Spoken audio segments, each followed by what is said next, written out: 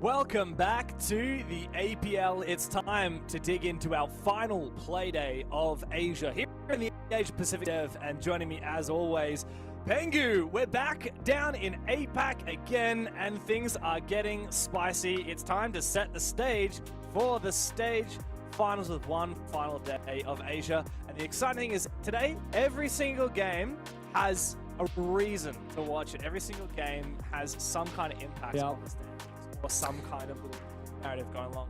Nick, how are you recovering last night? I know EML, it went pretty late. Now you've got an early morning with APAC. You're asking me. You worked all night throughout EML from like, what, 11 p.m. to like 7 a.m. and now you're here. So I'm asking you, how are you doing, James? I am rejuvenated. I got my green tea and I'm ready to go. But of course, let's recap what happened yesterday, not in EU, but over in OCE. We had our final play day, and that means that this is the final standings. Of course, in the APL, only the top 4 teams go to the stage final. Now we know it's Chiefs, Enterprise, Manalifo, and Rival Esports who will be going on through to the stage finals for OCE and fighting for those 2 spots in the upcoming EWC for OCE. But there was a particularly crazy moment yesterday, Nick. 6 targets, a team that was right at the bottom of the standings, actually had an insanely crazy moment against Academy. Yeah, like the fact that this is going to be a clutch, I'm thinking, you know, maybe it's going to be Salt Saren's going to walk in here and get a couple of kills. No, he gets shot down immediately. It's going to be Orion on the Thermite, planting on the side itself with like only 30 seconds to go, just going for a desperate attempt here. And it's just this incredible 1v3, playing the positioning, isolating gunfights, and I mean, you see the clip for yourself. He plays it perfectly. Yeah, I love to see it. Of course, 6 targets are a team that have struggled a lot. They've been a bit of a friendship team for a long time. Goats like on the roster, but Orion, who hasn't really made a name for himself before, clutched up big 1v3, hitting double digits in the first 4 rounds of the game. Absolute cinema. It was a great result. I gotta say, APAC really does deliver a lot of fun and crazy results, and I expect it'll be no different here. These are our games for tonight, and Pengu, like I said, every single game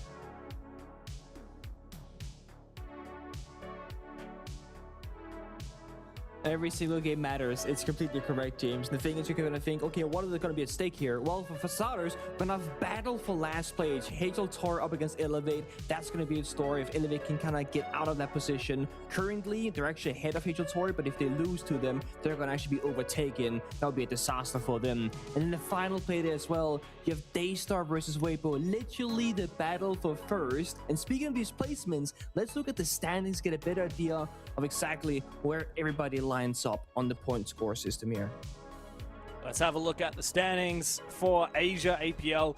Man, it has been a bit of a back and forth. There's been a lot of hype here in this region, and I think a lot of that comes from the fact that we obviously lost a 2nd spot to the major in Salt Lake City. Yeah, obviously Weibo had performed so well, the best out of any APAC team for the longest time.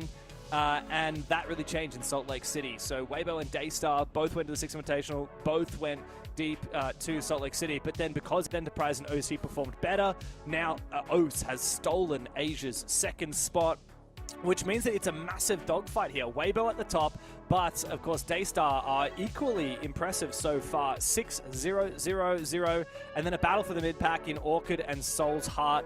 And also Psych and Company. You know, the top 3 teams, Weibo, Daystar, Orchid, are all already locked in for stage finals. Yeah. But we do have Soul's Heart and Psych in on the outside looking in. Fury, Elevate, and HL Terry unfortunately can't make it. But we'll see who makes it as that final team later tonight. For now, though, we have a bit of an old grudge match. It's Fury and Team Orchid, or maybe I should say New Fury versus old Fury. That's right. I mean, for the longest time, Lycolis was the head of this roster, and now it's just Dark remaining, and he's brought in quite a few up-and-coming gunners. Labyrinth, of course, is a well-known player for his 1v1 now performance at the 6 Invitational.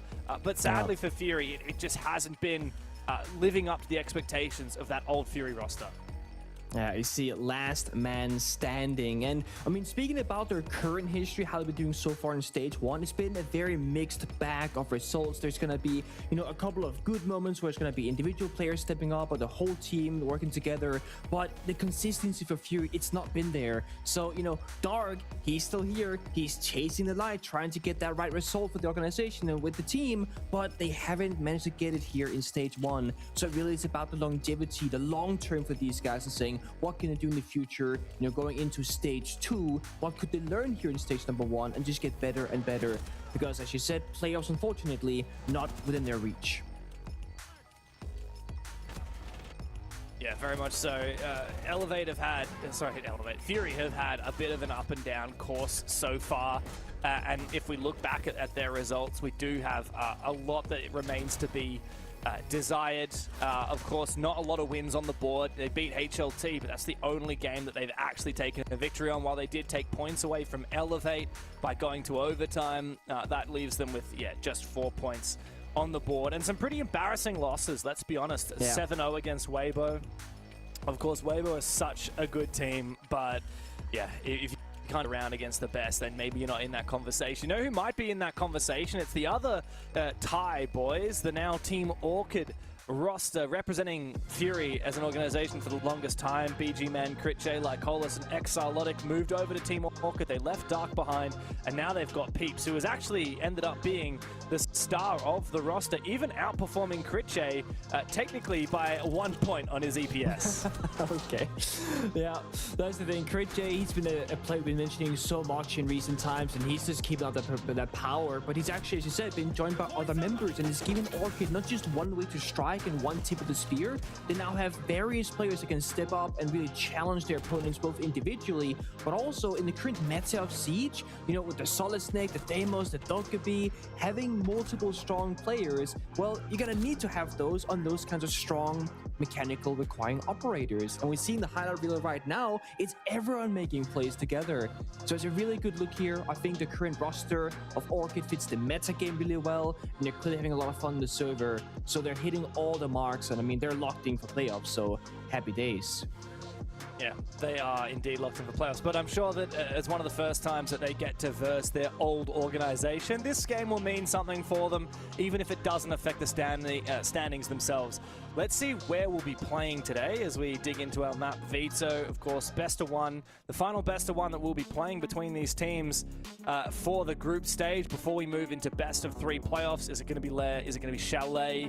Final band to come from Orchid, and they take us to Chalet. Now, we've seen Orchid already play Chalet twice. They've loved Chalet and Lair primarily. Fury on the other side, yet to play this map so far in this stage. Interesting. I actually think this is really good if you're Team Orchid, for the simple reason that you can kind of play a map where strategy and like doing all the pocket one-off strats isn't gonna give away too much of your strat book. Chalet is a very basic map in that sense, right? It's about perfecting the way that you've always been playing the map and just repeating that same strategy so they can kind of keep something in the bag for stage finals and BO3s to come. Yeah, of course, as you say, stage finals is really where the focus is at for Orchid, but to put their best foot forward, they would certainly love to get a big 3-point win over their old organization. Fury stepping up into the big leagues. Can they hang with players like Lycolis and BG Man and Crit J, their rosters of old? Let's see as we dig into the round. It's time to kick things off on Chalet. A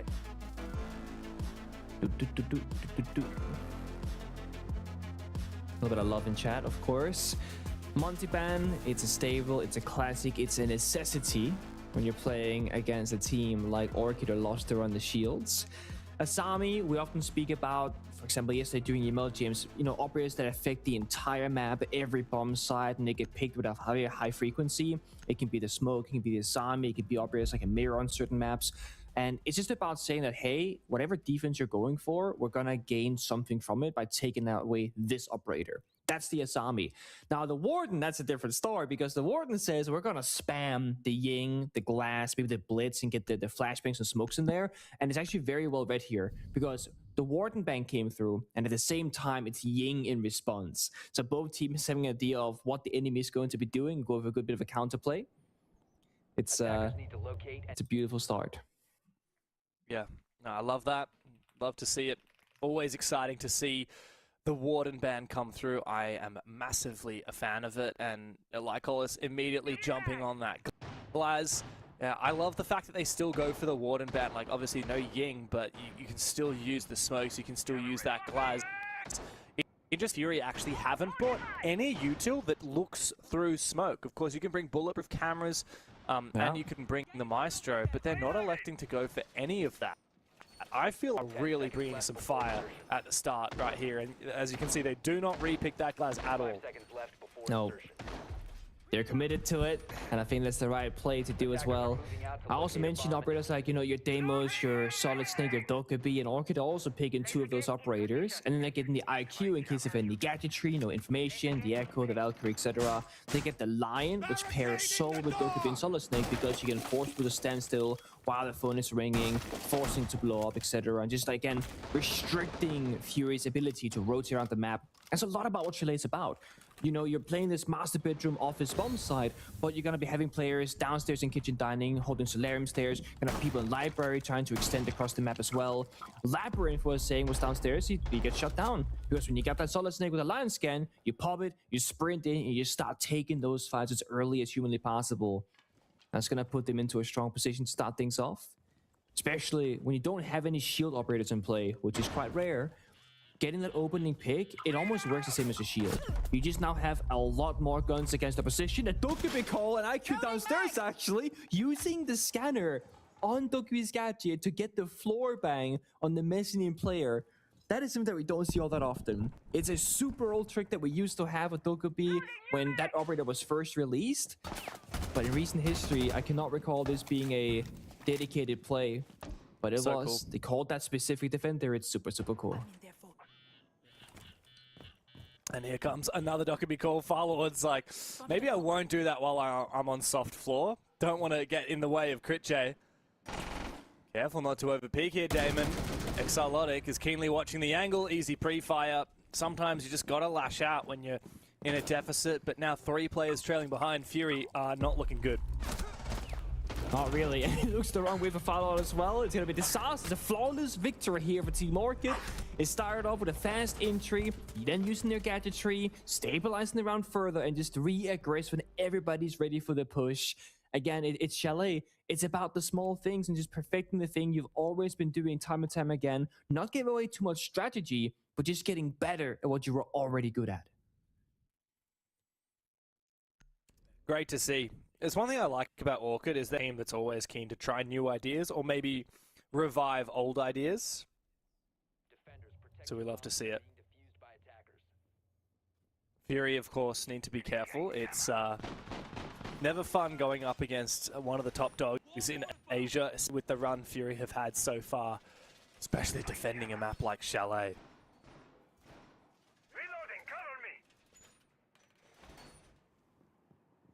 This has been a struggle that we've seen in Asia in particular this stage, is when teams like your Weibo, your Orchid, your Daystar, when they get to play Chalet, the enemy, when they're defending, they're just having no fun.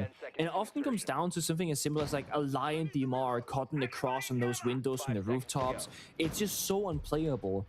And so it very much feels like Fury, the only way they can rewrite the winning defense is to honestly get opening kill. need to win that initial confrontation. Either it's gonna be a sole roamer like Labyrinth, who's way off the bomb side, winning his individual fight, or it's gonna be when Orchid makes that main push happen, that Fury just land their shots or have a counter C4 or something like that. What? This works, right? Peeps rushes in the building, doesn't go for the scanner first, I suppose. Maybe gets caught on the timing there. Labyrinth being in the basement. Must have been timing. I think he must have used the scanner, but maybe perhaps Farlord was on the stairs. Or sorry, not Farlord. Labyrinth was on the stairs at the time, or maybe just at the bottom of the stairs. That's what I'm thinking as well. But I mean, that's exactly how you have a win condition now, because now you have numbers advantage. Now that execute where you have like the glass, the Dokubi, the Capital, they have strong utility, sure, but you have numbers advantage. So now it's much more of an even footing. Plus Orchid don't get that initial map control that Peeps got in the previous round. So this is already Fury in a much stronger position. Now it comes down to discipline. Can they convert this into a round victory? Can they play close together and ensure that nobody dies on their lonesome? I like the creative tripwires as well from the Denari. A lot of them on site. I've seen a lot of teams lean into the Twitch and the Brava on Chalet, clear out util like this. Unfortunately for Orchid, they don't have that available. They're the ones that have to get a way into sight and a way to clear out these power positions. Top mezzanine, I'm not exactly sure the way that Orchid is going to be able to clear that right now. Wall being left soft actually makes that Denari laser easy to take down. Now Denari himself is the one getting targeted. Oh my god. Good nade to come through, and the E1D forcing Farlord into some aggro. Actually misses his shots, takes a bit of damage from the phone, falls back. Meanwhile, Lycolis not only finds the first one, but also hunts down Farlord. This is a great opening from Orchid. There's 2 smokes from Glass and 2 kills, and Dokubi's got a spare set. So does the Capital. A double swing here works out, though. Rodin and Damon working together, but these Dokubi calls are going through. They're taking a fair bit of damage from it. It's a 3v3 with 3 Dokubi calls in pocket and still both Capital fires. This is very winnable for Orchid. Damon's gonna be in trouble. Should he just get the Capital over here and just get the job done, right? He's stuck in the corner. And they should know about it. Yeah, they've got the info. Here comes the fire. Oh, perfect. Taken down on the vert from Exarlotic, and now the Dokubi call comes out onto Roldini. He will answer it, doesn't want to take the damage, but of course he can be called again in just a moment from Bean. 15 seconds, doesn't leave a lot of breathing room for Orchid. Here comes the fire and the smoke from Critche. Another usage of smart util here from Orchid. C4 are still available as Dark manages to sneak on through up against him. He needs to make sure to deny that plan. Critche starting to force it down. Beachy Man hunts down Dark. Roldini just needs his C4 to land, but he cannot find it. Beautiful play from Orchid to erupt into the bomb site, take down their old teammates, and win the round. It was actually disgusting. So I really like what they did there, right? They used the Capital Fire on the stock door. That means that they can't get pushed. And they timed the final fire with the final line scan so that they knew if the person was going to move away from the fire or maybe try and swing the door itself. So they get full information. They smoke off the peak host on the left-hand side, and they drop down the hatch. While that's happening, they had Exolotic with the line DMR just spamming a pixel angle, knowing the defenders had to move from the stock door into the bar, and he actually does hit a straight bullet through that smoke. Critche literally is walking around in the smoke grenade with 1 second on the clock, trying to help his teammates go for kills, and then realizes, I do not have time to go for kills, I have to stop planning. You'll see it right here. He starts planning with 0.2 seconds or something like that. There was almost no time left. There you go, bit of hype and energy, love that for them. We've talked a lot about the history of Dark versus his old team, but something we haven't mentioned as much is that Roldini and Farlord also had pretty decent stints on that old Fury roster as well. I'm having a look back. So Roldini, he's played for a ton of different teams. You know, Q-Confirm and Xavier, which of course were formerly that Orchid roster. Played for Champion and Jolita, Arrival 7, Team Kiri even. Oh, wow, a lot of different teams. But of course did have a little bit of a stint as a substitute for Lycolis and the boys. And yeah, the same case for Farlord. He actually had a little bit of time on core, about 4 months in 2025. A year ago, he was subbing for the Fury roster when they had these Orchid players. So yeah, nobody really that's unfamiliar to Orchid. I'm sure that the Thai community is very tight-knit. I'm sure that Orchid know exactly how these guys like to play. BG, man, big kill on the Farlord, taking out your DMR player right at the start of the round. That's a tough pill to swallow for Fury. Another big victory. I mean, even in Orchid, they are, you know, having a tough start to a round to have a strong finish. You can only imagine what happens when they have a strong start. It just looks like it's going to be a flawless one, right? Labyrinth on hell, Farlord dead. You're thinking, they got the kite, guys. It's fine. No, they got a Maverick. There's a response. They look at this. Darkest running away. Crit on the door. Just right click, left click. It's a freebie. Oh my Stays God. alive from the phone trap. C4 pre-placed now downstairs, but it's only Damon now up above trying to hold control of the room. Sadly, there's not a lot that Fury can do. I said Such a significant deficit. It will be flawless. Surely Damon now being cut off by Lycolis, bearing 9 in hand. It's a perfect round from Team Orchid. They are starting to steamroll their opposition. What can you do for Fury? This defense has been untenable. So they had Aruni, they had Denari, they had the Kai Claw, and yet they still falter just to sheer gunfights. I feel like this is just Fury taking the fights in the wrong areas of the map. You know, you can double down on util, play stuff like your Mira, you can get information, play a bit of Vert, maybe like your Valkyrie, like your Echo, like a Pulse. They need to either change their playstyle entirely, or they need to take the fights in smart areas. If you're gonna play Wall Denial, you can't die before the walls get opened up. You gotta, play that wing condition. If you're gonna play the Rune Laser Gates and deployable shield behind it, you gotta play that position and not die to running away from a Black Beard who's looking at you. That's silly individual mistakes from Fury, and it shows a very big kind of macro problem. The team is not decisive in how they want to play the game strategically, and there clearly is not very strong levels of communication behind that previous round. Time to take that tactical timeout right after the operator bans come through for Fury. Got to turn it around right now. Yeah. It's again not a game with the highest stakes because, like as I said, standings wise, Fury are locked out of playoffs or stage finals, and Orchid are locked in. So it's not like, oh, this game determines who's gonna go in, who's gonna go out. But it's still a matter of, getting repetition, practice. Yeah. I know for a fact they're taking it serious. If you're Fury and you've had a tough stage, upsetting Orchid here in the final play day, that's a small victory.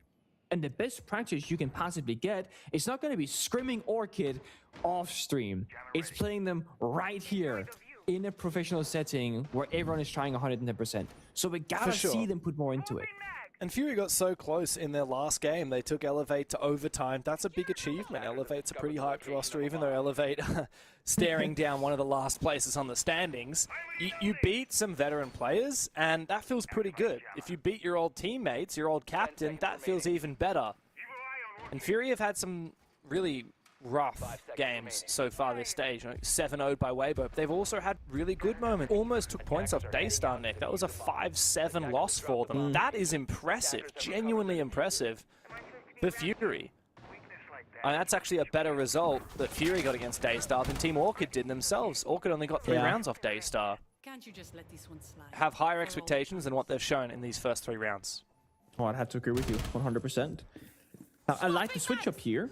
Right, as it changed the play style, play either stuff like the Mirror to hard hold areas or play Intel in verticality. They're kind of doing a mixture of both. Not necessarily playing the Intel Vert, but they're doing the Maestro. The 3 Evil Eyes gives you a ton of information, denies the drones. It can help peel off any ranged hot destruction for the Mirror windows. They have Ella Mines for Intel. It's a good look on paper. Now it comes down to execution. Do they have the communication going on the server right now to understand what the gaps are, which defender is exposed and vulnerable, who needs help, and who should be left alone? Because Farlord, sadly, his Evil Eyes are getting hacked by the Brava, so he's going to impact grenade his own cameras now. And that is the issue with playing the Maestro without the Brava ban, or if you play the Maestro and you don't hide it during the drone phase successfully, because we all know the moment you see it, Brava will get attacker repicked, and you're not going to have a very good time. Yeah. Dark on low HP, hunted and shut down by Crit J. Another opening pick. Good trade, though, and here's a big one for Labyrinth as well. Peeps a little bit out of position there. I'm not sure why he thought that it was clear to go for alert from Mud. Yeah, I think Labyrinth is keen to get out of there. Yeah, you're right. Peeps has been, again, like, so do you know exactly how the Solid Snake works in terms of when you're detected? Because it's a little bit different. Obviously, if you're on a staircase, you're at like a 0.5, but you often show up on the scanner, don't you, when you're on 0.5? Yeah, so I couldn't tell you if like every staircase is the same because I'm sure it's map specific, but wherever the in-game compass is like coded via, I think that's how it calculates it, right? So if the in-game compass says that you're on one floor or another, I assume the gadget kind of goes in tandem with that coded wise. So exactly when the staircase it is, I don't know. It could be that half the platform is upper and half the platform is lower if you go left or right hand side. I'm actually not sure in the specifics there, but it seems like Peeps have died, like you said, twice now to slight elevation differences and not be able to scan his opponent. Well, we can see, so Labyrinth is currently in the basement technically, even though he's halfway up these stairs. At what point will it technically be first floor? Labyrinth is likely going to peak right now. Now he's in the first floor. As soon as he gets up those stairs, but he doesn't have the info. Orchid start to realize exactly where Labyrinth is on the flank, and Lycolis wants to try and hunt him down. BG also aware of that position. Labyrinth is low. There's no diffuser here for Orchid either. Just one bullet is all you need to land. Lycolis caught inside of the barbed wire. BG has to go deep. They need to find this kill. There is no way they get the plant down here, and I don't think they've got the time to go for the kills. It's desperate, and BG Man finds nothing. Fury win the round. Great job there with the distraction here with Fury, right? You stall for so much time instead of bar, just running around, taking some fights, and not really wanting to go for the kill, but just saying, hey, look at me, look at me, look at me. Meanwhile, Farlord, who was playing Maestro on the bombs like the entire round, was playing hide and seek, playing deep in Solarium, understanding, guys, they don't have time to go for a plant, you know, because diffuser is downside a bathroom window. So they go into bathroom, go back to office, there's 7 seconds, that does not line up. And they knew that one attacker was going to be in bar, so it was 2 separate 1v1s. So Fury just don't take the fight and therefore win, and it goes back to the beginning of the round. Playing the Maestro, the Ella, the Mirror, these are all operators that take away a little bit of time on the clock. Because now, yes, there's a Brava counterplay, sure, but that's an attacker sitting on drones for 60 seconds of the live action phase, just trying to find the evil eyes. It's going to be people looking at Mirror Window going, oh, I can't deal with that. Hey, my team needs to rotate on over now and trying to help me. That also burns time. And at the end of the day, that's your 6th ally. The clock is your friend if you're on defense.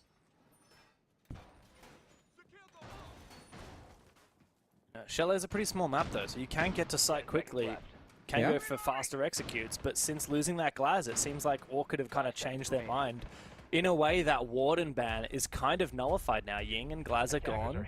What else are you going to use to try and capitalize on that Warden ban? I don't know, maybe a Blitz? But even then, I don't know. There's a decisive lack of shields, by the way, from Team Orchid. They've only played the Blackbeard that one time. Wow, Farlord, man. That is a whiff and a half. I hate to see that. That's a tough start. Again, I mean, it feels like Fury just won a round off having a good synchronized plan, and then they go into the upcoming round, and then it's like, okay, now we're going to do a solo play, and either we get a spawn peak or we lose a member. And it's just, again, individual heroics versus the whole team being on the same page. Labyrinth is also doing a bad play. Yeah, just stand on the staircase, and Peeps is going to run into you. That's true. You can bait him in further. Labyrinth dies solo as well. He was ratting earlier. Like this is, again, this is not really a consistent way of playing the game, because look at Dark, Damon, and Roldini. They're playing in bar, they're playing in games room, and they're playing Messina holding on to his library. They're obviously playing a very set position, saying, hey, we're waiting for Orchid to get to us, and then we're gonna fight them. But then you have 2 people, one guy going for a spawn peak, one guy proning and hiding, trying to escape the drones, hoping that the enemy misplays it, and they die. So it's 2 very disjointed strategies and plan. And now Fury, they can't hold top realistically unless Dark just gets like 2 or 3 headshots here. If there's any time to do it, it would be right now, down 3-1, trying to scramble to save this half. Spray through the wall. Orchid knows exactly where he is. There's an F2 coming his way in the hands of Peeps. His replacement. 4v3, Orchid don't need to overcomplicate things. But eventually, they will be able to take control. Maybe get someone on the windows of Library, maybe on the Mez window. That would expose Dark a lot. But it looks like instead they're focusing up closer to site. Look at Exarlotic. And even Lycol is trying to make his entry. Peace finds one, trying to retreat back to site. Damon will fall. It's Roldini up against the world. 1v4. There's a first kill, but quickly traded back. BG man, as Orchid collapse onto the bomb site from all directions. It's a 4-1 lead for them. Not enough for Fury to mount a successful half. No, I mean, it was honestly not a bad attempt in the second half of it because they had a flank going Solarium stairs, got hit by an air jab, you know, they sprint away, they're fighting top blue, they're fighting mezzanine, and that's actually pretty strong. Given that there's a 3 versus 5, they did a great job, but imagine Fury had a 5v5 even fair fight. That's the problem. They're not having almost any of these rounds being fair or in their favor. They're always playing from the clutch position, with the exception of the round that they did win, where they had the advantage for the majority of the round, and it was even at the very end, and they won on time. So I really just think that the individual players gotta cool off a little bit here. You know, you have teams in EML like your Twisted Minds that their playstyle is just to always take the risky fight, always go for the coin flip, and just hope that it lands on your side and that you're the favor. And sometimes that's a great playstyle because you can take down some incredible teams with it. But you have to also realize when it's not working and when you should maybe try and do something else. And I think that's where Fury, their mind should be at right now. So final round in the first half. Is there a chance of getting a 2-4 half, which isn't the end of the world? The Chalet defense is actually pretty decent. And they now got tons of intel to work with. But if you have any members now going for a silly spawn peek and dying early, it's really hard to enable Rodinio on an operator like Echo. Because can you afford to have an operator whose sole purpose is now sitting on cams if you're playing 4v5? It's tricky. So I want to see people like stay up and stay alive. Changing mags.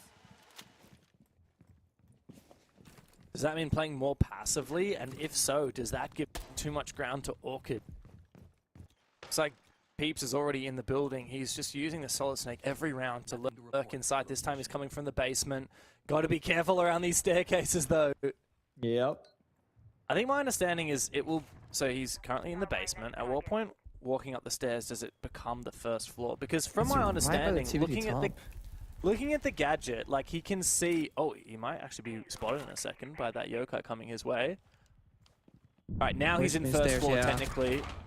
Goes up close for the fight, but with the pistol out, Labyrinth will win the fight. The Elamine, thankfully for Fury, winning it. On the Westminster staircase, the second you walk from the platform and you go up the last set of stairs, you're actually on the first floor. On the basement to fireplace, it wasn't like that. You had to go all the way up before you were on the first floor. So that could be one of those differences, maybe. I'm not sure if you noticed on the scanner from Solid Snake, but even when he was holding it, he can see the stairs on the scanner all the way to the very top of the stairs. So I'm pretty sure that you would see someone if they're standing on the stairs, even though that's technically not the same floor. I gotta do some testing with that. I'm not as... I don't play a lot of demos. I don't play a lot of Solid Snake, to be fair, and him being still a very new operator, but that's a custom game right there. We gotta put up the game, James. It's time. In our 2-minute break between matches, let's get on it. We'll fact check it right now. Oh, is this a freebie? Dark is so cooked. He's got a loader suppressor. Dude, it's about to stick out. There's no way. No way that he survives. If he stands up, he's dead. They were looking down a little bit. He doesn't know if the breach is clear or not. So he's just hoping the walk-in office past him and he gets a freebie. Oh, they call him. Hilarious. Oh, my god, they do. Labyrinth has found one. Now he decides to stand up. And while his teammates have died, they've done enough damage to potentially mask his position. He still hasn't fired his weapon. He still hasn't exposed himself. I think that Orchid might be punished here, but the thing is, they're so separated. They're not nearby to him. Perhaps in the late round, he'll find a pick. Coming in upstairs, Exarlotic takes a lot of damage from Dark. Eventually, Dark's position will prove fruitful. Lycolis in a 1v3, he won't find it. Fury, thankfully, find a second round of defense before we close the half.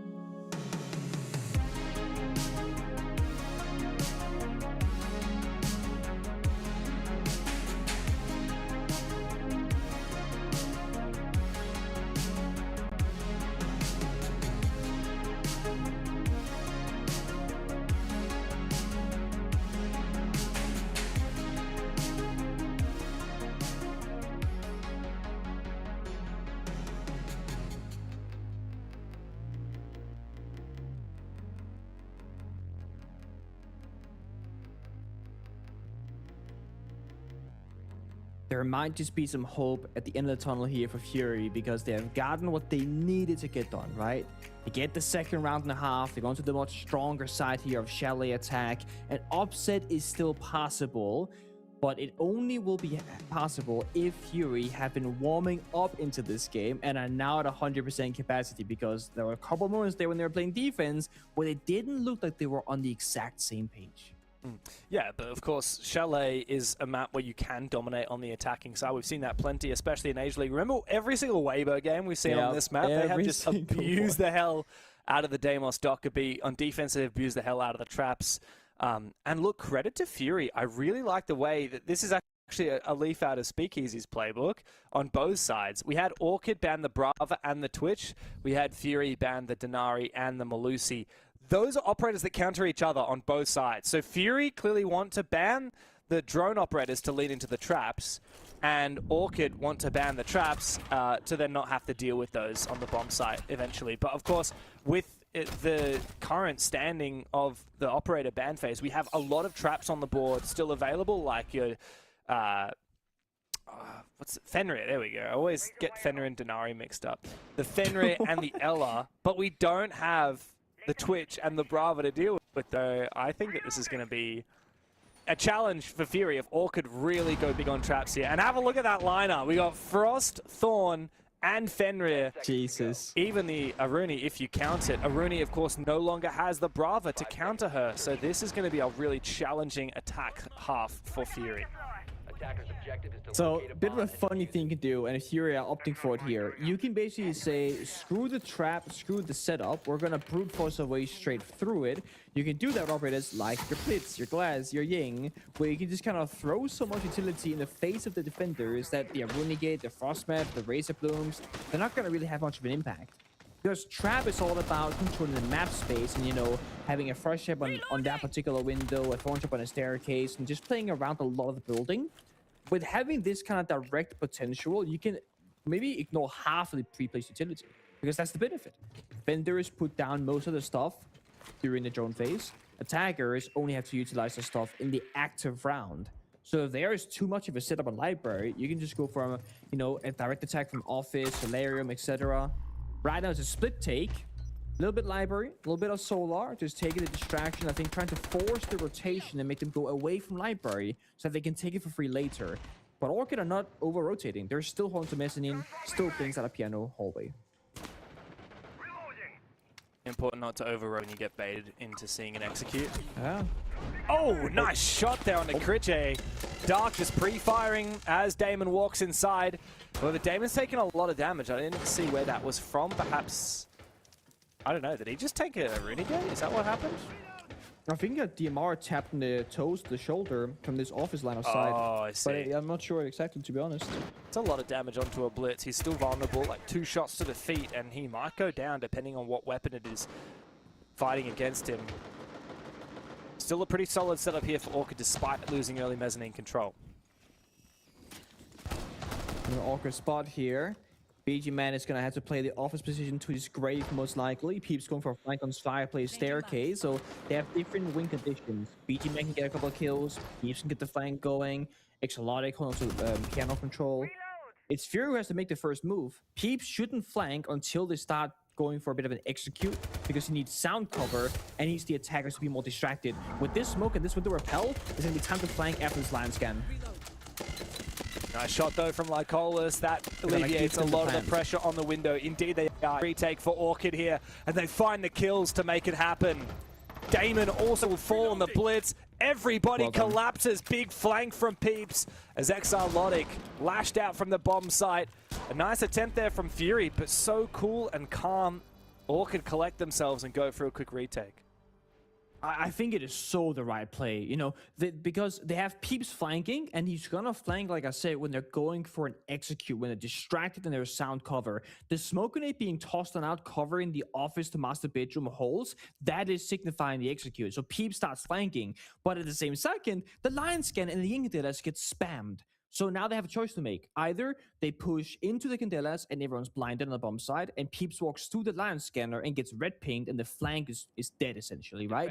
Or you say, hold your nerve, let's AFK for 3 solid seconds, wait for the containers to be done being spammed, wait for the lion charge to go away, and then we continue our push together. Because we can see here on Office Plant, it's not a super strong post. It's not like you're planting, you know, on Clubhouse CCTV, you can be in the repellers at the building, go back into spawn, or it's like Bang CEO, where again, the window repel is so hard to beat. It is just the bomb planted pretty deep into a bomb site, and you have peeps flanking. Like, they cannot be far away holding a DMR angle. So it's about understanding when you can let them plant and actually fight off a post and a retake, and when you have to throw everything at the enemy before they get the plant down, because the enemy could just 1v3 in the post. So very good understanding there from Orchid, showing depth to their strategy and decision making, and obviously having great foresight, saying if this happens, we'll respond this way, and if they do something else, we'll have this answer. So Fury, I think a good attempt of a round, but they did lose one player early, and Blitz did take a fair bit of damage as well.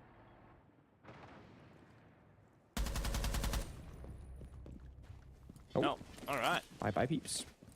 It's 2 rounds in a row. Fury have found a really early pick onto a little bit of an over-aggro Orchid. Man, I don't know whether this has happened because of scrims or whether this has happened because maybe people were paying attention to that Speakeasy interview, but I just keep thinking about the way Speakeasy talked about the meta and leading into traps, and now I'm seeing it constantly. I don't know what came first, the chicken or the egg, but Orchid are so clearly loving these traps. I mean, if I'm playing in Asia and one of the GOATs of the region is saying that this is how the meta is, this is how the game should be played at the highest level, I'm probably gonna follow that, you know, because he probably knows more than I do if he is like that guy and he plays for that team of Weibo Gaming. Here comes the BB push.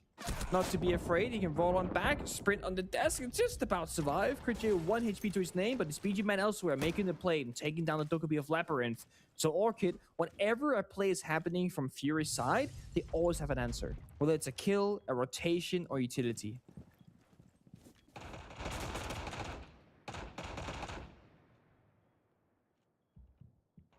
Just stop the whole push. Yeah, I mean, just look at the way that Fury has stalled out. Look at Crit J. Wow, look at this little rat. He is I mean, this it's plant. 1 HP. You might as well go for something. I can't believe how well hidden he is as well. Wow, where's that angle from? Oh, actually behind Lycolis. Spray through the dining room wall. Exalotic does manage to get the trade onto the Blackbeard, no less. That is a worthwhile exchange for Orchid. See what I mean? They always have a response. His teammate gets injured to a wallbang, Exalotic walks on over, his teammate who's guaranteed to be dead will get traded Blackbeard for his injured teammate. That is so worth it. They still have Crit J hiding library, they have Beatman baiting for him, Exalotic is holding down the bomb site. They might think library is clear, that they've fallen back, but they haven't, guys. There are 2 defenders up here still. Critch's gonna be so careful. Do not go anywhere near that fire. Oh, BG, man, what a shot. Out comes the Nitro Cell. And that will finish off the round for Team Orchid. Defense looking very well locked down. Just not in the office of Orchid, huh? No big reaction, no cause of celebration. They're just taking it a nice step at a time. And again, always having good solutions to the problems. And this is what I meant earlier when I said the Chalet is more about practicing the same scenarios over and over again, having like micro adjustments versus going like deep into the strat book and counter this and bring out like a new operator, stuff like that. You've seen this messing hold 1,000 times, the library hold 1,000 times, but it's the small details. Do you jump out on a certain timing? Do you go for a rat play? Do you hide? Do you push? And I will say Orchid have done a great job every single round at making the right decisions.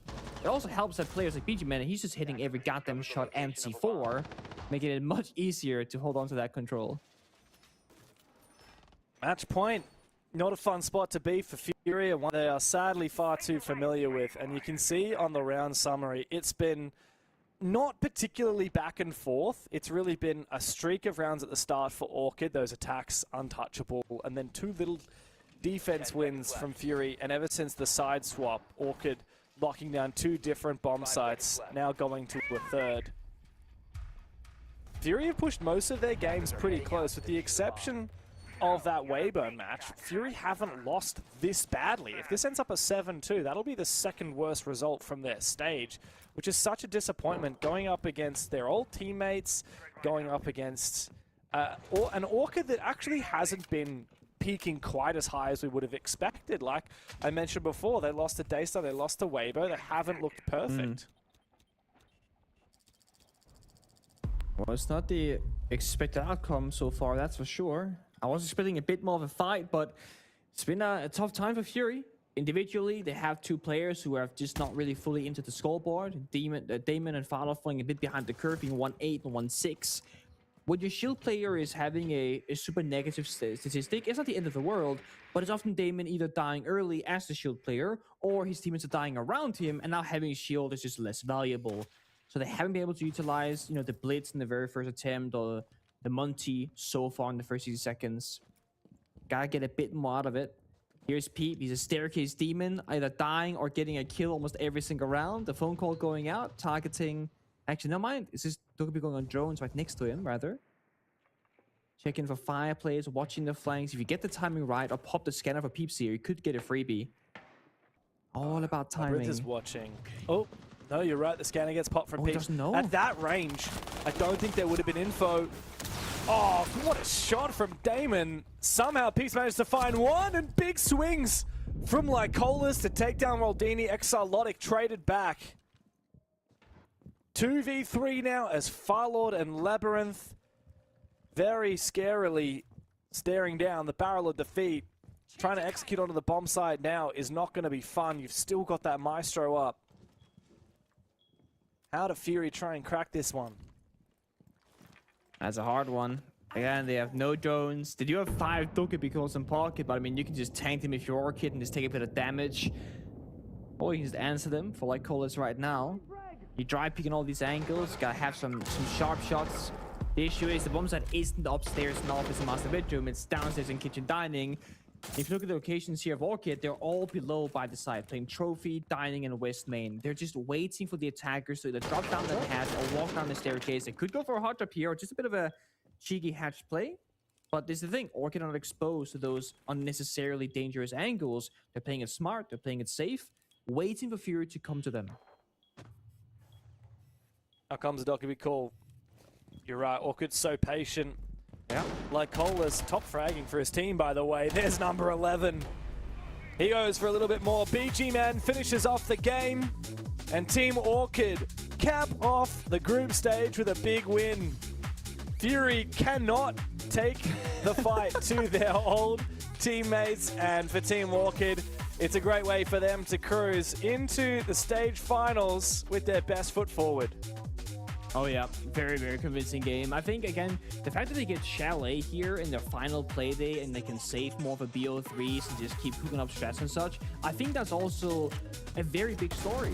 That when really strong teams are fighting a slightly weaker opponent, when you can hide stuff for the stronger enemies later down the line, you're double dipping. Because you still get an easy victory and you get on a map without showcasing much. So I really think Orchid today did a great job from the very beginning, from drafting to operator bans to adaptations in the server. Across the board, just a phenomenal job. Yeah. Big game from Orchid, a lot of confidence. I love this new look Lycolas, by the way. Jumping, retaking, top fragging. I want to know what's changed for this guy, because back in the day, he was the Thermite main. He was chained to those support operators. He wasn't given the freedom. And look, he's not the youngest player out there either. He's been one of the most experienced players in the region for a very long time. I want to see, how old is he? I'm going to guess like 25, 26. Yeah, oh, he's only a year younger than me, mate. He's ancient by esports standards. And look at him, still hitting double digits, 100% KOST. Love to see that. For Orchid, it's really kind of just another day in the office. They only dropped 2 games throughout the group stage, and that was to the top 2 teams in Weibo and Daystar. So business as usual. Let's go and have a chat to the man himself. Lycolas, congratulations on a big win. Welcome on in for an interview. Congrats on beating your old team. What does it feel like to take down Fury? I don't think it's anything feels like different or any excitement, because like we pretty much guarantee at least like up 3 or 4 already from last week. So coming today, we just for play, like for fun, and doing just some default, no like nothing like not much prep. Just like chill for today. I guess yeah. Okay. That's actually been a very big discussion in EML, like the European Pro League, about friendships are being very important right now. The meta, it's very loose, very aggressive. Do you think it makes a big difference when you're in a team environment where you can have fun and play a bit more loose in the server nowadays versus having like a very strict, you go here, you do that, and you don't have as much fun perhaps? Do you think that makes a big difference? It is such a hard question to discuss.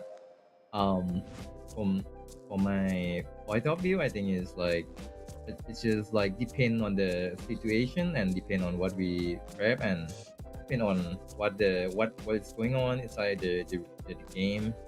Because like as myself, I've been play like a lot from a long time, right? I always Yeah. like doubt myself that either I hope like other teammate to communicate to me better, or maybe I just like need to shut my brain off a bit and just like play what they just like try to look and just play whatever they're doing sometimes. So it's such a hard like discussion to happen here, but from my experience, I think it's just like it just depends on the situation. Yeah. Thank you. We talked a little bit about that, like, because you actually top fragged the game. You were jumping out windows. You were playing like you decided to just turn off your brain, focus on what was happening on the screen, which is historically what players on your team like CritJ and Peeps would do.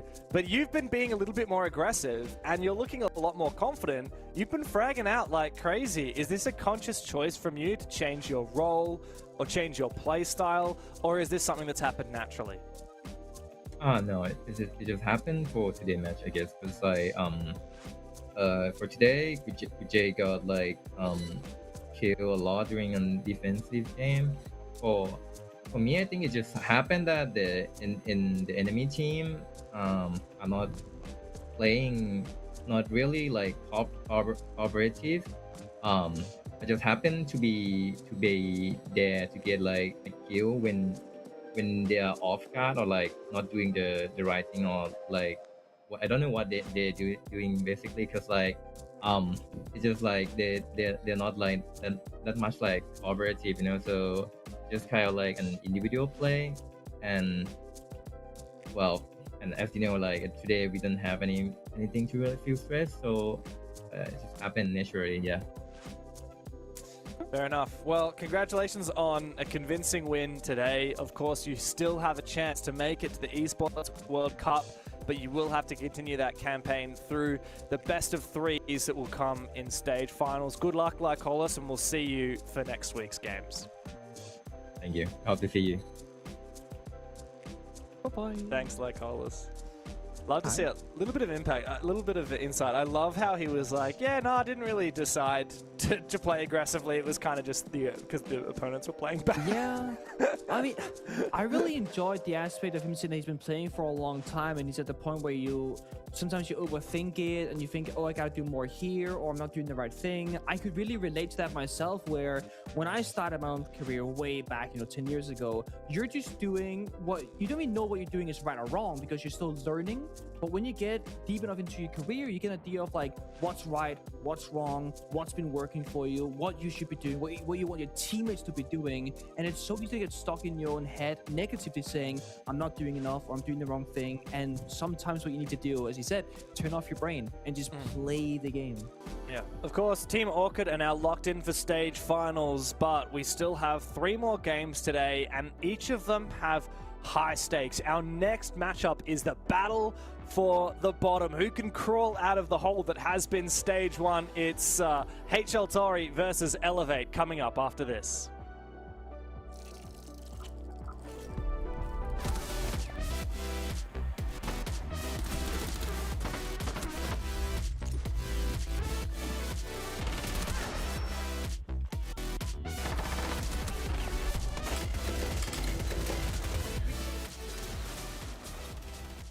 안녕하세요. 저는 레인보우 식시즈 프로게이머 하퍼고요. 에이펙 노스 지역에서 활동하고 있습니다.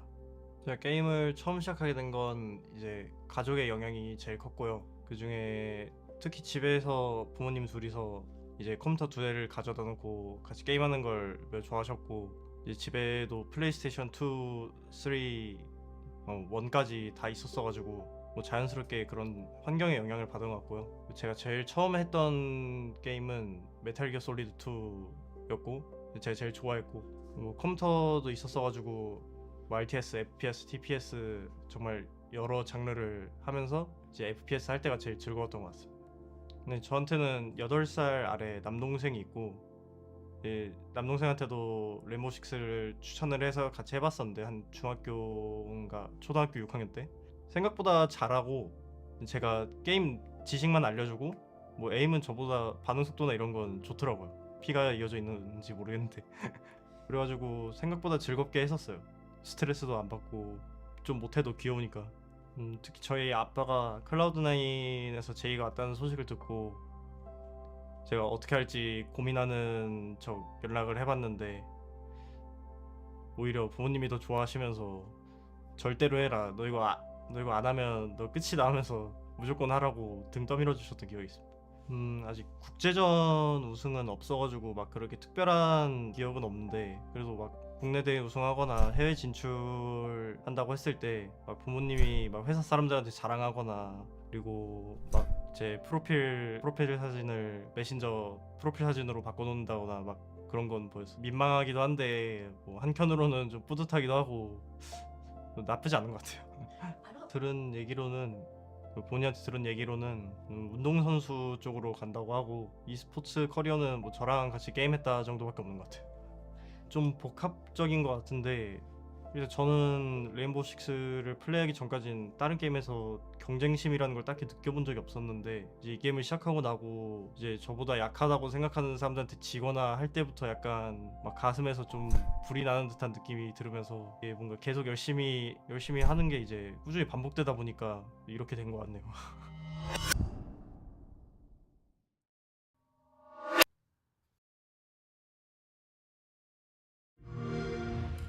Pick up the pace, ain't no time to waste. Hey, give me the goal, bringing it right to the goal. They tried to tell me it couldn't be done. Give me the action. We want the action. Lights, camera. Give me the action. We want the action.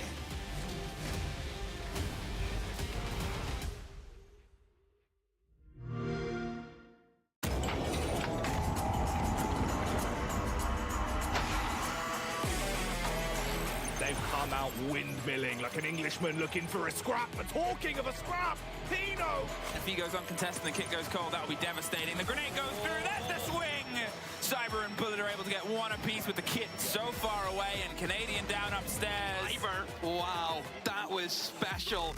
It's a 1 versus 3 to hold, and they're pushing him from behind. He's found one. He's got to get the vertical as well. They get pulled off him. We're down to the last 3 or 4 seconds. Ryder's got another. He's held on. He's going to do it.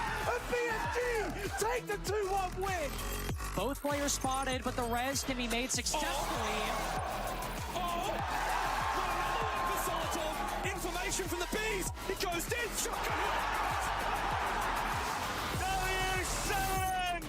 They cement themselves as one of the greatest of all time. He's starting to get cooked alive, Ollie, but he's using the stim pistols. Look at this from the dock. Surely not. Brilliant! That's play of the year in my book. Plays the game, hits the old body, doesn't quite catch it. There's the he gets it! There's the dash! He doesn't have he doesn't know! confirmation. He's going back, he's not quite sure. He Nesk, you gotta has go. a few seconds. Stick it, Nesk, stick it! This is an angle that he might be able to contest. No, unfortunately, he takes just a bit of damage there.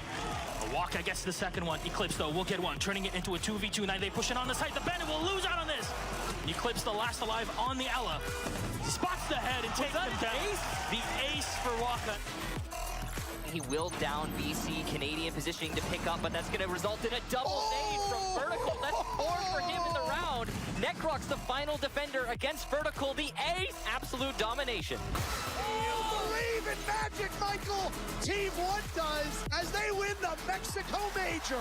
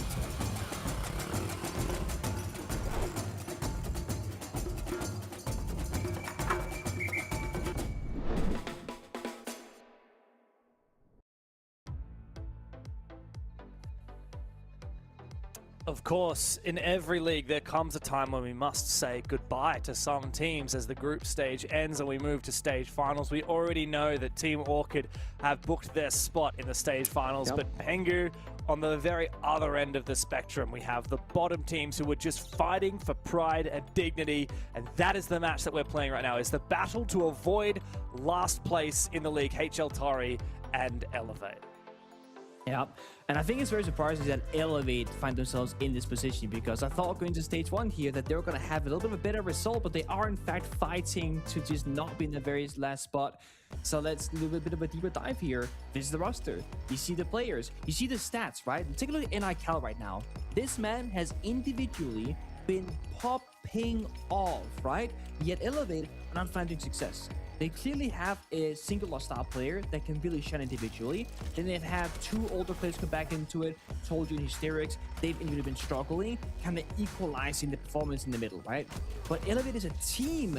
The synergy, the coordination, the consistency, it's just not quite there. They have so many moments where they're in an advantageous position, and yet they kind of falter at the very last moment and just don't have that final push in them. Yeah, it's a surprise and frankly quite a disappointment to see veterans like Tolji and Hysterics make their return and young gunners like N Hayakawa not be able to put results on the board. Of course, players like Shibe have been around the block a few times, same for Barcode.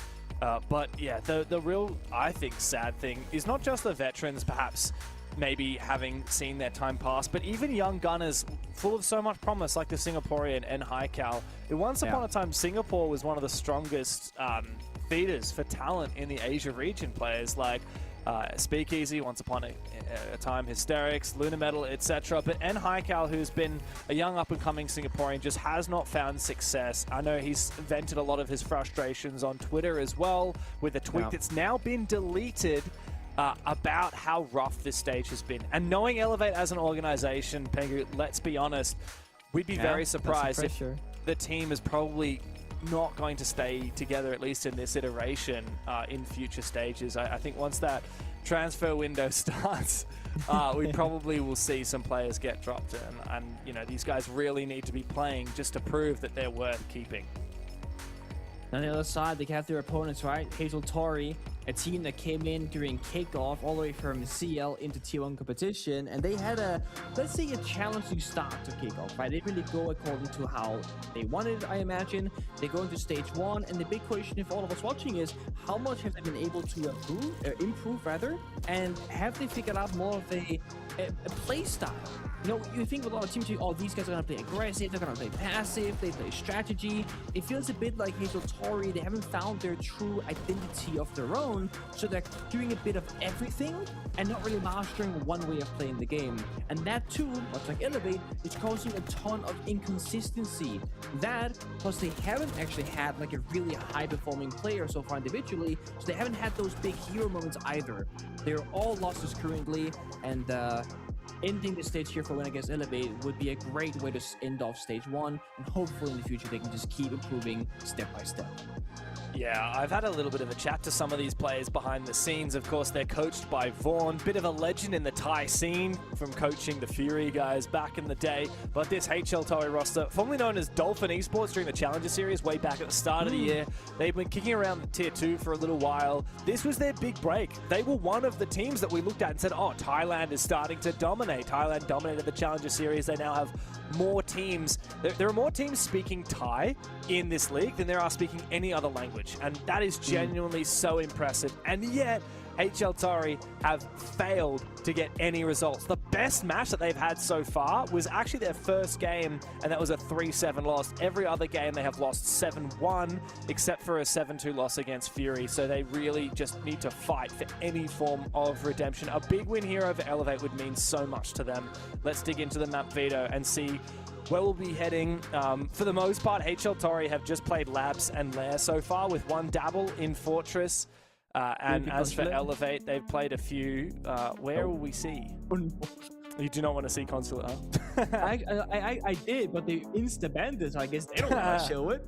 So I had a theory here, right? I was thinking, what if Tori could just go onto a map that is super defender favored, just survive the attack, get one win? This is a great strat, just kind of ride it out. But they insta-ban it. They don't want to do that. Gonna go in a more like middle of the map, right? A chalet, a night haven, a lair, a fortress, something that's a bit more in the middle.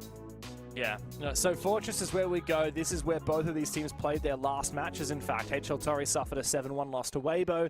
Elevate got their first win of the stage in an overtime game against Fury. And now it's the last chance for these teams to get a win on the board. Elevate yet to find a full 3-point win. HL Tori yet to find more than 3 rounds in a single game, and this is the best chance they have had yet. It comes down to their final match of the stage and our final day of groups. HL Tori trying to stand up for Thailand and for the Tier 2 scene, while Elevate just trying to save themselves from future potential annihilation in whatever evolution happens with the future of this roster. Let's dig into it and see what happens here on Fortress. Last ban right off the rip, clearly countering the pushing potential here from Elevate. Wouldn't be surprised if a Blackbeard or a Monty followed after, just to kind of, again, take that pushing power away from them. Solid Snake, actually, so a whole other avenue. It's going to be about roam clear and information instead. Elevate, they're doing the classic, we want to breach the walls, guys, so they're going to rather ban the Electro Bros of Bandit and Kaid.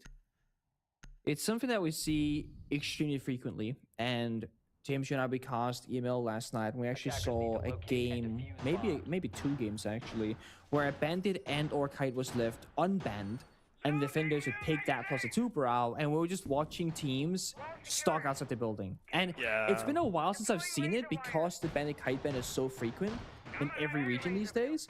But going back and seeing teams just waiting for the 2-bar freeze to end for 36 seconds straight, with Goyo also on the board, I'm just thinking, I understand why you're banning Bandit Kite every single game. I get it, because I too would not want to do that to myself. What's more, I don't get why people are banning the Bandit Kite and not banning the Tubarao, because Tubarão is what makes Bandit Kaid so good, and in the current meta, Tubarão has a DMR. Also, he counters the Deimos, which has been really prolific as well. He also often runs the Nitro Cell, so he's just such a deadly fragger. I would say probably more so than the Kaid and the Bandit. Plus, I'm a big Maverick advocate. I love Mav. I was an OG Mav main back in the day when he had the frag nades, or the original time he had frag nades. And if you play Mav, you can kind of nullify the Kaid and the Bandit, more or less. Much easier to drone out whether there's a Kaid or Bandit as well, compared to the Tubarão. I just look at the wall. If there's any electricity, then you'll know. While still being outside the building.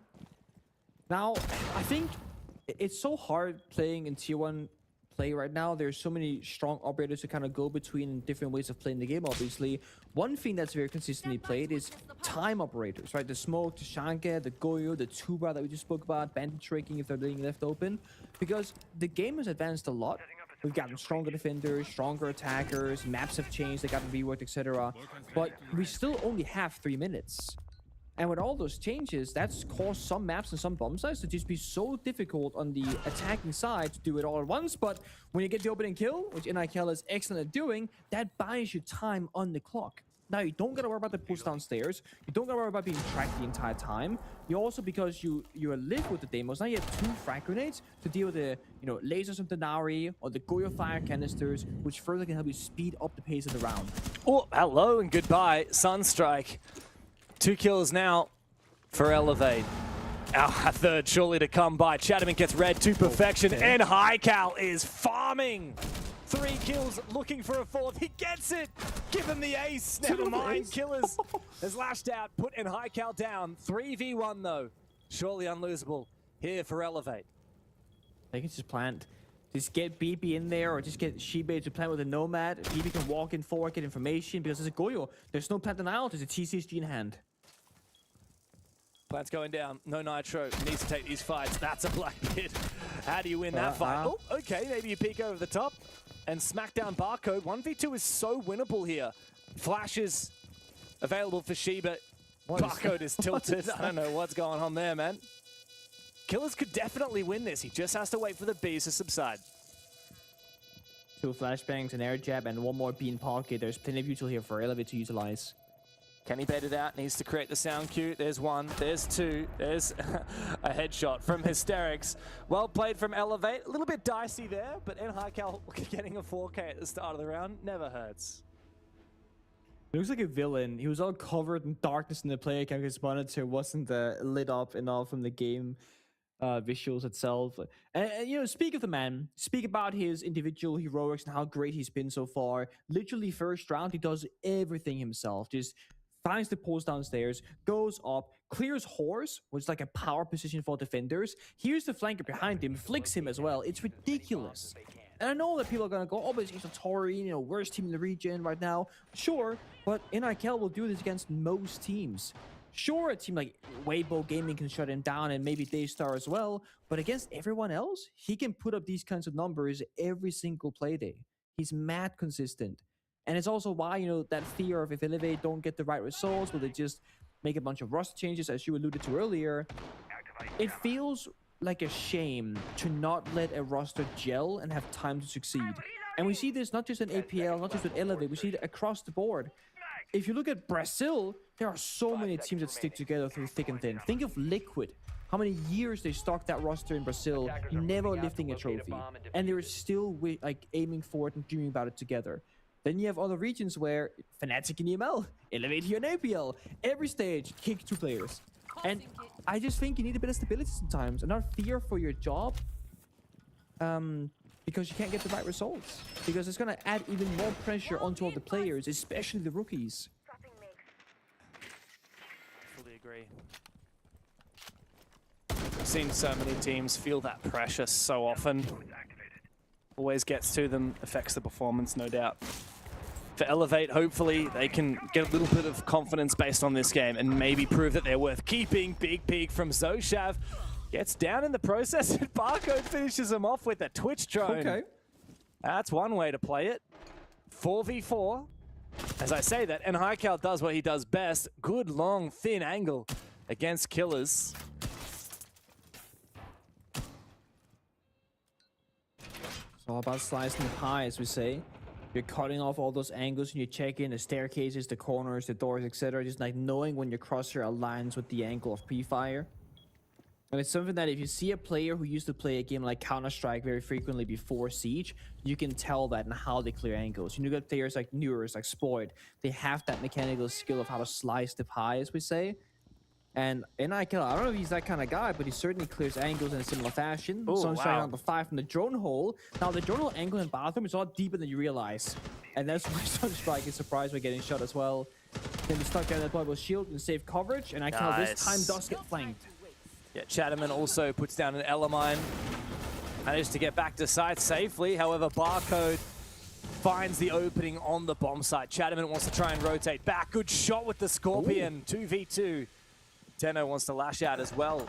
Makes a little bit of an off-pace play. Flash, but I don't think they know he's jumped up into this boost spot. Elevate, pre-fire quickly. Hysterics and Tolji to cap off the round. Another one on the board for Elevate. Really like to see Tolji and Hysterics both thriving right now in this matchup, and I think it also just shows the stylistic differences, right? Hagel, Tori, they don't play that modern style Siege, very chaotic, very fast pace of always lashing out and going for kills and disruptive plays. Tolji and Hysterics, the reason I think they're thriving so far is they're used to this kind of slower pace matchup where things happen logically speaking. Because when they go up against like the new kids in the block, you know, your Daystar, your Weibo that plays the highest level in that new like gap finding meta, they've been struggling individually because I think they can't find the flow of logic in a given round. And it was something that we heard in an interview yesterday in EML from I think it was Grubby. He said that one of his teammates, it was Ask, I believe, when he came to Europe from Brazil, he said, I don't understand how the enemies are playing. I can't find the logic. And then Grubby told him, you just need to find, like, feel the flow. Don't look for the logic and then, like, analyzing the gameplay. Just feel the flow of what's happening right now in the server, because the meta right now is just so all over the place. And that's kind of what Hagel they're missing. They're very predictable and they're very linear in how they play Siege. Yeah, it just makes them so easy to read. Wow, what is Vaughn holding? Hold up. Guys, watch out. Elevate, I hope you're ready for this. Vaughn is coming for you. Maybe I would just let them have the win at this point if he's carrying that around. It's like, oh, we mini lost 2 baseball rounds, bat. Right? Get the bat out. You could kill someone with that thing. I love Vaughn. He's always doing something. Whenever we're watching Vaughn Hagel play, he's always working out, or toying with some sort of physical object, ripping different. It's a workout club, bro. It really is. I mean, I like it. You know, you're double dipping. You're having this like desk job where you're standing still or sitting still, and you're just kind of rotting in your chair. And he said, you know what? I can do this with a standing desk. I can get my physical activity in while doing my job with the boys, and I'm benefiting everywhere, financially and physically. That's a big win. I love that. I know some people do like the treadmill desks. I think Fresh did that for a while, right? He was streaming while on his treadmill. Cool idea. Very cool. I'm thinking for my new home studio, since I just moved, I'm thinking of getting like a little bench, doing some more weights. It's because it's quite a big room. Maybe I can do that between rounds while casting. Yeah, man. You hear me out of breath at any point? You're like, wow, he's really unfit now, man. I'm getting them curls in. He's getting fit. Yeah. I do think that so I say a summit style event in Siege, you know, you get the players like a big house and you just like couch casting it, and you can have players like you get a workout bench in the background, just have like that community vibe of people just doing whatever. I think that would fit a Siege tournament very well. Very loose, very relaxed. I would pay to see that. I've never Always really a question of money, right? Yeah. I've never really noticed, like you said, how deep this drone hole angle actually is. Almost a bit of an really deep oversight. I feel like Ubisoft stopped putting those drone holes in that you can shoot through. They started covering them. But this one is actually massive. You can really do a lot of damage and see quite a lot through that drone hole. It's just something you have to be aware of if you're playing Fortress. You're right. They did try and get rid of those kinds of angles. They've been, as you said, patching up drone holes. They stopped making them like this, but this one has slipped under the radar for now, and they've proven too strong. I'm sure they'll cover it up later on. But now it's still uncovered. The slowest attacks over from Elevate. No opening kill from APL. He's not on capital duty, so can't just go on around on his lonesome. Has to play the utility game. They're obviously playing for a plant here. Fire. Blackbeard walks in and you plant behind him. Here comes the execute, but even though Barcode finds one, he gets traded back. Doesn't matter because Tolji is able to confirm that plant down inside bathroom. Enough chaos was created by Elevate now. HL Tori on the retake, and Haikal just continues to dominate. 7 kills in 3 rounds. Elevate seem unstoppable right now. HL Tori keep throwing everything they've got. Even after the tactical timeout, they find no success. I love the switch up here. It's very well done, right? They start going aggro on the roam clear, get in the building, get on operators like your Demos. Then they're like, okay, well, if they're going to bunker down and play heavy utility, we're going to play for a plant execute. So they're not going to care too much about getting kills early. They want to get to the bomb site walls, breach them, and have strong power-ups like we just saw. Capital fire arrows, cuts off any help and relocating back into bathroom. And the Blackbeard can just vault the half wall and take down the smoke. Hashtag LYNH? Am I missing something here? Learn your new happiness. Hashtag let. Oh, actually, no. I know what LNYH stands for. LYNH. Yeah. I don't know if I can say it on broadcast. I know this because of the former SSG, now Dark Zero boys. It's their saying. Oh, wait. Type it in the thing. I want to see if I have it. I think I have it. Let your something hang.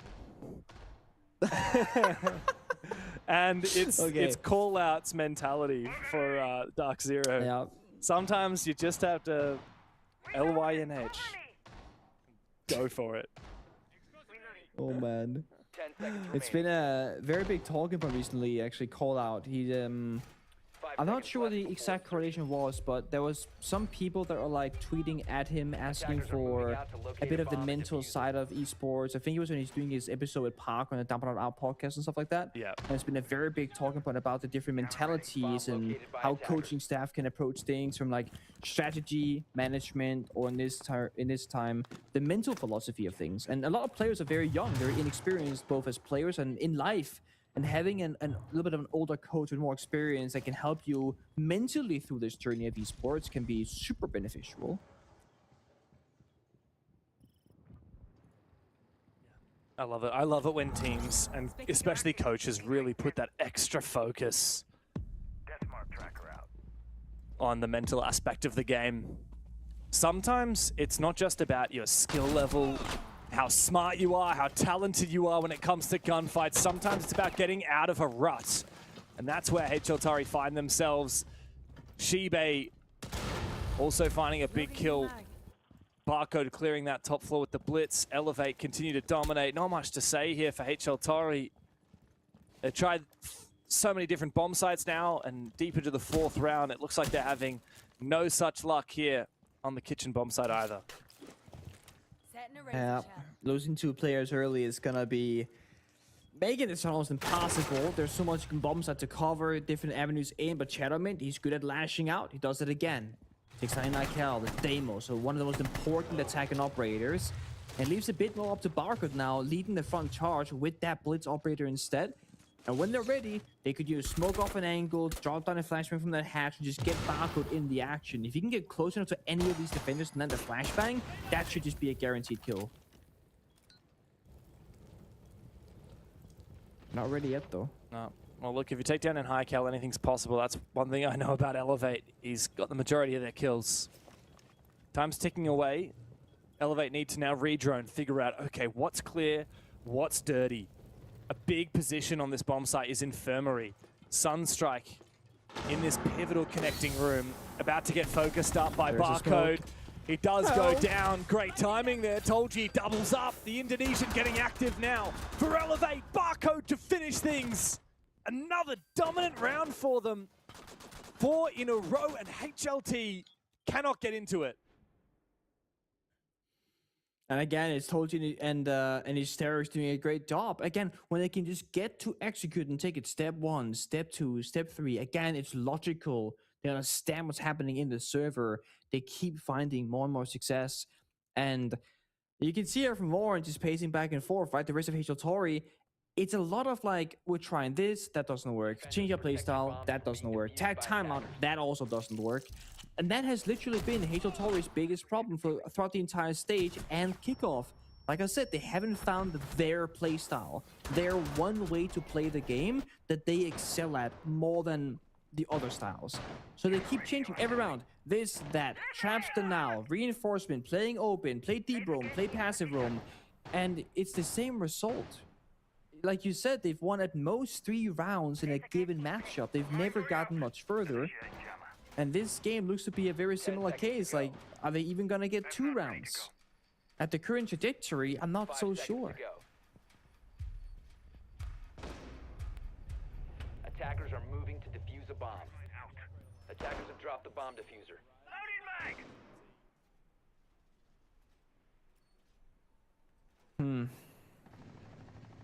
Just waiting now to see what the first point of contact is gonna be here. You got a little bit of a spawn peek. Okay, so oh nope, that doesn't work either. Again, you try something and you immediately get punished. It's one of those things where again it could be a good idea, but now you're playing another round 4 versus 5. Tenno still have not found the scoreboard, sitting on 0 kills and 4 deaths. Shadowman has to try and be the hero like he always has to try.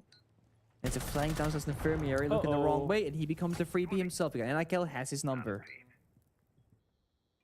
How many times have we seen ourselves in a 5v3 here for Elevate? Every round, man. Feels like it. Oh, there's a drone. Spotted your feet. Patience is going to reward Elevate here. Only way you lose a 5v3 is when you start making solo plays, and at the moment I have no doubt that Elevate are going to play this well. Tenno's tempted to make something happen. Here's the Candela ring out, gets blinded for a brief moment, hits the ground.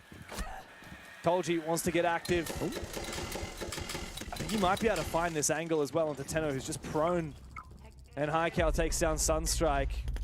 As the Lion roars, HLTori fixed in place. Tenno and Killers desperately need something. Good peek from Tenno. Will there be a response? Tolji is in position to look for something back as Haikal from down below flushes him out of position. Killers now 1v3. Nice shot into Shibe. Tolji really come into his own today for Elevate. A new look for this team, as we see absolutely zero emotion on most of their faces. Shibe is the only one that cracks a smile. Great round from Tolji, though. Great couple of rounds. 5 straight on the attacking side. If HLTori do not win this next round in defense, I don't think they've got anything in the tank to stop themselves from getting 7-0'd. It's gotta feel really good for Tolji as an individual. You know, I'm sure after having a return to Tier 1 competition after a long time and having a very tough time to the start of the stage, you're thinking a little bit like, oh, maybe I don't have it anymore. Maybe I'm washed up, like whatever. I think that could very easily be on your mind. He has really found himself in this matchup. And sure, it's against an easier opponent, but sometimes you just need that confidence boost and saying, okay, I can play at this level. I just now need to do it against slightly better opponents every single day and just get better and better and better. And when you're playing in Tier 1 competition, confidence means a ton more than you can imagine. If you go into a game thinking, ah man, I can't hit my shots, then that can just make or break a gunfight. Attackers are moving out to locate a bomb and defuse it. It's just sad. I've spent time talking to these HLT guys, and they are so lovely, and they care so much about this game. You know, they actually competed at the Thailand game show last year. You know, there's a huge... I'm not sure if maybe fans outside of Thailand or outside of Southeast Asia would be aware, but there is a huge convention called Thailand Game Show every year. It's larger than PAX Australia, and you came to PAX last year. It was huge. And TGS is far bigger than that. HLT actually competed at the Tier 2 tournament at that event. Override is done. They've now played on LAN. They have experience as a 5-star roster for quite some time. And now they've made their first foray into Tier 1. and yet they cannot compete. Sadly, 3 rounds being their best result out of any game so far, it just simply isn't enough. They've earned this spot, now they need to make the most of it, and hopefully they can take away something from this 7-match group stage that they can then come back more fiery and more strong with in stage 2. You can feel the pressure there on the horse door. If you can break that area again and find that opening pick from NIKL, it's going to just give you a way into a backstab here. And it's going to make all the roamers fear for their life and fall back towards the bomb side. And you're going to give up so much map control because of it. So Soulshift here just has to hold on. Pops the canister early. I like this a lot. But then actually gets shot from where below? What is happening? He's getting 4-banked? Okay. That's one way to get the job done. I'll tell you what. The and IQ scanner downstairs again. Yeah, I love to see that. It's a great little cheeky trick we saw from Orchid earlier today. Now Elevated doing it too. And Tolji is on a tear. 7-1, by the way. This is what we've been wanting to see from him. No matter what happens with Elevate, I really hope that these players who have earned their keep can continue to fight for Elevate and fight in Tier 1. And Haikal just waiting for a chance to take down Sunstrike. He stands up, Tolji finds another kill. And now it's Tenno up against the world on the Tachanka. He is being hunted down, and Haikal looks for 12, and he finds it. It is a flawless finish to what was an undoubtedly dominant half for Elevate. 6 straight, 1 round away from putting to bed this stage.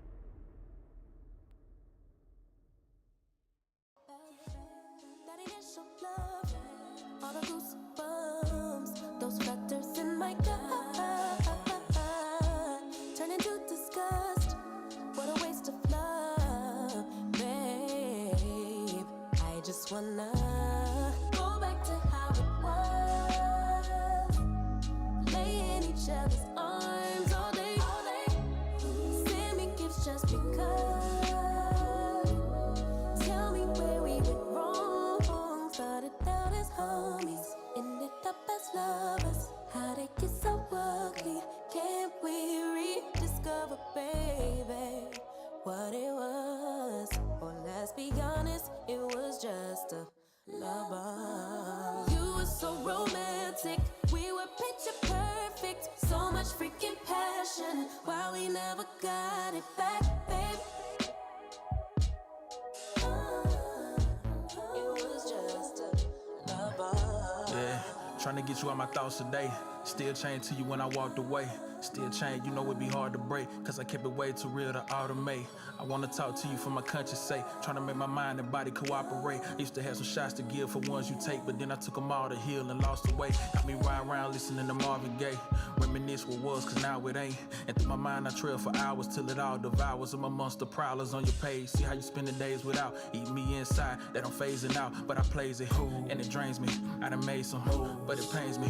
You want the real from me, here it is, here it go. I want you dead to me, head gone real slow. I want you here with me, bad, I'll let it go. But I can't have both, I'm done. I hope this love a bum that's gonna blow. No regret, no rewind, no more waste, no more time, no more wait, let's go away. Out of stay, out of mind. No regret, no rewind, no more waste, no more time, no more wait, let's go away. Out of stay, out of mind.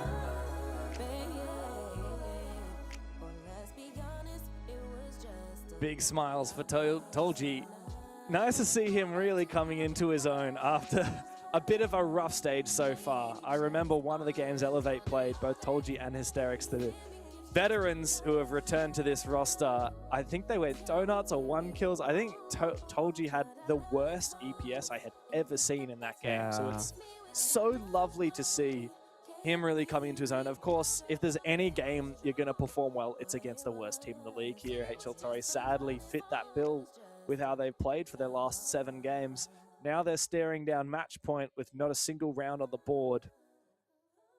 Any rounds that HLT can get here would be nice. Even if they don't find the win, just prove that you can hang, prove that you can compete, because we haven't seen that so far. I'm going to do a little count. Do you want to guess, just off the top of your head, how many rounds you reckon HL Torre have won in this stage? So they've played 6 games and then this one. Okay. Just do off the top of your head, how many rounds do you reckon Top they've of my won? head, I know they had a 3-7 loss. I know they had a one rounder and a 2-rounder. So I'm gonna go over 6 7 rounds. games. Over 6 rounds games. total.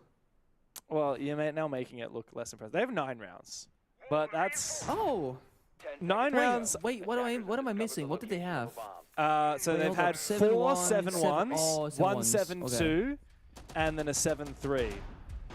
Not gonna lie, I actually thought they got 7-0'd more frequently. They actually haven't been 7-0 to their credit. That's one thing they have. That's This the would thing, be right? the first time. They And I mean average this with 1 no point. disrespect. They average 1.3 rounds per game. I don't mean it with no disrespect, but a lot of their games feels like 7-0s because they're just getting flawless like 4 rounds out of those 8 rounds that they play. Look, they got. Like it feels so one-sided. Yeah. Look, to their credit, they got 1 round off of Weibo, which is 1 more than Elevate did. Okay. Also so even more if than just Fury lose did. to Elevate, they're still better than them. Okay. That's exactly right. That checks out. It's all, you always measure every team based off the best in the region, right? So it's almost about how far can you take Weibo in a game, not about how far you can take your current opponent in a game. That's what matters.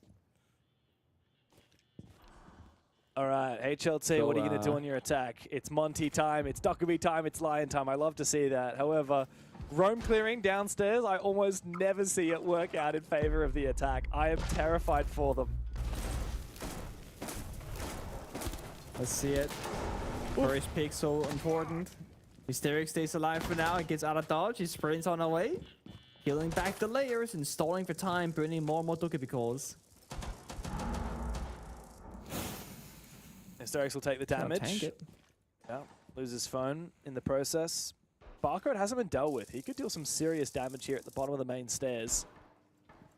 Down in music room at the moment. He does go for... No, he hasn't gone for his flank yet. Now I think he's going to. There's his kill. Big one onto Zoshav. And while Hysterics was hunted down, HLT have not weathered the storm of this re-roam from Elevate. Is well and truly alive and well. Barcode takes a bit of damage from his phone exploding and from the lingering fire, but gets out quickly. A minute left to play. HLT stalled. Ooh. Told you in a bit of trouble now. He's got the good use of fire, but can't get into position to use it safely. And I can strikes back to the Sparkle, and I guess the pressure is over because they just find all the kills. What could have been a great push gets annihilated by the boys on the side of Elevate, and it was a very easy day in the office for them. It was indeed a 7-0, their first 7-0 win, their first regulation win of the stage comes in their final match of groups, and sadly for them, no stage finals as they come second last at the end of stage 1 here in Asia. Actually, you know what? They come third last because they jumped over Fury. Hey, there it is. So that is actually a pretty big deal. They finally got out of the dregs and they've actually increased their prize pool, doubled their prize pool because of it. So that is a big win for Elevate. For HLT, the most devastating loss that they have weathered so far, without a doubt. And if I'm Elevate right now, I am hoping that I've got a VPN on and Vaughn doesn't know my location. But it really has been a shame. I was hoping that, you know, Kickoff was gonna show Hidotori all the weaknesses and they could work through it and then come in stronger, like I keep saying, and that just has not been the case. I'm very curious from Vaughn's perspective, being their coach, what he sees that what are the problems, right? Is it a matter of other players not learning fast enough? Is it the fact that the scrim practice is difficult? Because mind you, when Hidotori has had such rough results now in Kickoff and Stage 1, it might generally be hard to find good scrim practice. Because to be completely blunt here, how many teams would want to scrim them if they're not able to put up more than a round or 2 in a given Pro League matchup? I don't think your Weibo, your Daystar, your Orchid are gonna want to scrim these guys very much. And now the question is, how far down the ladder does that actually go? Yeah, that's a great point. Like, realistically, who's scrimming these guys? Maybe Saikin, I guess. But look, if you're Orchid, if you're Weibo, you're probably not bothering to scrim these guys. You're just probably not going to get a lot out of it. HLTori need that experience of scrimming these top teams. And that's another reason that you need to perform well in your officials that we don't often talk about, because your performance in official matches leads you to have a reputation. At the moment, HLT sadly do not have a very positive reputation. They go 0007 for the group stage. They find 0 points and a negative 40 round difference, sadly. 9 rounds won to 49 rounds lost. But on the flip side, let's talk about Elevate for a moment, because while this has been a really rough stage for them, and frankly, a rough 6 months. I mean, you talk about the old Elevate roster that went to 6 Invitational. They were one of the top teams from APAC with the Brazilian boys, Psycho and company. They didn't perform well at that event. Now this rebuild has happened. We finally see Elevate get a regulation win on the board, and we get a chance to chat with N Haikal, the young gunner, the young Singaporean who has been such a huge, impactful player. N Haikal, congratulations on your win tonight. Commiserations on not making it to stage finals, but I'm really glad that we get to chat to you, because it's been a really hard stage. I know that you made a tweet. I believe it's been deleted now, but you vented some of your frustrations. How are you feeling now? Hopefully a little bit better after a win as dominant as that. Yeah, I'm feeling a bit better, but I would say still not happy with our performance this stage. And I'm pretty sure like Elevate fans also not happy with our performance, so yeah. So digging a little bit deeper into that, Haikal, first of all, you've had a great time individually in this stage, but this is a team game. At the end of the day, you all need to perform well as a team to, of course, get those victories. What are the biggest learning lessons you can take from stage 1 into stage 2? That's the first part of the question. And secondly, is there any fear about, the entire team kind of evaporating? Because Elevate as an organization has been quick to make roster changes when they haven't been getting results. So learning lessons and sticking together.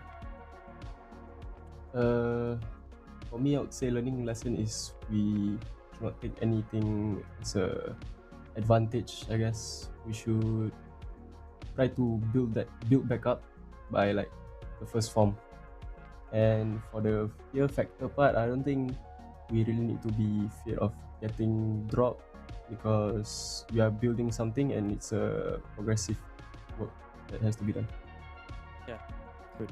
Yeah, I really want to flip this, and I want to talk positively about you guys for a second, and Haikal, because you individually have been a really phenomenal player. We've been aware of you for quite some time. I don't remember the first time that I saw you play in Tier 1, but I heard about this young up-and-coming Singaporean guy, and obviously we've had so many GOATs come from Singapore in the Asia region, Lunar Metal, Hysterics, many others as well, Speakeasy, for example. And so I'm always interested to see up-and-coming talent. You yourself have played phenomenally, and while Elevate, you guys have had a struggle, you lost your first 5 games, you ended the season on a high. So surely that feels a little bit better. At least you feel like you have made progress over the course of the season. And if you look back, you got 4 rounds off of Daystar. That's one of the top teams in the league. What do you feel like individually you yourself need to focus on to get this progression continuing into stage 2 to get to that next level? What will be your focus? I think my focus would be continue to dominate the entry part of the game, and by the late game I'll be focusing on the IGLing and relaxing a bit. Are you doing the IGLing for your team? I wouldn't say at like the last 2 games I wasn't, but from the starting of the stage I was doing entry, which is kind of difficult. Then we decided to skip barcode and position to IGL while I try to fix the mistake they are calling. Yeah. Of course, there was a lot of hype for us about your roster, bringing on Tolji and Hysterics, who are like legends of the scene from back in their heyday. But I do want to give you a chance to just say anything you want. I'm sure the Elevate fans are watching. And yes, it's been a hard season, but I'm sure they'll be very happy to see that you guys finished on 2 wins. So the mic is yours if you want to thank your teammates or shout out anybody at home. It's all yours. Yeah, I want to say sorry to the Elevate fans for this bad performance this stage. But we will try to be better coming on to stage 2. And for the rest, thank you for supporting my family, my friends, and my girlfriend. Thank you for supporting me. Even if I still lose, they still hype me up. Thanks, and Haikal. And yeah, congrats on a big win today. And I hope to see you for many more winning interviews next stage. All right. See you guys. Thank you. See you. It's nice to finally get to properly chat to Nhaikel. And I mean, everything More I shy said, than I thought. he's very shy. I think he's just a little I disappointed. thought he would have an ego, you know? Yeah. And I'm sure just when you see him in the server, it's like the most cocky, arrogant, confident guy, right? And I know the results. I mean, he speaks very deeply about the emotional damage that this stage has done, right? About, you know, like you said, the tweet that you're referencing saying that maybe he's not gonna play next season because, you know, what's the point and yada yada yada. It's like this kid is so talented. He is so good. It would be a shame if we were not to stick it out and try and go further. But of course, it sounds like he's got the grind set mentality, and there's a bit of a break now for Elevate as they haven't qualified for stage finals. Yeah, true. And a lot of teams in this league haven't qualified for stage finals. 2 are about to play up next. The winner will go into our top 4 and compete in best of 3s for a place at the Esports World Cup, and the loser will end their stage 1 campaign tonight. That's right, it's Soul's Heart versus Psych & Company coming up after this break.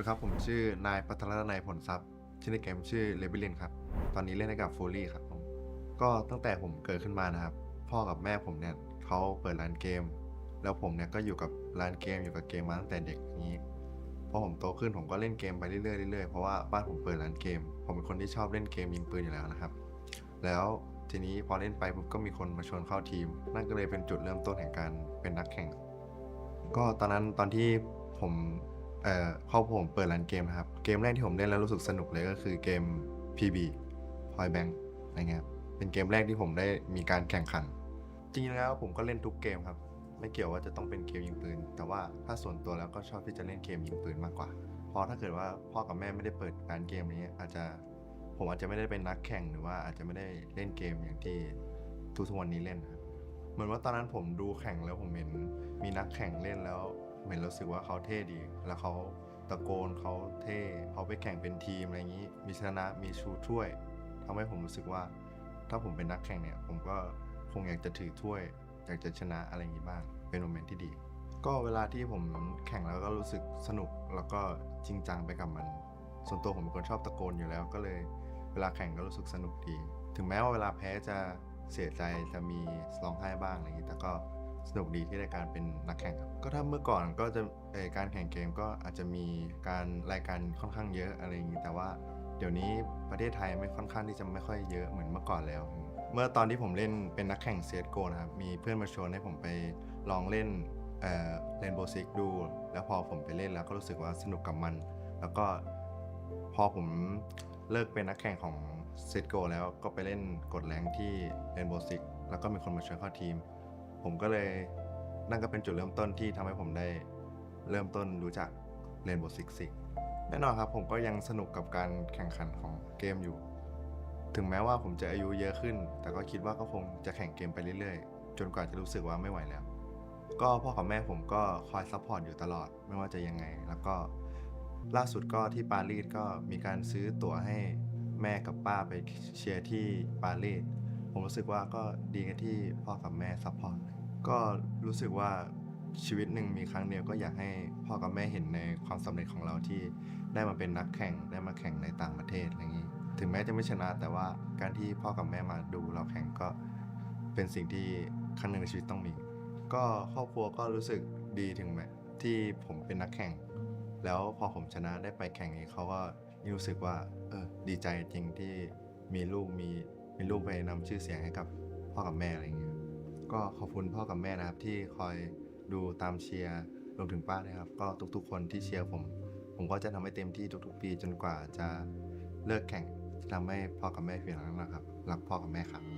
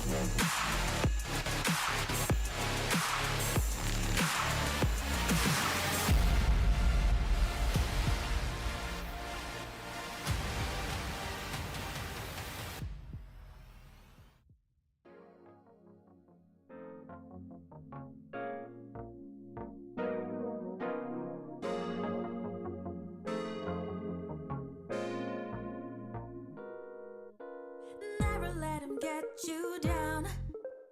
Gonna make you stay just fine. 이대로 모자라지도 넘치지도 않아. Cause I got my collection. Yeah. 따뜻한 물에 bathe. 향기 가득한 로션 촉촉해져. My cocoa bomb. Oh, I don't care what they say. I like it, I go la la la la la. I like it, I just want. Oh baby, say it and make it a day to brighter day. I like it, I go la la la la la. I like it, I just want. Oh baby, it's alright to be right. Goes on and on and on, yeah. 디투얼 한개 하얀 벚꽃만 바랬던 날 거꾸로서길 바랬던 예전 소원 이룬 날 너의 문자 사탕 같은 말 숨길 수 없는 payday 고소한 coffee yes go on and on collect them all but I don't care what they say I like it I go la la la la la I like it I just want. Oh baby say it and make it a day to brighter day. I like it I go la la la la la I like it I just want. Oh baby it's alright to be right. Goes on and on and on, yeah. 사라질까 두려워 fight for it to make it stay just fine, yeah, yeah. I like it, I go la la la la la. I like it, I just want. Oh baby, say it and make it a day to brighter day. I like it, I go la la la la la. I like it, I just want. Oh baby, it's alright to be right. Goes on and on and on, yeah.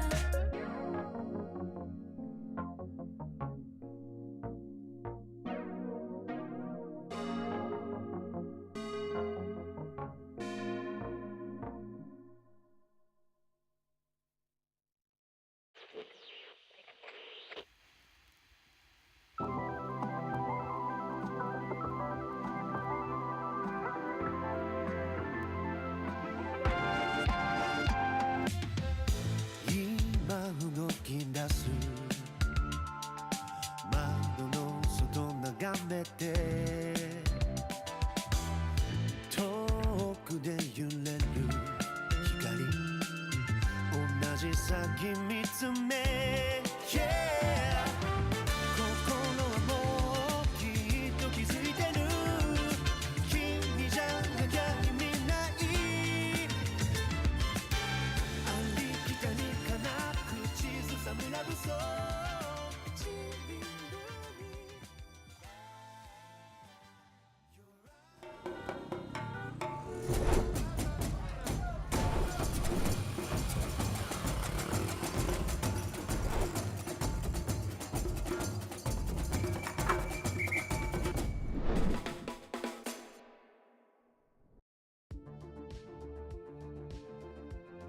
Here in the APL, everybody has their sights set on one thing. That's being champion of your sub-region and booking your tickets to the international events. Upcoming, we have the Esports World Cup being held in Paris in just a month's time.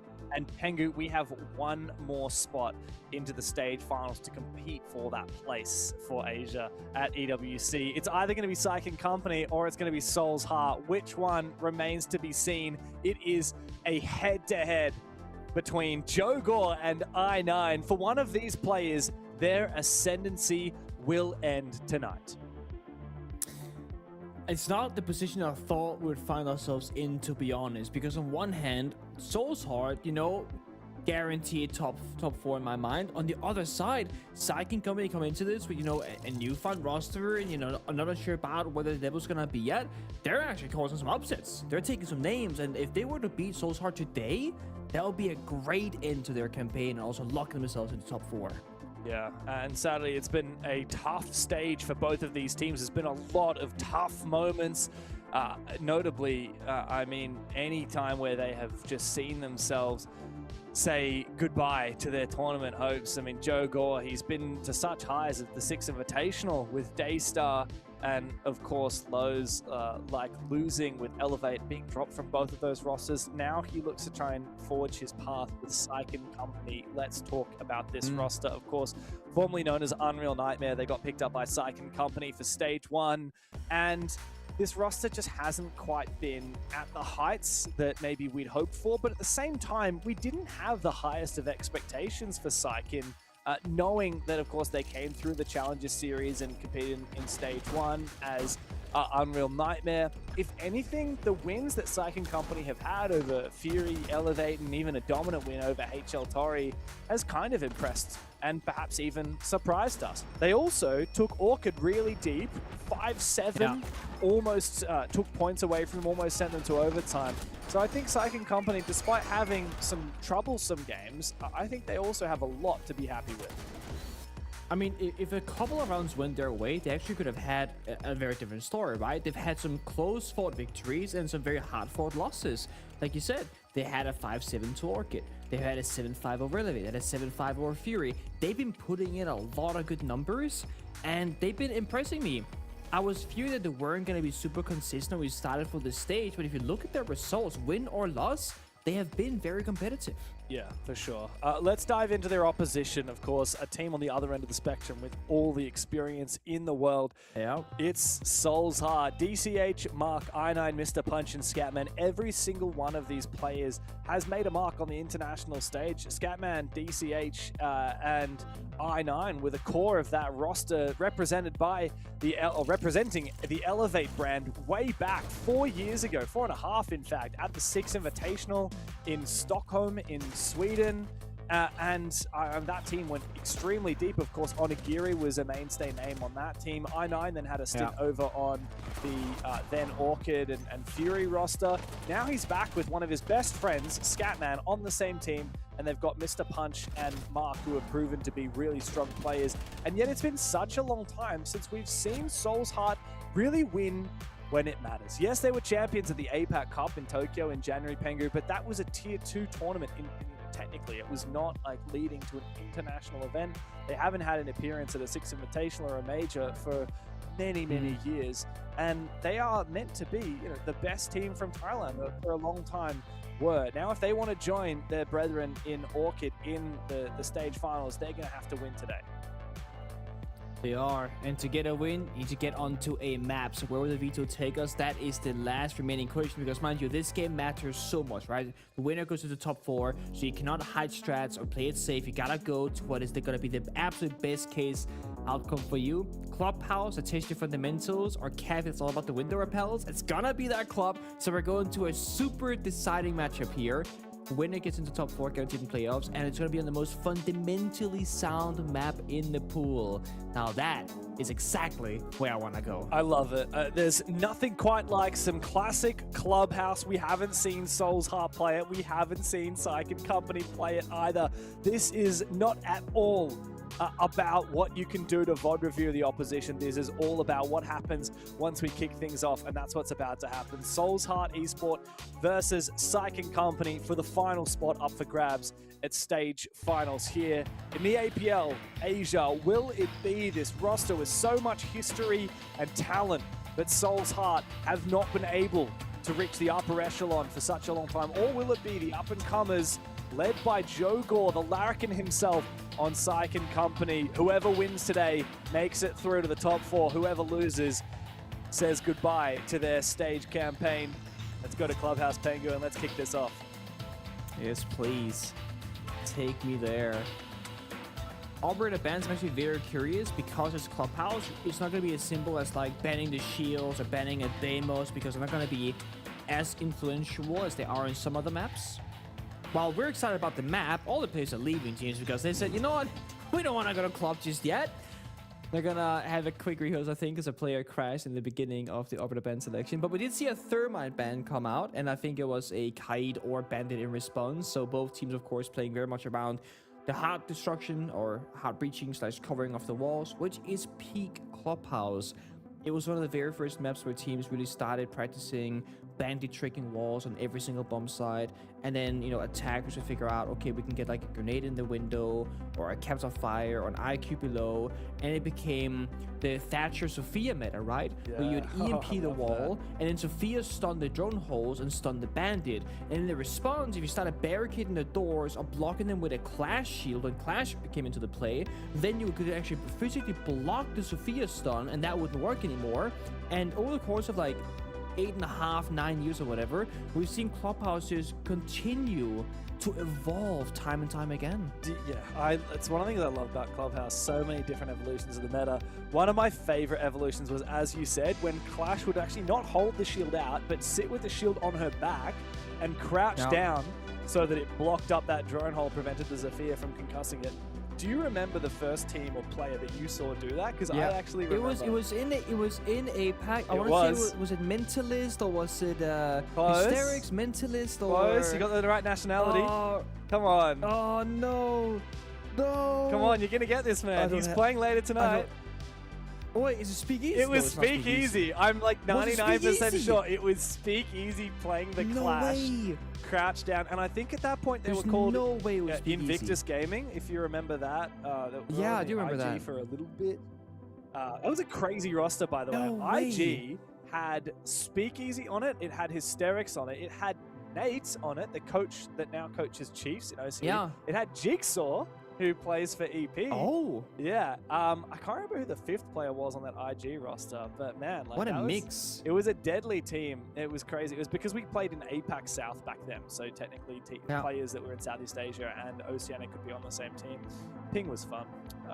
Good old days. But yeah, man, we've seen so many iterations on how to play Clubhouse. As we see some stats up here from me on i9. Man, i9 has been such a treat to watch.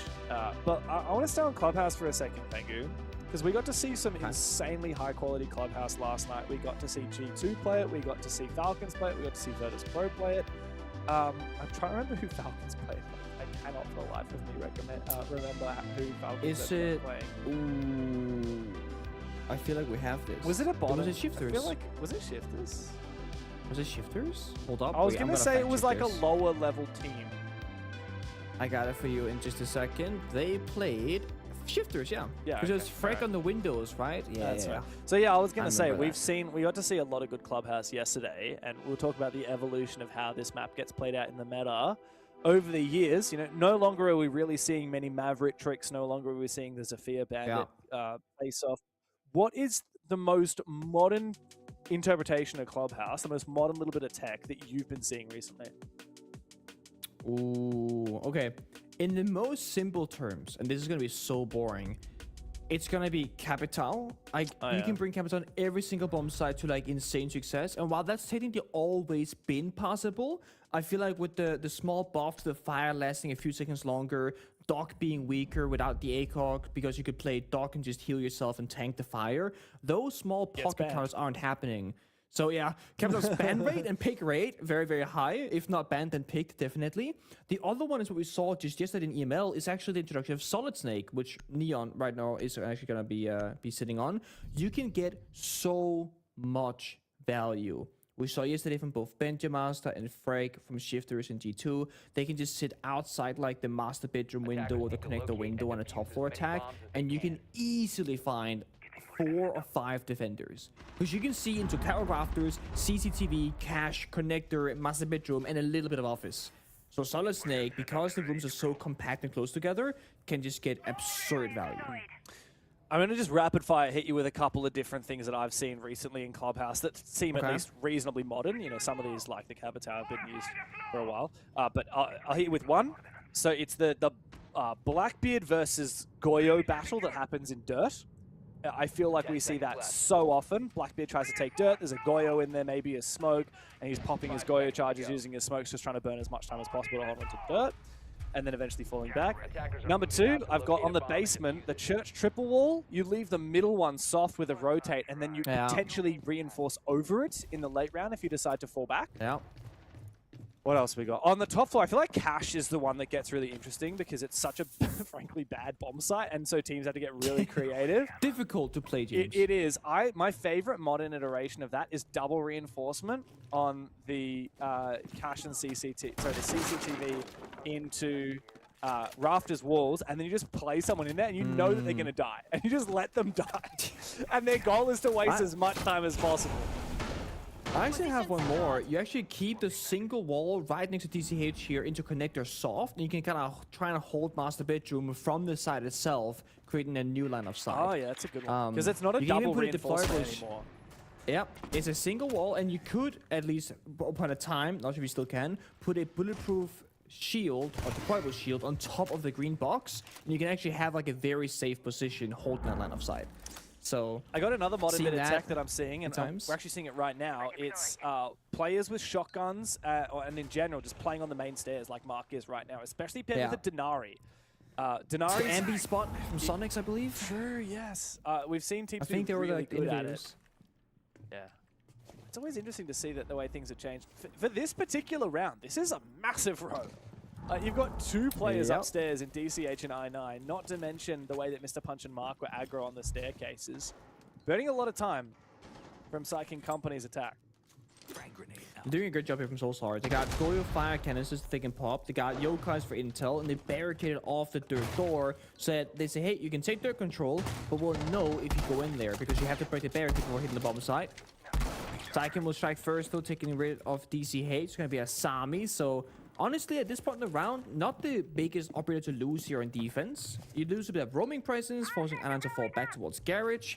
But time is taking, James. And that's where Goyo and Echo and Smoke, which are the three people on the bomb side, they get stronger as each second is going by.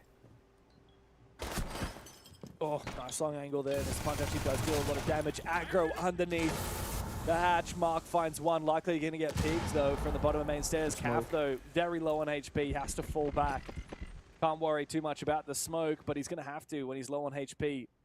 We need to see a big entry here from Psychic from somewhere, but 25 seconds, they're having to pivot constantly. I don't know why I9 picks that. That was a bad call here. Neon punishes him, but Mr. Punch immediately gets him back into the 3v3 with one gas left from Mr. Punch. Remember, Cap is such low HP.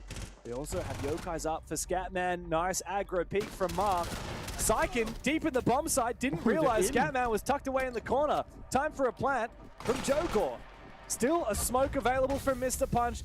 Won't be needed because Mark has swung him from the road, actually from the breach, at the bottom of main stairs onto the church wall. Soul's Heart. Cap off the first round pretty handily. A very good layer defense, heavy roaming with a solid bomb set, and you can tell the strategy. If the Romans get a couple of kills, they can just win off that. Even if the Romans die, though, it's going to be about playing for time denial. And that's why you see that push from Psychic Company being so desperate. There's no more time to make it a calculated play and droning and double chip, triple check and everything. Also, they had the solid snake, unfortunately, on the blue staircase going for a backstab. And there's a downside to that. The gadget doesn't reach very far into the actual bomb site, so you can't really get information to your teammates. Had he been in Moto door or by bottom main staircase, he would have seen the player ratting inside of church, the player playing back B, that was Mark who got a kill as well, and that could have changed everything in that round. So maybe Psychic Company, you know, being pressured by time, forced a couple of errors, which then Soul's Heart could capitalize upon and get a round victory. Job very well done. That's basement. Probably on paper going to be the strongest defense here. I will say the Capital Thermite ban does help out with both CCTV and gym defenses because they can just instantly pop open all the walls with the Thermite, and they can use Capital to clear either the rafters or the bathroom position on either CC or gym defense. So I do think Soulstar did a great job here with the operator ban selection. It's one of the few maps where I will say a Thermite / Harbinger ban is actually gonna be a solid pick.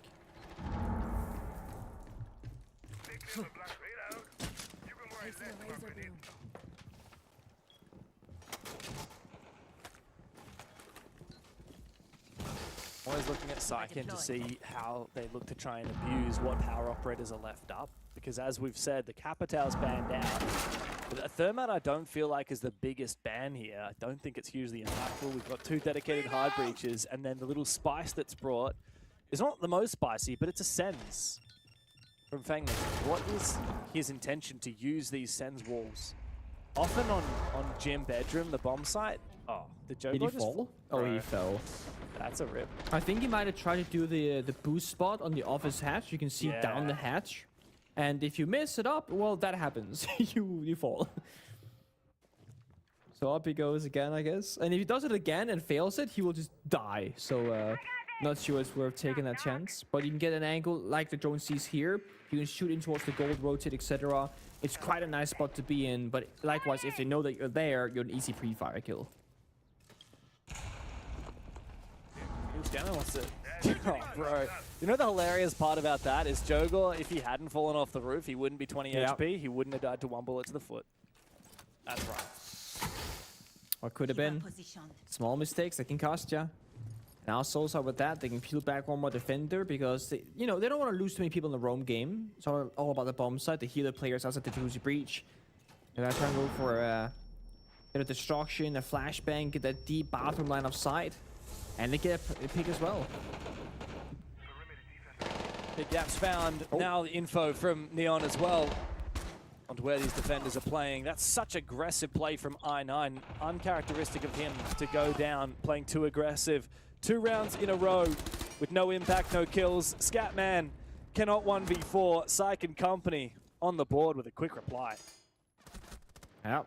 Nice and easy. All about getting an opening pick and just taking it step by step. And this time they had a backstab. The Solar Snake gadget actually finds a bit of value, seeing 2 separate defenders, and they get the job done.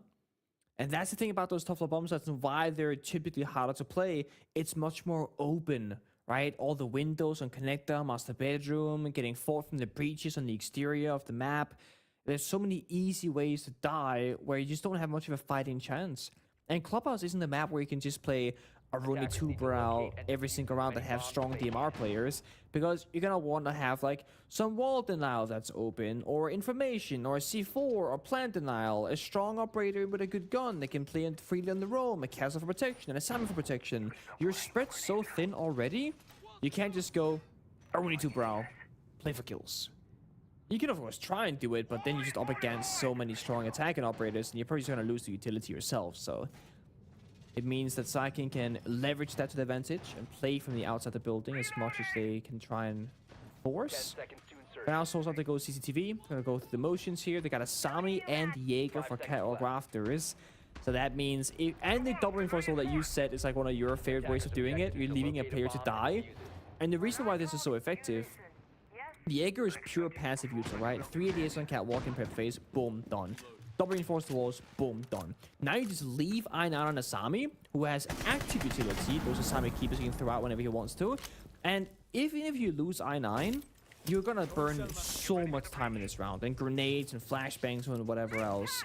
A lot of teams, when they see this kind of a setup, they're just gonna go for master bedroom. And that's where the second layer comes to play. Because they reinforce a jacuzzi, they got castle barricades to further help, they're playing a lounge, they're playing master. They're really trying to cover as much of the map as possible and just probably rotate people into the area where Saikin are going to be attacking from. I like the setup. Causes a lot of problem solving from Saikin company.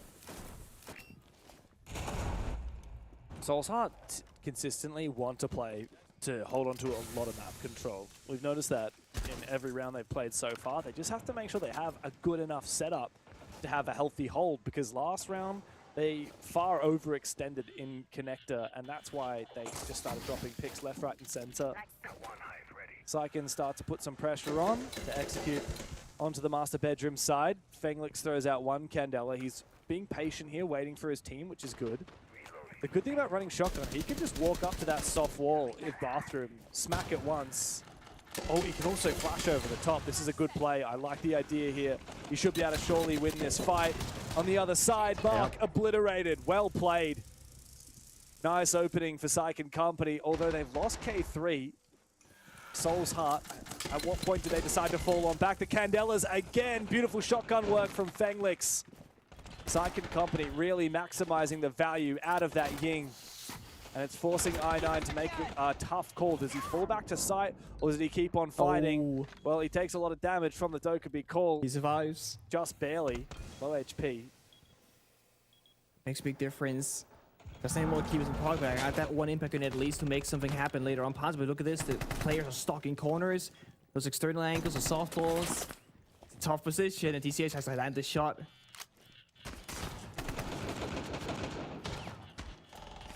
All right, DCH. You're about to take a hell of a lot of damage and be forced to move from Oh, that you're fire. so done Oh, for. hip fire! Now out comes the shotty.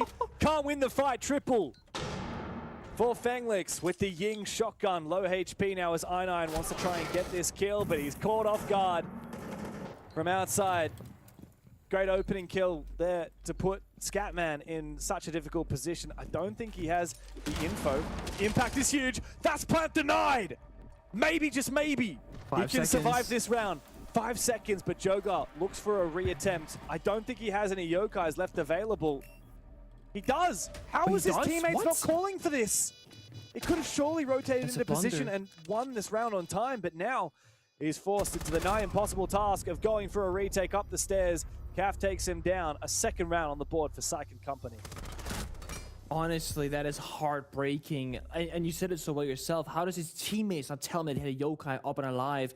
You know, one thing is that the Echo themselves got to track, you know, where the yokas are, how many are left alive, etc. But when you're actively in the clutch, in that 1v3, you need to have your teammates help you out. Say, hey, you have a drone you can move. Hey, they're going to this room, etc. And they had the rippings happening. So they were clearly watching the cameras, just not communicating which ones they were watching and what options they had to work with. So a bit of a sad way to potentially lose the round. And actually, speaking of the Echo, it gets target banned straight away. That's a very unusual case, but it makes sense if Echo is good target ban. You guys are scared of me. Then a solid snake, of course. That was what Neon was talking about in chat. Very highly consistent operator these days. Like I said in the beginning, we saw an email yesterday just how strong Solid Snake can be, getting that constant amount of information. And it's got the buff dev too, which is just an absurdly good gun. Bit of a firepower difference there when you're going up against F2s and AK-12s and all you've got is like an SMG-11 or the Bearing 9 in Scatman's case. A little bit disappointed that he wasn't able to put a little bit more pressure though onto that plant. I mean, he's playing the Echo for goodness sake, and he had a yokai up in CCTV. Even though they planted in cash, you would have thought it would be worth just quickly jumping on that. Maybe he was worried about them hunting him down, but he had the cover from the castle barricades. You can't obsess too much over what could have been the last round.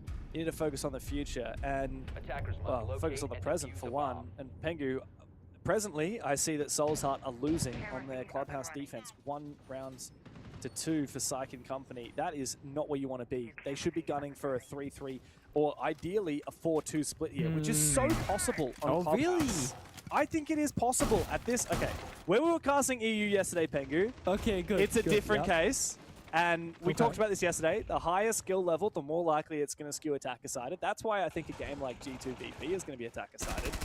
Psych and Soulside, I think it's going to be a different situation. And I'm sure that you don't So disagree you with me don't there. think that these two teams are as good as VPG2? Is what you're I don't saying? think that's a hot take. I think they're better. Okay. Yeah. Okay. Are you on the Souls Heart payroll?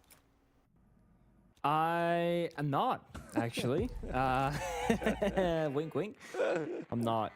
But I will say, VP might actually not have been that much better yesterday. They had a tough time against They G2. struggled. They did struggle. G2 Nah, you looked are right though. phenomenal. I see what you're getting at. Obviously in APL, Ooh. generally there's a higher defensive win rate than in other regions for that exact purpose and reason. Attacking is just more challenging, but Damn. not if you do this. None of those injuries are working it Oh out my like that. God. Not if you just keep doing it as well. The Fuse AK, the Ying Shotty, dismantling SH roam upstairs, leaving everybody to go up a staircase and try and take more bad fights, because what else are you gonna do now? Hold on a second. Is Psych and Company the real deal? Because this is genuinely impressive. The way that Fenglix is abusing that Ying is crazy. I'm genuinely surprised that Soul's Heart didn't ban him. I really feel like they probably should have. Instead, they got rid of the Solid Snake, which, I don't know. I mean, yeah, it's great, and they did play it a couple of times, but the Ying has been so good for Fenglix both times he's played it. And that shotty is deadly. Great roam clear from Psych and Company. Soul's Heart, better hope that they can land some big C4s. This could be massive. Scatman gets the down, but not the finish off. Maybe they could go for a retake. Genuinely, I feel like Soul's Heart have to get desperate. They have to send 2 players up the main stairs, make some kind of a play. Desperation is definitely the name of the game right now. And the thing is, that can change. If they get a kill or two, they can stop being desperate and just start playing that solid siege of not taking too many risks. They got 3 toxic babes, they have no warden, they're in a great spot, but Scabman getting trapped by Demo is going to make his individual life much harder. He's actually swinging it.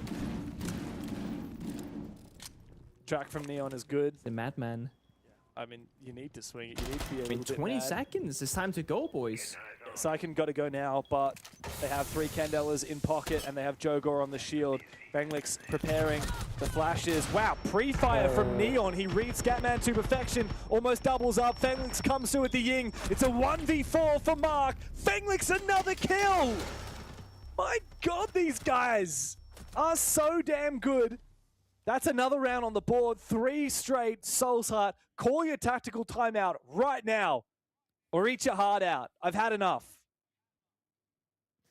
What a read from Neon, by the way. Like, who reads that they're gonna swing off the grenade with like 12 seconds left in the clock? Because in most people's mind, that Valkyrie, Scabman, I was gonna say, you just walk to the right-hand side and ignore the angle. Like, you don't need to commit to it. I actually think it was Scabman, yeah. He had to be desperate, went for it, ends up getting punished. But Neon as an individual has been so sharp this stage. I mean, his and I9 stats are out of this world. And that is obviously with both teams. They're doing all right. You know, they're fighting for top 4. They're fighting for stage finals. Don't get me wrong. But they haven't been, like, just destroying the competition. Yet they have individually put up some absurd numbers. Attackers have discovered the location of a bomb. Can Soul's Heart afford to lose any more rounds here on the defensive side? I feel like they Well, can't. according to you, it was going to be a 3-3 or a 4-2, right? I mean, I think if these teams are even at their current skill level, I would say 3-3 or 4-2 for defense. If Psy can find a 4th round, Soul's Heart are in pretty dire straits. I think that they're gonna be okay on attack. I don't think they're gonna match maybe 4 rounds, but like certainly not 5. And I think it comes down to one simple thing here, right? Like I9, he's been like the player for Soul's Heart, like individually clutching injury. Yeah, he's 0-4. He's not hit the scoreboard yet. Now, from my memory, I believe he's a better player on attack than he's defense, right? Whether it's going to be the Shields of Blackbeard or Solid Snake, just getting like much more freedom to achieve things in the server. So I'm not too worried for them just yet. But if we get the side swap, regardless of what the hub is going to look like, and I9 doesn't get fired up immediately, that's when I get worried.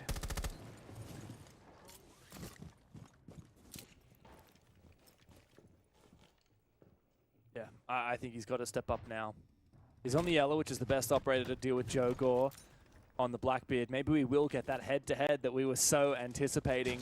I9 versus Jogor. The Ellis still has one Grismot in pocket to try and take that fight to Jogor. But I9 needs to be landing his shots. He needs to work on his positioning because, frankly, that's been his weakness in this game so far.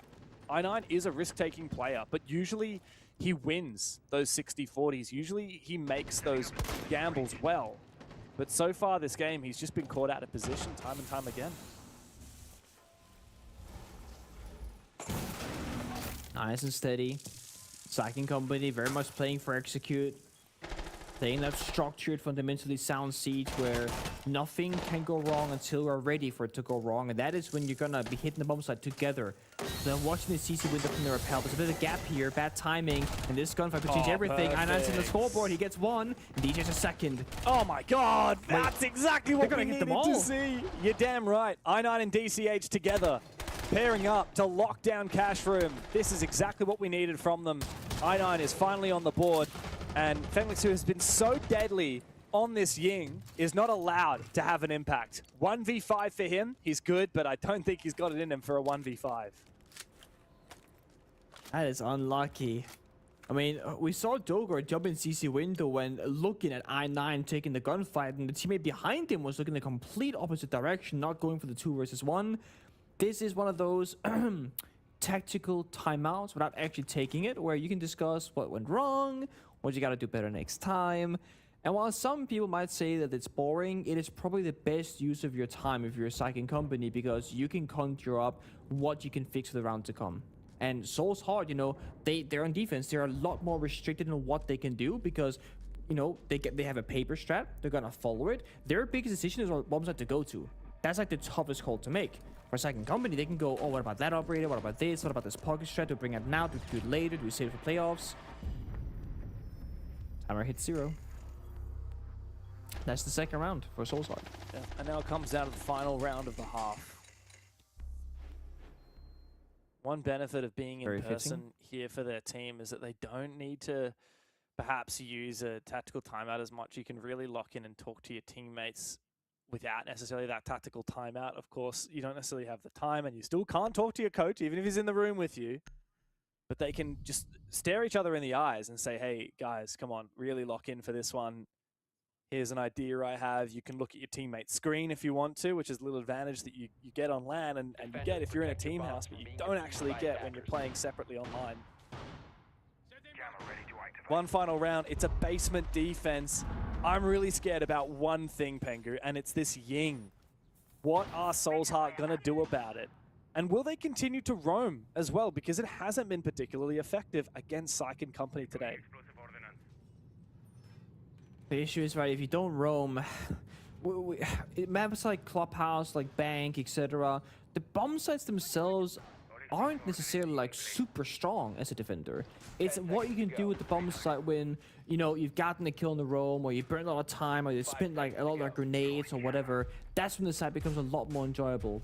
So I feel like while the roam hasn't worked out per se, they don't really have much of a choice. Psych and Company, they've been so good at playing for execute, they've been so good at getting to the late stage of a round despite the roaming.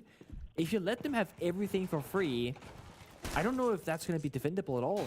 So I think maybe just send one player above, that's DCH right now, play your life. You're a Sami. You don't have insane value in the basement. You can just kind of try and take a fight top floor, try and hopefully get a kill and see what happens. But then look at the opposition. There's a Deimos and a Blitz looking for you. If they track you and find you, you will die. So he's going to sprint straight back downstairs sooner rather than later. And that is good value.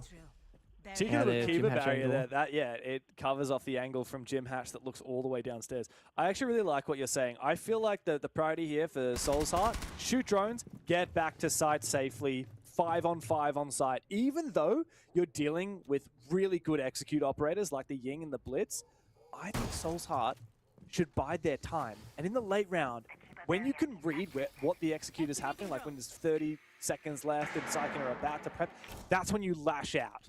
In a 5v5, use the Kiba barriers in your pocket to change the landscape last second.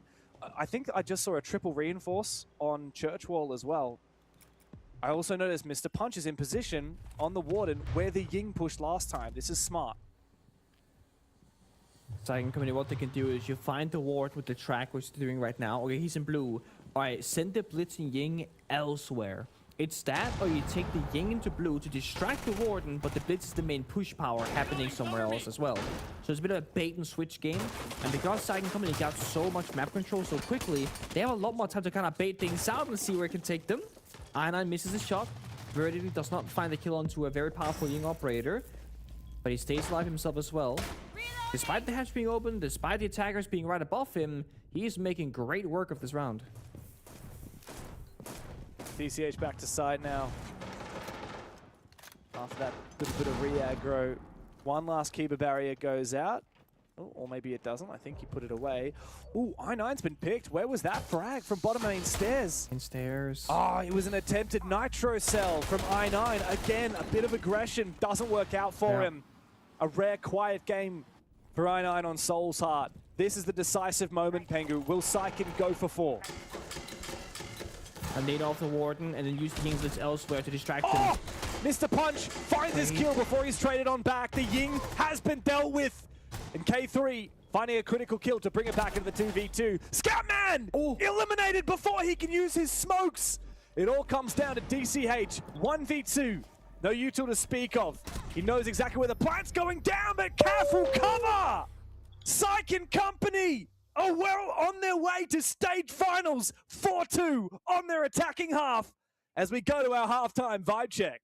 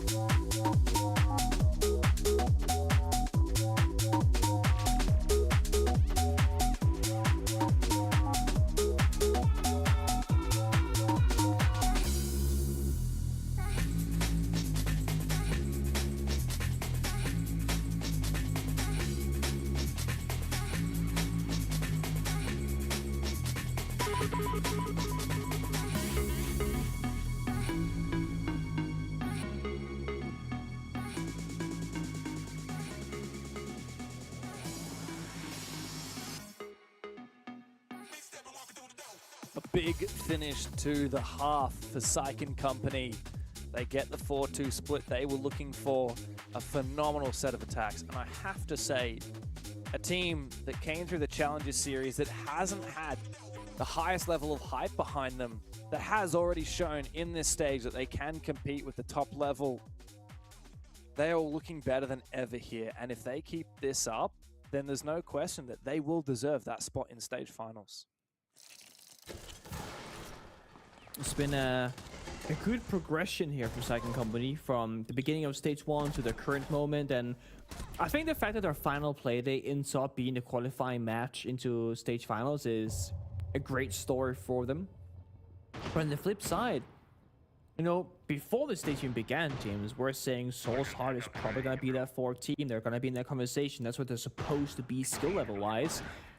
Sure, we have, you know, a Daystar, we have a Weibo. They're locked in 1st and 2nd place, and they're going to fight for that after this as well, literally. And then it was a matter of how good is Orchid going to be, how good Souls are going to be. Syken just kind of snuck in and said, actually, guys, we're in the conversation too. And I really need to see some more heart here on the attacking side, because Soul's Heart at current present moment, they've been falling a bit short.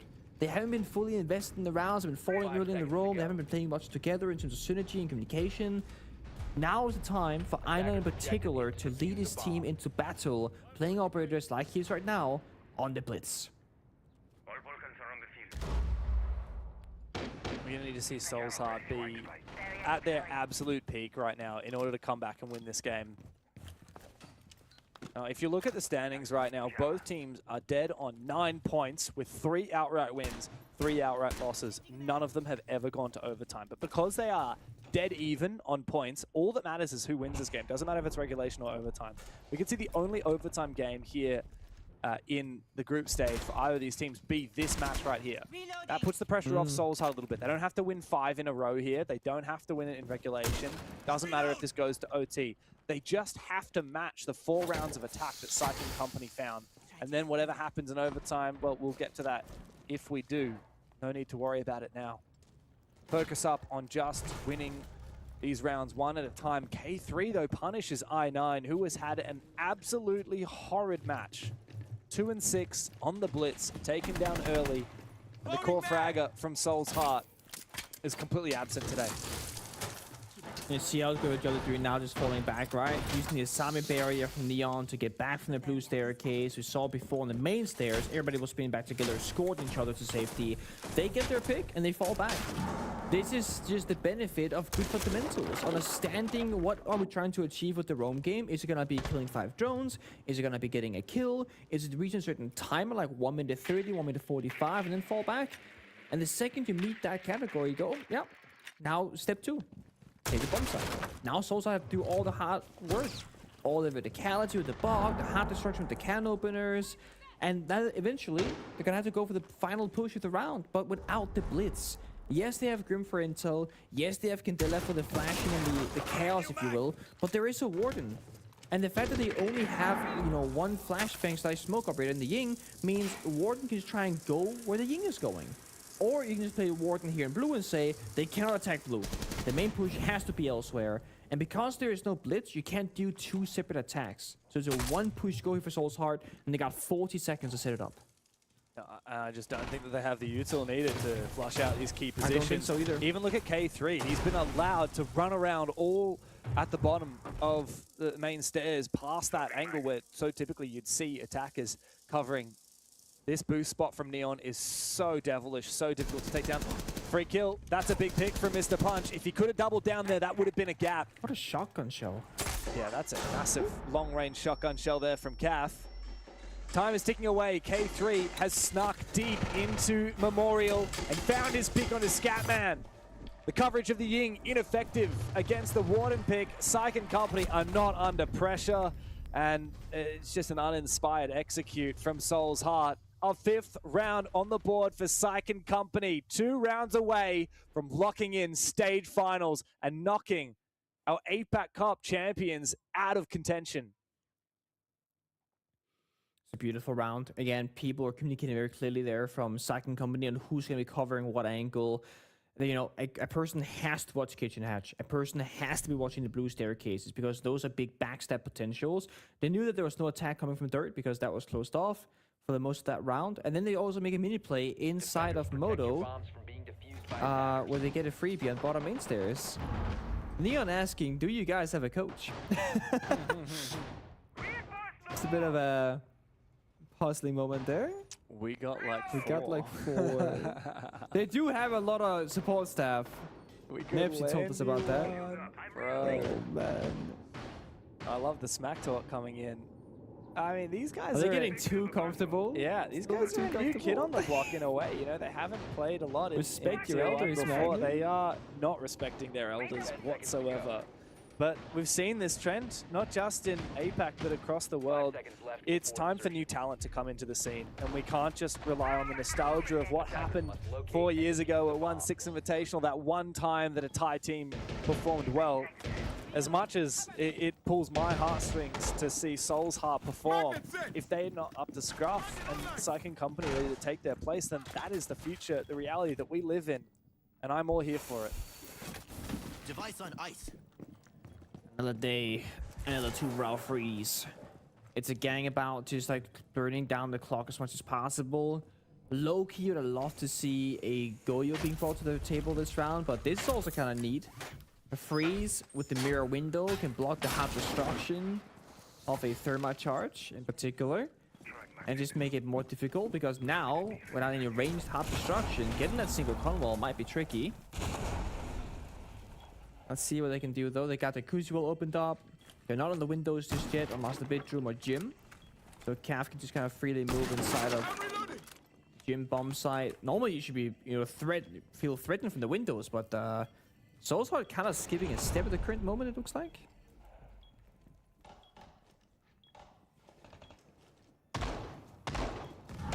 I'm worried that Soul's Heart are going to do exactly the same thing they did last round, Pengy, where they wait way too long. Oh, nice little touch there. I noticed that Neon actually managed to shoot the Grim's canister before it opened up and blew. There was a little nerf to Grim a while ago. Just increases the amount of time it takes for it to deploy, and so you have a larger gap when you can shoot it before it deploys. Right, watch him contest Risky. this.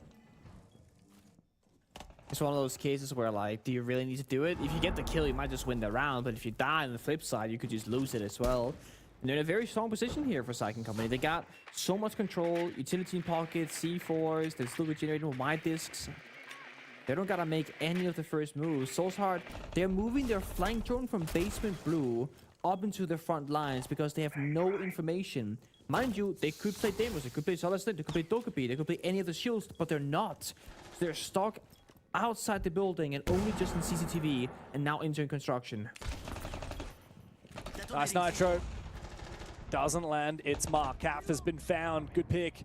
The Scatman is able to backstab here through the destroyed barbed wire. He might be able to open up the round. Psych & Company seem to be at least somewhat aware of it, but they're taking damage left, right, and center. Scatman finds his opening. This is the eruption from Soul's Heart we've been waiting for. A flawless round for Soul's Heart. Finally, they're on the board on the attacking side. They need 3 more to guarantee overtime.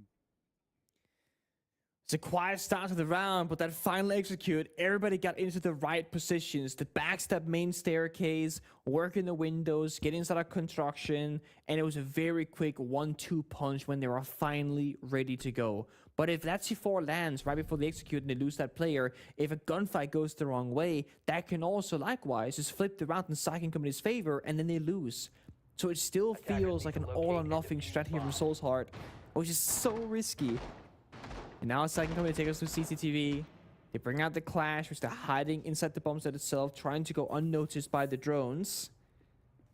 Because if you can get the Clash without a counter operator, you can lock down either, you know, the master bedroom, the construction kind of side, or catwalk rafters even. You can try and play for a retake and walk out the garage door. There's a lot of opportunity for you if you don't realize what the enemy have to offer.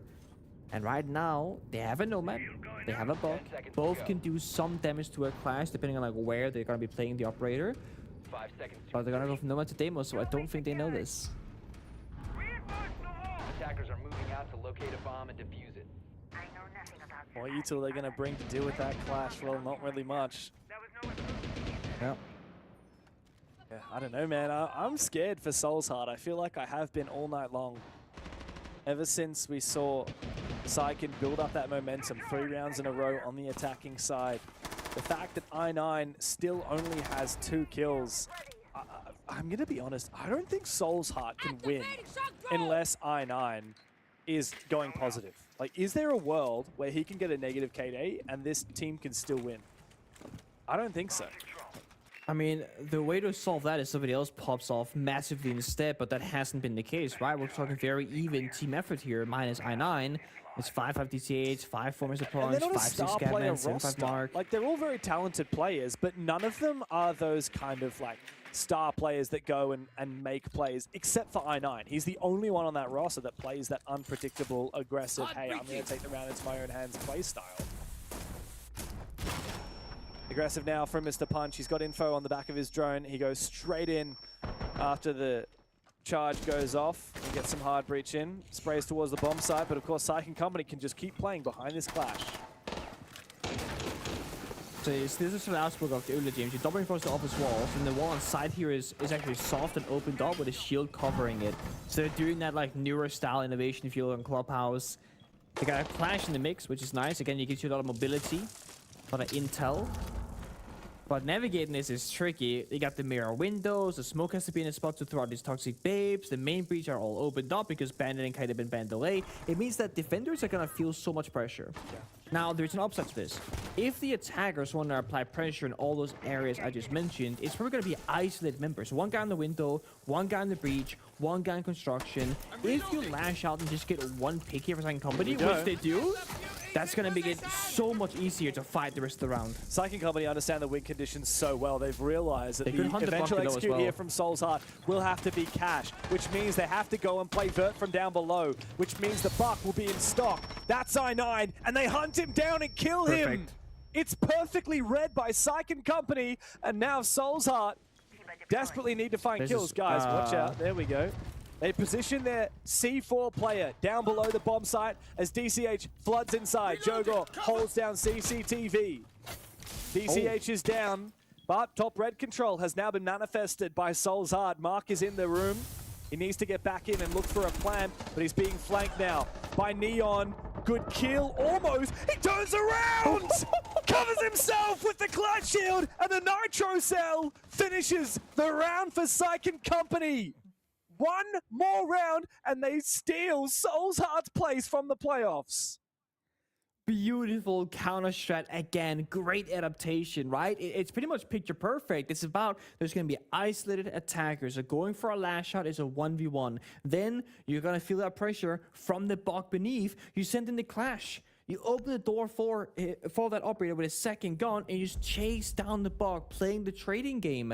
Bit awkward that they got stuck in the doorway blocking each other, but other than that, it was a picture-perfect round from Syken Company. Again, just playing the game of adaptation. They let in Soul's Heart show what they want to do, and then they stop them. And with this match point against them, Soul's Heart will finally call their tactical timeout. But it could just be too late. Yeah, has it been left too late? I feel like they needed to have a better showing in the first half. They should have called that tactical timeout maybe when they were 2-1 down. Who knows? They went 4-2 down at the end of the first split, and now on their attack, they've lost their first, they win their second, and now they lose their third.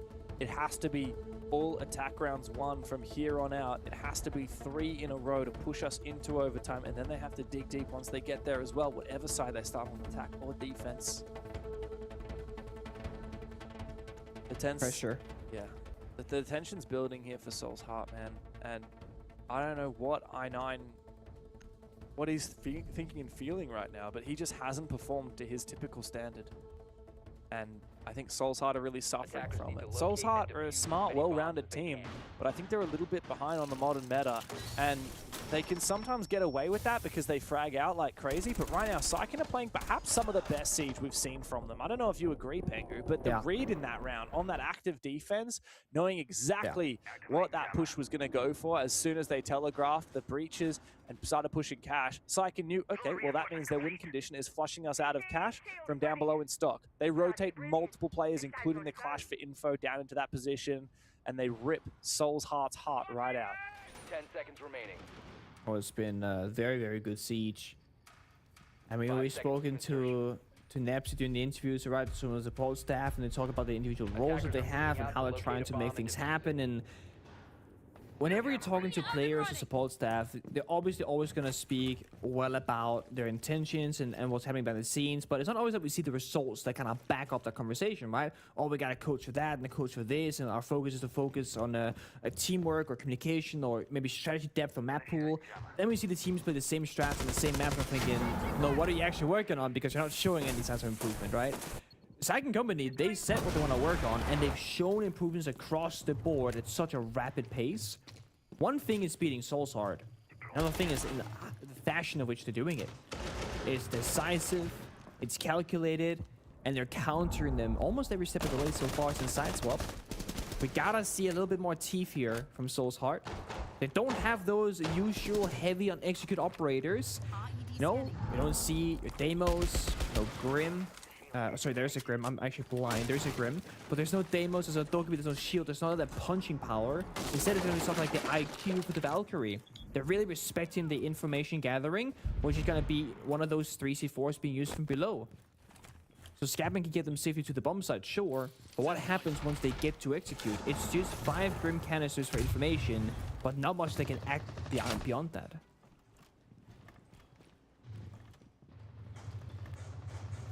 I really feel like Soul's Heart do not have the ingredients to deal with this clash, do not have what they need to try and crack in. They've tried the Ying in the past before it was banned, and it seemed okay. Oh my god! Oh, no, a shot through the floor like that. I9 going down again. 2 and 8 today.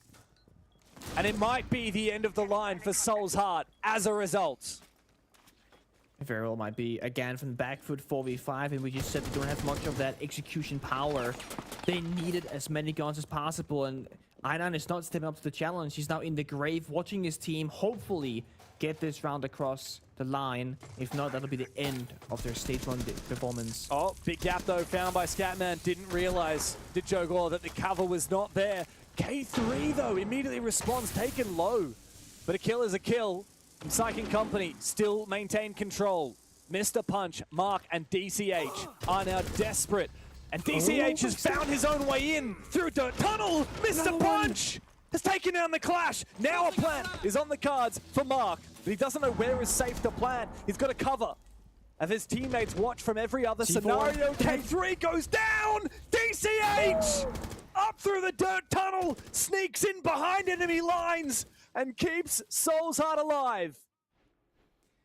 The tiniest of details, a backstep from Blue, a backstep from Dirt Tunnel, just finding that teeny tiny gap. It's so freaking that we don't see a defender playing inside a Dirt Tunnel these days because you're stuck in a bad location, but this time there was indeed a member waiting there, the back turn towards his enemy, and it changes everything. Mind you, Psychic Company being less experienced and, you know, causing the upset currently, they're feeling the pressure of being about to win. And that's a real thing. We've seen it so many times in the past, even at international big tournaments, right?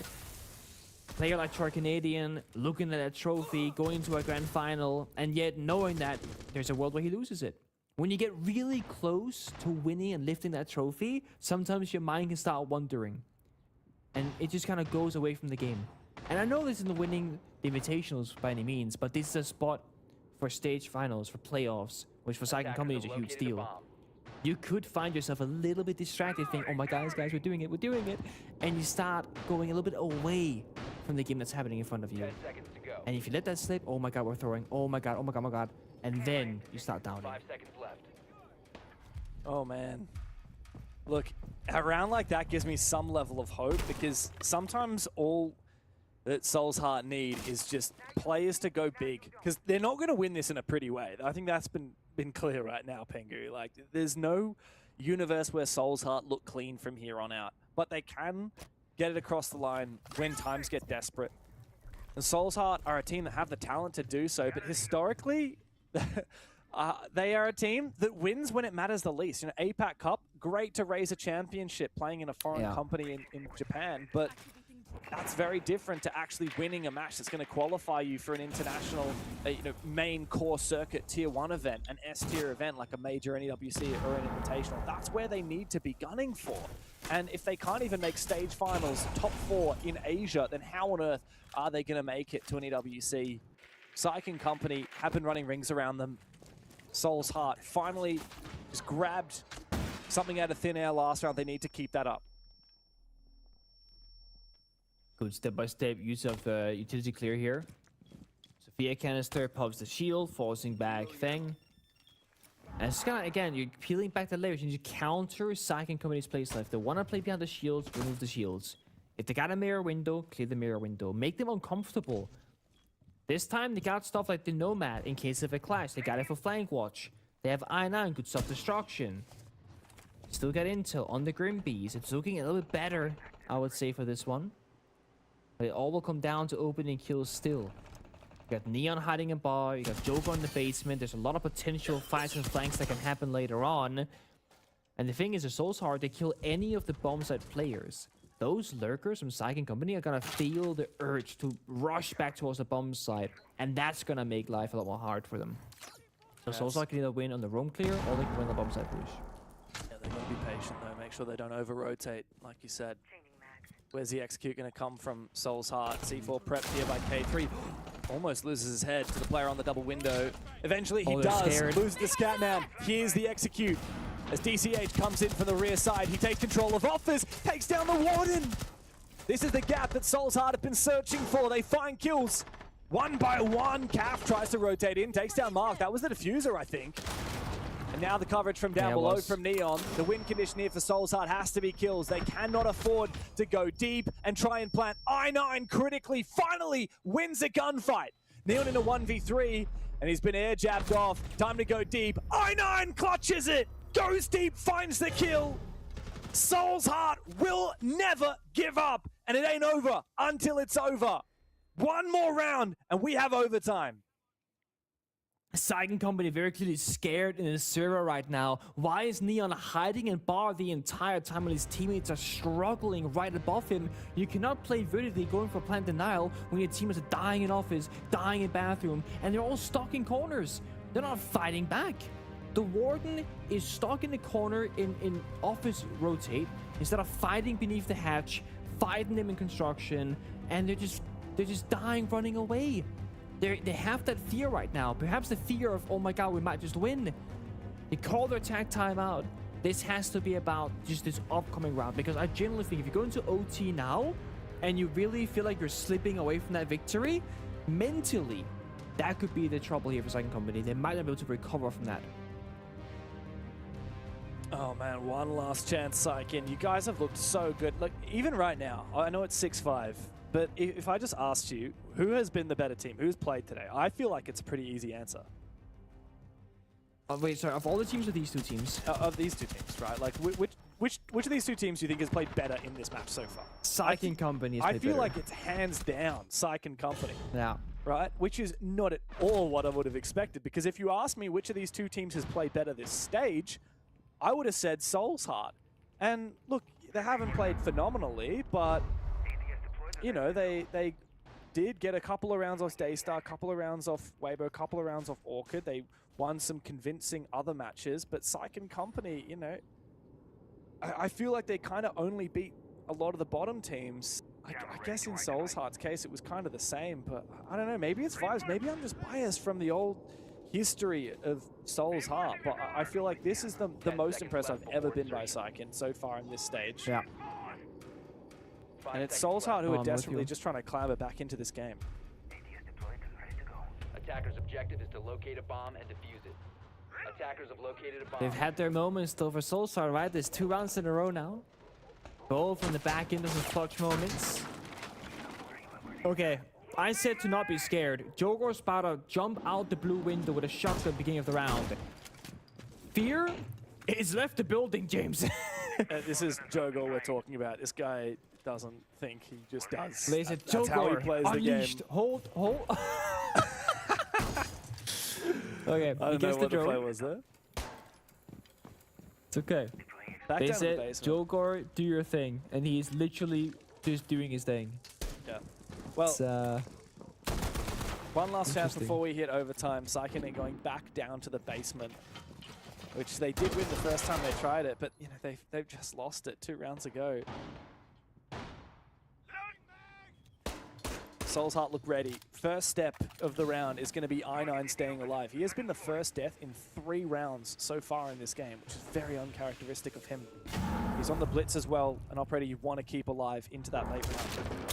Yeah, they haven't had to blitz to this push just yet, so it's going to be a new look here if they can get their 5v5. I'm very curious. They're playing the Jaeger, which is super uncommon here in Basement Clubhouse. And it could be because they're expecting some grenades, or it could be because they just want to try and catch some of those Grim Bees. Because Cavita and Ying are both banned away, which are often what the Jaeger wants to try and counter. Here's I9. Can't take the fight up, but it gets a bit of map space and burns the Goyo canister typically as it gets shot with that map control. But yeah, they're bunkering down more around AKs and blue. Joker C4 hits the mark of the scat man. Oh, it's no. just a buck. They got a sledge for doubling down, and the sledge had more util in pocket anyway. So honestly, it's the better player to lose. It's not over just yet. I still think as long as you got some of those Grim Bees, a final grenade, and the I9 on blitz, anything is possible.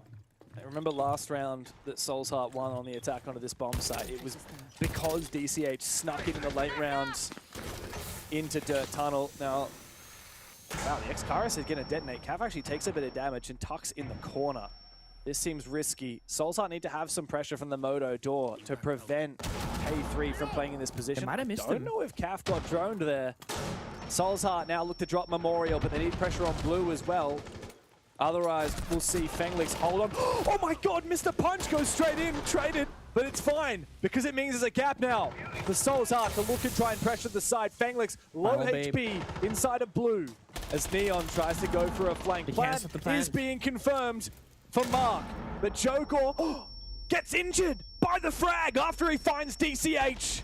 It's now a 2v2 as Mark finally confirms that plan. I9! He needed to step up and he did. With the pistol of the blitz, he covers his teammate. Now into the 2v2. Needs to be careful, don't get too close to that fire extinguisher. Otherwise, he could get concussed out. Big kill for Mark! Into the 1v1. It's Neon on the Warden, and he's made it a 1v1. He can't get blinded. I9 cannot blind him because he is the Warden. He smacks him back, delays the time, goes for the flash. The Warden's glasses have finished. And now I9 has to hold on for as long as he can. Gets fired out of the bomb site. He can rotate back over. Neon's still full HP, but he doesn't have the time. I9, when it matters the most, stands tall for Soul's Heart. Overtime, here we come. We've been waiting for this moment. We've been waiting for I9 to become that guy once more. And it's been a slow path to that spot, but he's finally here. You see how much it means to him. He knows he's been dragging down the team in this so important series, falling a bit short of expectations. 6-6, mental shattered from Saiken Company. A huge lead now lost. Even numbers in overtime. You'll swap back and forth between attack and defense. They came off this push here. Uncharacteristic for a player like Mr. Punch on the Grim to say, screw it, I'm going straight to the door into the bomb site. I'm starting this attack, and you gotta just be with me. And the whole team followed him. I would not want to be I9's monitor today. I think he almost copped a smashed monitor mid-game. It was close. Man, that is a much needed, a much warranted celebration. This guy was 2-8. He's gotten 5 kills since then. I9 has woken up. Saiken, you've woken the beast. Now you better be ready. It's another defense round for Saiken Company after they have just lost 3 in a row. Soul's Heart are here to play. Could this be the first time in forever where we finally see Soul's Heart show up when it actually matters? And there you see the comeback story. 3 straight. Basement, bedroom, and basement. It's all based off kills. Of course, that was in a post, but they're taking names right now. Dogar once again unleashed, doing his own thing, hiding in the strip club, looking for a run-out potentially here. This is the big switch up since the tactical timeout. They're playing a little bit more loose and doing riskier things, which can pay off. But mind you, the reason and the way in which Saiken have been winning so far is not doing these things. They're doing this more out of desperation than anything else. Isn't the most risky position to be in for Joker, but let's see his teammates start dying around the bomb site. It's a very long sprint back to help them. How long does he be patient here? Wow, default cam is up, minute into the round. Come on, guys. Oh, Mr. Punch has found K3. Now Jogor starts to feel like he cannot afford to be separated from the rest of his squad. So risky here for Saiken Company to go cash CCTV, but it is the only bomb site they have won on their defensive side, even though it is typically the least potent bomb site on the defensive side. They go back here after losing Church Arsenal twice. What's the play from Soul's Heart? You got your numbers. You look to try and collapse on Garage, but they're always going to have to keep in the back of their mind. There is Neon on that clash down below in Lounge. The hard thing to problem solve here is, are you going to go for a default plan against a Shanka Smoke clash, or are you going to try and push deep? Both of those seems pretty risky and difficult to approach. This is spicy from Neon because he's very alone. He's going to get shut down immediately. There was no backup, no support. They're all upstairs holding passive angles while he's pushing solo into Garage. It's I9 again. No hesitation, he just sends it. And now Jogor has exposed his position, jumping outside. Hello, goodbye to I9. Finally takes him down. On the jump out, I9 caught a little bit off-piste. 4v3, still advantage for Soul's Heart as they look to clutch match point. Jogor continuing to jump in and out. Soul's Heart know exactly where he is. The final gas to come out from CAF. Soul's Heart will have plenty of time to execute.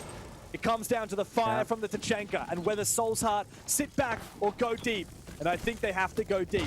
Mr. Punch decides to go for a passive plan. If Fenlix is ready, he might be able to deny this. The fire has missed, and now DCH goes deep, finds the kill on the bomb site!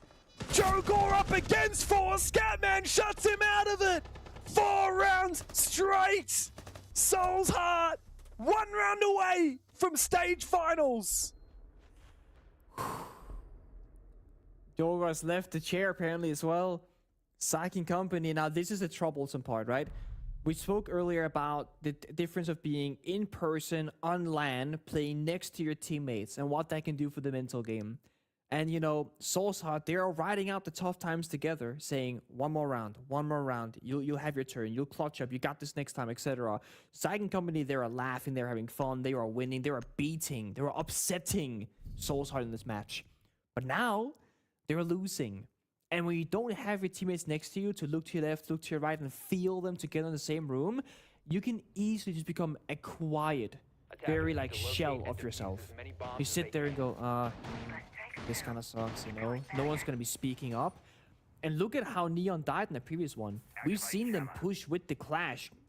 3 people around it, just like going for a kill. That was Neon fully solo pushing. No backup. No communication, while the Smoke and Tashanka are hiding behind the deployable shield and the green box on the bomb side. They're disjointed. Man, what has happened? An utter collapse of Saiken Company. Remember a couple of rounds ago, they were taunting Soul's Heart. They were saying, hey guys, do you want a coach? We've got 4. You can have one of ours. Ever since then, 4 rounds in a row for Soul's Heart. I9, look, he might still be going negative, but he has been, over the last 4 rounds, he's gotten, what, 7 kills, I believe? And only 2 deaths? Yeah. He's turned it up hugely on the attacking side. But now we go back onto the defense for Soul's Heart. It was utter strife for them. They only won a single round on Church and a single round on Gym Bedroom. Tasting a razor bloom. Saiken Company got to dig down deep. Ooh, dig deep. It's now or never. Sorry, I'm gonna be real. This game has really woken me up. I feel like I've had 10 coffees just because I'm watching Saiken versus Soul's Heart. We love a good bias caster getting excited for his favorite team here in Asia. Wink, wink, Soul's Heart teams. I don't know if they're my favorite team. I have such a soft spot for Scatman and I9. Yeah, you do. I'm all for it. I'll write the story with you till the end. That end could just be 1 more round. Look at Saiken Company, how scared they are. They're leaving the CCTV platform. They're going back on the rappels. They've not opened the windows. They haven't finished all the hard destruction either. This is not like them in the first couple of rounds when they're attacking. They were much more confident. They were quick into battle. They were setting things up. Where are they? Every single player, except for the Ying, is outside the building. A Ying is in pool table, shotgun in hand, just fishing for a kill up the hatch bubble. Now just jumped out. So they're going to be executing purely from the windows. Grimpies, Candelas, and that's it? Oh, this amount of damage I don't down from see it. Neon. No, I don't know. Look, the one thing I can say for Syken Companies, remember that first half, Fenglix was so utterly, unimaginably good on that Ying. So I never want to discount what he might be capable of. But on the flip side of that, Soul's Heart have truly woken up in these last couple of rounds. Need a way in. Neon's so close. Sees the player, sees the peak. Bit of damage on a DCH. Both players lit. I9 still holding on to his position. Waiting for a chance. Here come the Candelas. One rolls in to office for Fenglix. Is this the gap? Is this Neon? Sending it into the bomb site. But Scatman and I9 together collapse. And everyone from Syken will fall.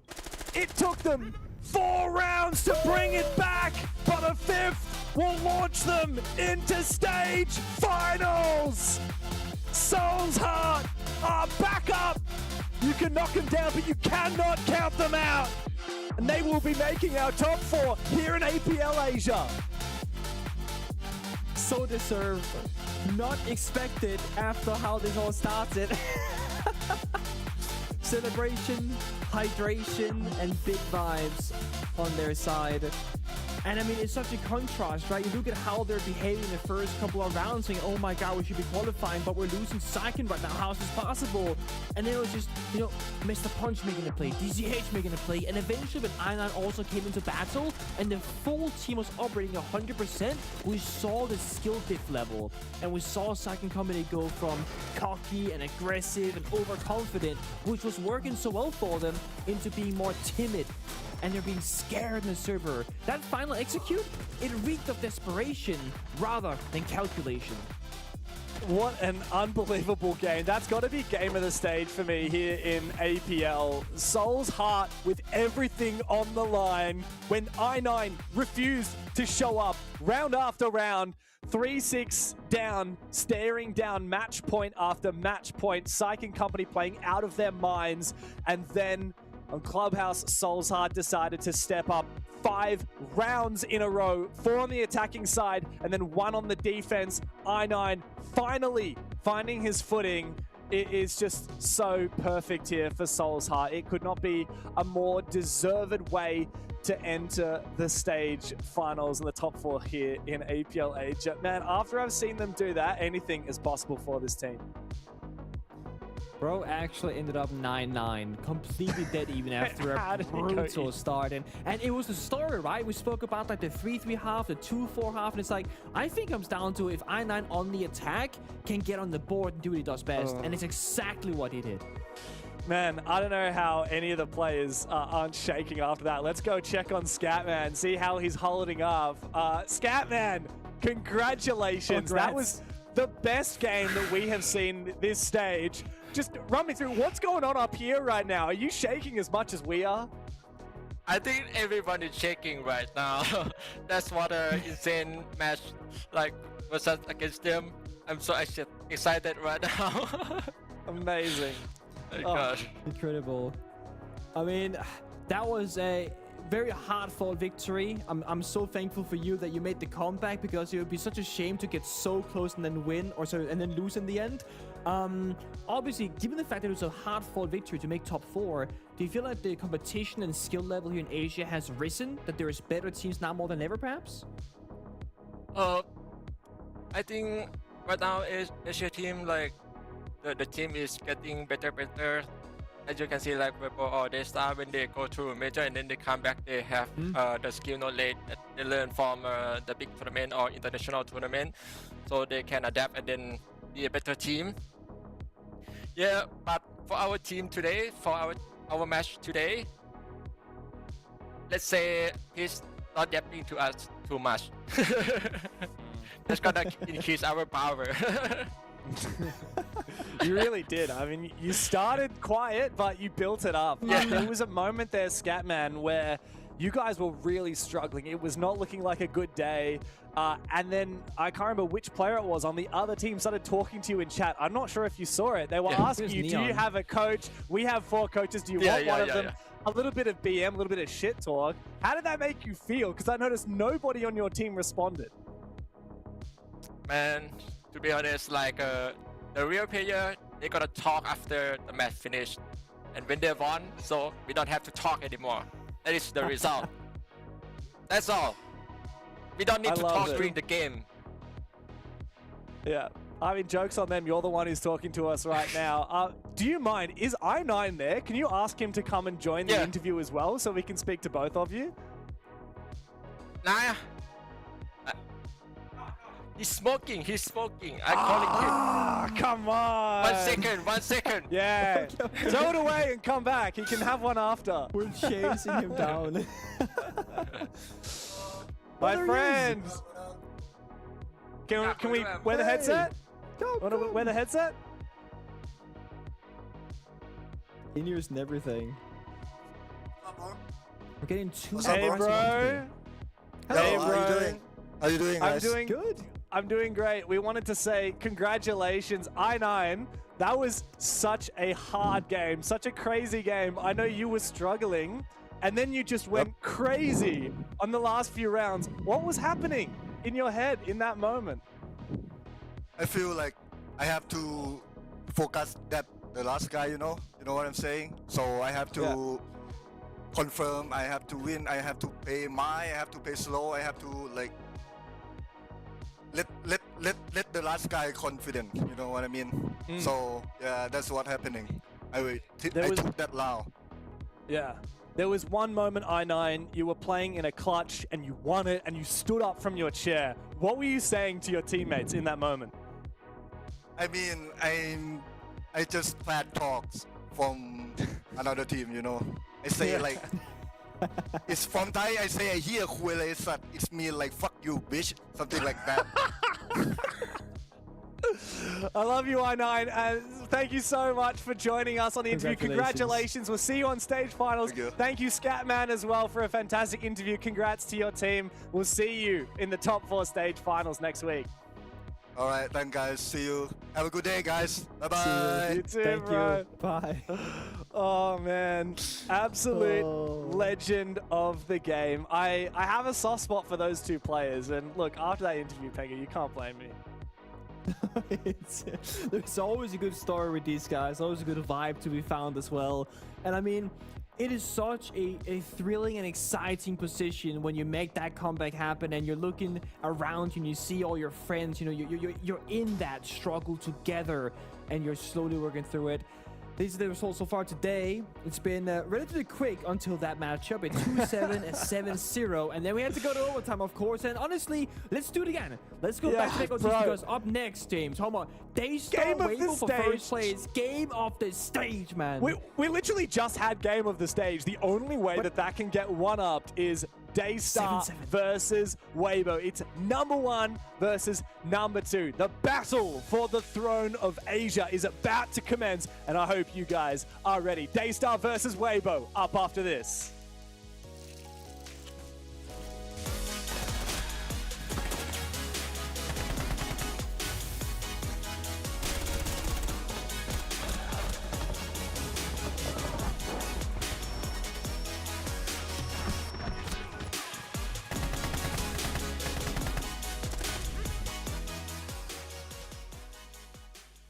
รู้สึกว่า Rainbow Six มีตัวค่อนข้างเยอะแล้วรู้สึกว่าแต่ละตัวนั้นมีปืนค่อนข้างที่จะไม่เหมือนกันแต่ว่าถ้า Counter Strike ก็จะมีแค่บุกกับการที่ปืนต่างกันแต่ว่า Rainbow Six มีปืนค่อนข้างเยอะมีตัวหลายๆตัวมีตัวใหม่เข้ามาทำให้ผมรู้สึกสนุกกับการเล่น Rainbow Six มากกว่าส่วนตัวผมเป็นคนที่ชอบเล่นเสี่ยงกล้าได้กล้าเสียเหมือนกับท็อปสันใน OG เป็นคนที่กล้าได้กล้าเสียให้กับทีมไม่ว่ายังไงอย่างนี้ผมก็เลยชอบที่จะเล่นแบบนั้นก็อาจจะเป็นสิ่งที่มีตัวละครเล่นค่อนข้างเยอะแน่นอนแล้วก็ตัวมีปืนมี ability ค่อนข้างเยอะทำให้ผมรู้สึกสนุกกับมันสิ่งนี้ที่รู้สึกว่าดีเลยของ4ก็คืออัปเดตค่อนข้างบ่อย มากกว่าเคาน์เตอร์ก็จะมีแค่แมปอะไรอย่างนี้แต่ว่า4มีการอัปเดต about ตัวแล้วก็แมปอะไรอย่างนี้ก็ผมก็กดแรงคนเดียวอะไรอย่างนี้แต่ว่า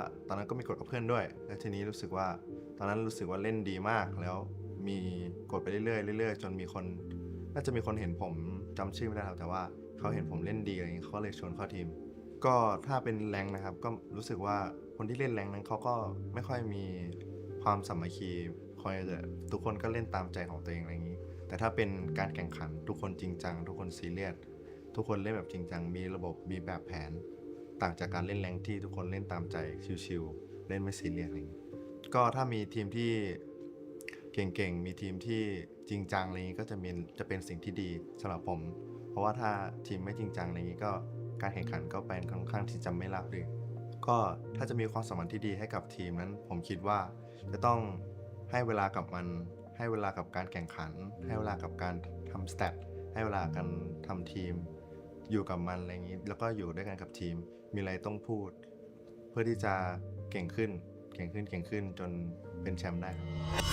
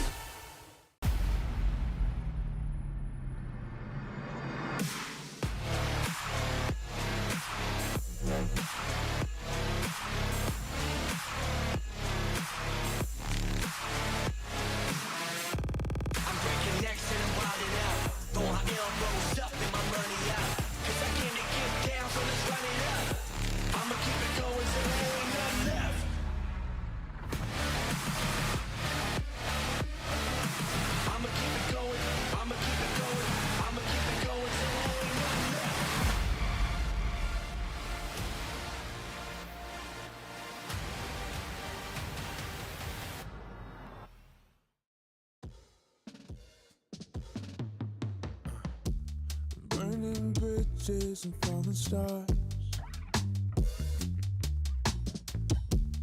purple skylines and broken hearts. There ain't no taking that to the moon. Out here trying, but there ain't no room. No, good intentions will fall apart. Yeah. And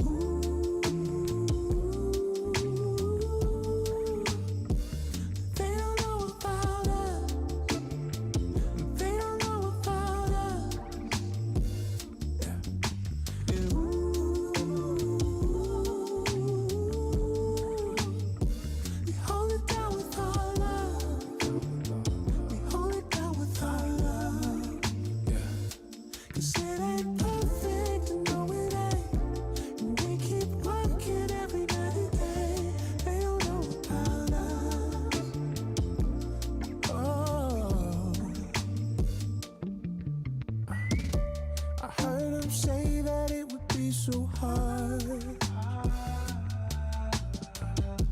and I can't lie, baby, they were wrong. No, but if 1 + 1 is 2, it's true that you got me and I got you. Oh, nothing will ever keep us apart. No, and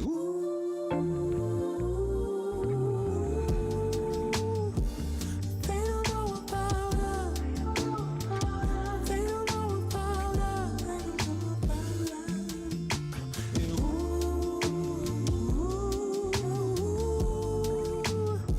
we hold it down with our love. Hold it down with our love. We hold it down with our love. Through the fire and the thunder, we'll be with each other.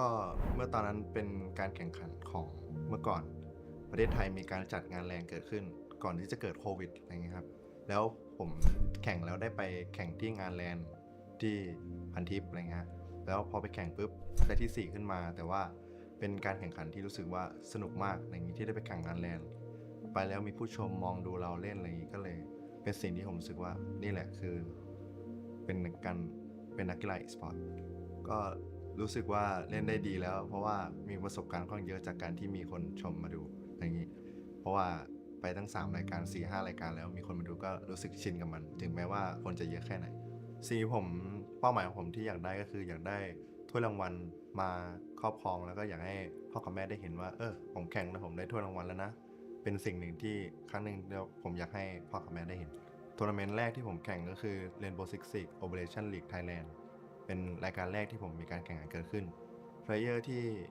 ผมยังอยู่แล้วก็ยังเห็นแข่งอยู่ก็คือมีแค่พี่เอ็กโซติกคนเดียวนอกเหนือจากนั้นก็คือเลิกแข่งกันไปหมดแล้วก็จากที่ผมได้มีการโยกย้ายทีมมาตลอดก็จะได้เห็นถึงความจริงจังของทีมแต่ละทีมซึ่งมีความแตกต่างกันอย่างทีม No Cap ก็เป็นทีมที่ค่อนข้างจริงจังแล้วก็ผู้เล่นเนี่ยค่อนข้างเก่งผู้เล่นมีประสบการณ์ไปแข่งขันมาก่อนแล้วอะไรอย่างนี้พอผมเข้าไปผมรู้สึกสนุกและรู้สึกว่าการที่ได้เห็นเขาจริงจังเนี่ยผมก็เลยถ้าเกิดผมได้มีการย้ายทีมผมก็อยากจะเอาความจริงจังของตรงนี้ไปบอกให้กับทีมที่ผมอยู่ด้วยว่าเขาจริงจังขนาดนี้นะเขาเล่นกันอย่างนี้อย่างนี้ผมก็จะทำให้เต็มที่แล้วก็ทำให้ทีมผมเนี่ยเก่งขึ้นผู้เล่นที่ผมรู้สึกว่ามี impact ต่อเกมมากที่สุดก็คือน้องกิจเจนะครับเพราะว่าน้องเนี่ยเป็นคนที่ยิงค่อนข้างเก่งมากเป็นคนที่ถ้าได้ยิงแล้ววันนั้นมาเนี่ยแล้วก็ไม่มีใครหยุดน้องเขาอยู่จริงเป็นผู้เล่นที่ผมรู้สึกว่ามี impact แล้วก็เป็นผู้เล่นหนึ่งในคนเลยที่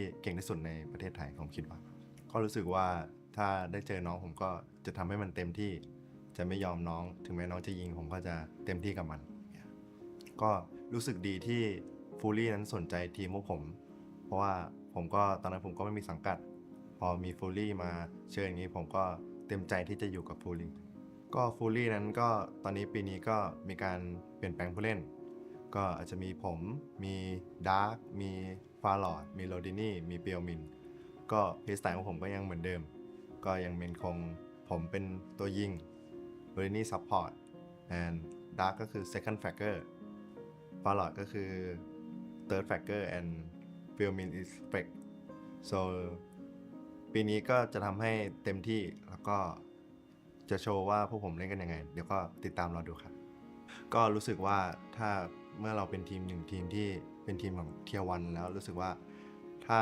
เราทำไม่เต็มที่เนี่ยแล้วรู้สึกว่าออกเนี่ยอาจจะเสียใจกับเราได้เพราะว่าเขาเต็มที่ให้กับเราเขาลงทุนกับเราอย่างนี้ถ้าเกิดทำไม่ได้เขาก็อาจจะเสียใจผมก็จะทำให้เต็มที่แล้วก็ไม่ทำให้ฟูลี่ผิดหวัง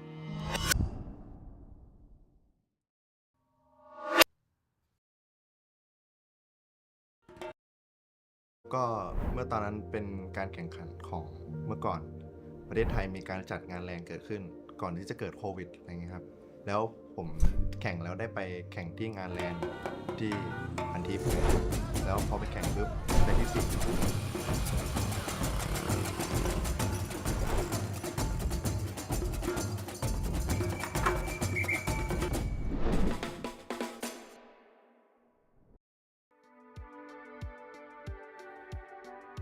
Miraculous victory for Soul's Heart, coming back from a 3-6 deficit against Psych & Company to claim their spot in the stage finals for Asia, which means that the table's set. We know our 4 teams from this region, Pengu, that will be going through to the finals, but unfortunately, we haven't yet crowned a champion of the group stage. We need to find which of the teams will be the best. Of course, the thing that everyone is playing for is a spot at the Esports World Cup, which is going to be in Paris in August. I hear through the grapevine that there are still tickets available. I know a lot of other events have sold out so quickly. So we need to make sure that if you want a ticket, that you get there in time before tickets sell out. I highly recommend getting it. And look, Paris isn't a half bad place to be, Pengu, right? We went there for Valentine's Day. We've been there. You know, you and me, just a lovely little Valentine's Day in Paris. Little cafe, little espresso in the morning. It was a great time. Definitely go get your tickets, guys. Of course, let's dig into our match at hand, though, Pengu. It's Daystar versus Weibo Gaming, the number 1 and number 2 in this region. Yeah, both undefeated, going 6-0-0-0. They are looking crazy strong, and we're kind of setting up the story in the very first play. They're saying, hey, there's this chance where Daystar, Weibo got defeated in the final play. They play each other for first place, and that is exactly where we are now, a couple of weeks later, and it's well deserved. We're seeing it from the highlight reel, how well they've been faring, and the thing about Daystar that really has impressed me the most is their flexibility. They're not like a one-punch kind of team, one playstyle kind of team, and they're actually matching Weibo in a very similar fashion. Weibo, of course, are much more experienced, but Daystar, they are building a story of their own, and given enough time and maybe a few more international events here, they could actually give Weibo one for the money long term. Yeah, absolutely. That's the thing that we were a little bit surprised about with Daystar. The fact that they managed to step up to another level since bringing on Yao, who was a rookie, and we've talked to the team about it. They literally just found him by playing ranked, pretty much. And after that, they decided, hey, this guy's pretty good. Let's bring him onto the roster. He's a young 19-year-old, and the team has been looking perhaps better than ever, undefeated so far, and taking down the stiffest competition in Orchid and Soul's Heart in cool 7-3 victories. But of course, another team that has looked so damn cool so far and have had a roster change coming into this stage are the Kings of Asia, Weibo Gaming. Yeah, it was a big question mark with minus Ape plus Gotti. Can that be a stronger team, or is it going to be a weaker team perhaps? Literally right off the gates, Gotti was the right fit. It was not a matter of like Ape being the wrong fit. It wasn't like that at all, but Gotti was just filling in exactly what they wanted. And we spoke to Speakeasy about it. It's like, what is it about Gotti in particular that you chose to pick up? Because when you're Weibo, you have free control. You point at a player and they say, yes, sir, I will join your team because you guys are the best right now in the region. You've been for a very long time. They wanted a support player who doesn't take a lot of risks, who can simply just stay alive. So you give Gotti a DMR, you put him on an angle, and he will be victorious every single time. Yeah, for sure. That's the thing about this roster. It's just star-studded. You have so many old reliables like your Gotti. You got so many insane fraggers. like your Turdster, your Reaps, even Hoven as well is part of that conversation. You have the perfect mix of risk takers and people who are happy to just play the win conditions like Speakeasy does. And a new player to join the roster who has fitted in like a glove is Gotti. Speakeasy said, we wanted to pick somebody up that we just could always count on to never die. And that's exactly what Gotti does. Harambe, the coach at Daystar, of course his opposition for today, said Gotti going to Weibo is like Pau Gasol going to the Lakers. Now, I'm not going to pretend to be an NBA fan here. I know you're not the biggest NBA fan either, but I've done my research, and apparently that roster change back in 2008 was a pretty big deal. And I think that it's pretty an apt comparison, I'm sure, from Harambe to Gotti joining Weibo. I like it. Also, a bit of respect as well as saying that it's a pretty big deal that it happened, and of course the payoff has been equally good. And that leads us to one more question, James, for this matchup. What is that?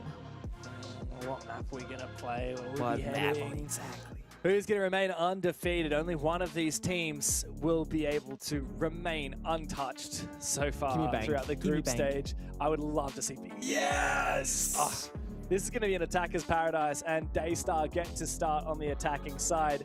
Wow, we haven't seen either of these teams play Bank with one exception, Weibo destroying Fury 7-0. So yeah, if I'm Daystar, I'm pretty worried, but they did get the ban pick, so let's see what happens.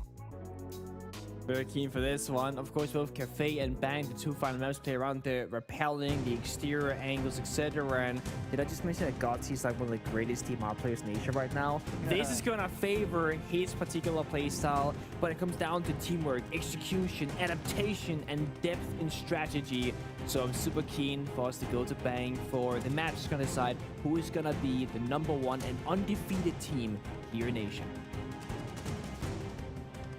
Weibo Gaming and Daystar have represented this region at the last two international events, both the Six Invitational in Paris and, of course, at the Salt Lake City Major. Only one of them will be able to return to Paris, however, for the Esports World Cup in just 2 months' time. We'll have our stage finals in the best of threes to determine which of those teams it will be. However, first, we need to get a temperature tester of which of these teams are looking like the favorites here. Now let's dig into it. Capitao and Glaz banned out by Daystar against Weibo. Unusual bans.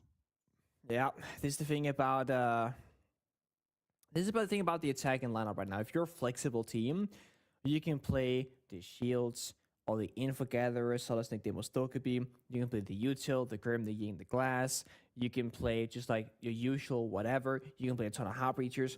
If you are willing to be flexible, that is the best way to play attack right now in the current given meta, because there are so many strong operators that you can pick from. And, you know, nowadays players have gotten really good at the game. They've been playing for a very long time. If you go back to, let's say, Hungry back in back in his Penta days, rather like 18, 19, etc. He was regarded as one of the best Monty Ying players in the world. He was playing in Europe, and the reason why he was so good and so valuable back then is because we only had one attacker ban each. So you can ban his Monty, he's gonna spam the Ying, or you ban the Ying, he's gonna spam the Monty, and there was no winning. Nowadays, we have more operator bans, and obviously, in the current system, you're defending, so you ban 2 attacking operators. Back in the day, if you banned an attacking operator, your enemy couldn't play it, but neither could you. So it worked both ways. And what that means is today, you have to be twice as flexible, essentially, because the enemy can target ban you with 2 operators, and then a third after 3 rounds. So you need to be able to play 3 different styles of Siege, utilizing 3 different kinds of meta games, if you will, to succeed at countering all those potential operator bans. Weibo, we know they can play fast, we know they can play slow, they can play the fast entry, they're disciplined to execute, and the thing is, on Bank you can do both styles. Daystar right now, they're targeting the execution style of Weibo, taking away the Capitao and the Glass. But as we said before, that leaves open exactly what they're picking now as a counter response, the Intel and the Shield. So it was going to be Blackbeard. Last second onto a classic Monty from Speakeasy. The Solid Snake, the Demos, the Dokkaebi for intel and aggression. It's a classic Weibo adaptation. I love it. Love it.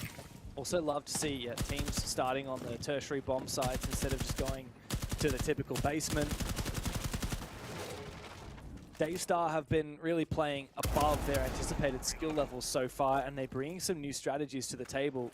It is a basement defense, but a very heavy extension here inside of open area with the castle, which honestly you don't see that often these days. I like this angle from Turster, though. He's not running a DMR. He loves this angle. He's not going to be able to deal the damage required, I don't think. Not without... Yeah, he's...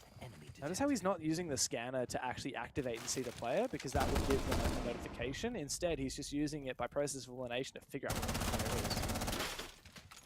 It's about sending a message. Even if you don't do a ton of damage to that drone hole, it's about saying, I know exactly where you are. The solar scanner will do that same job, but there's a castle barricade in the way, actually, limiting the line of sight here from Weibo's attack. But they got Pika stuck in the corner of the quad wall. He's in a lot of trouble. Fire, Monty, softball, 80s. He gets the kill though, and the team kill as well. So 2 players go down because of it. That is absolutely Disaster. worthwhile from Pika. Yeah, big disaster. Look, Speakeasy dying if it was a 1-for-1 trade, not the end of the world, but Turdster team killing onto Hov, and you can see it's triggered Daystar to fall back. They've said, all right, maybe we can fall everyone back to the bomb site. That's a tough one. I mean, losing Speakeasy on the Monty during the roam clear, that's a big loss to suffer. And it's not much more difficult. Taking server stairs control against the seal and the smoke is much more challenging, especially with losing the Demos track on top of it. This could be, honestly, Weibo losing their first attacking round unless they can come up clutch.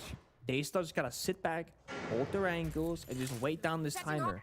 And Seal has 3 toxic waves in pocket still. He can stall for at least 20 or maybe even 30 seconds, to be honest.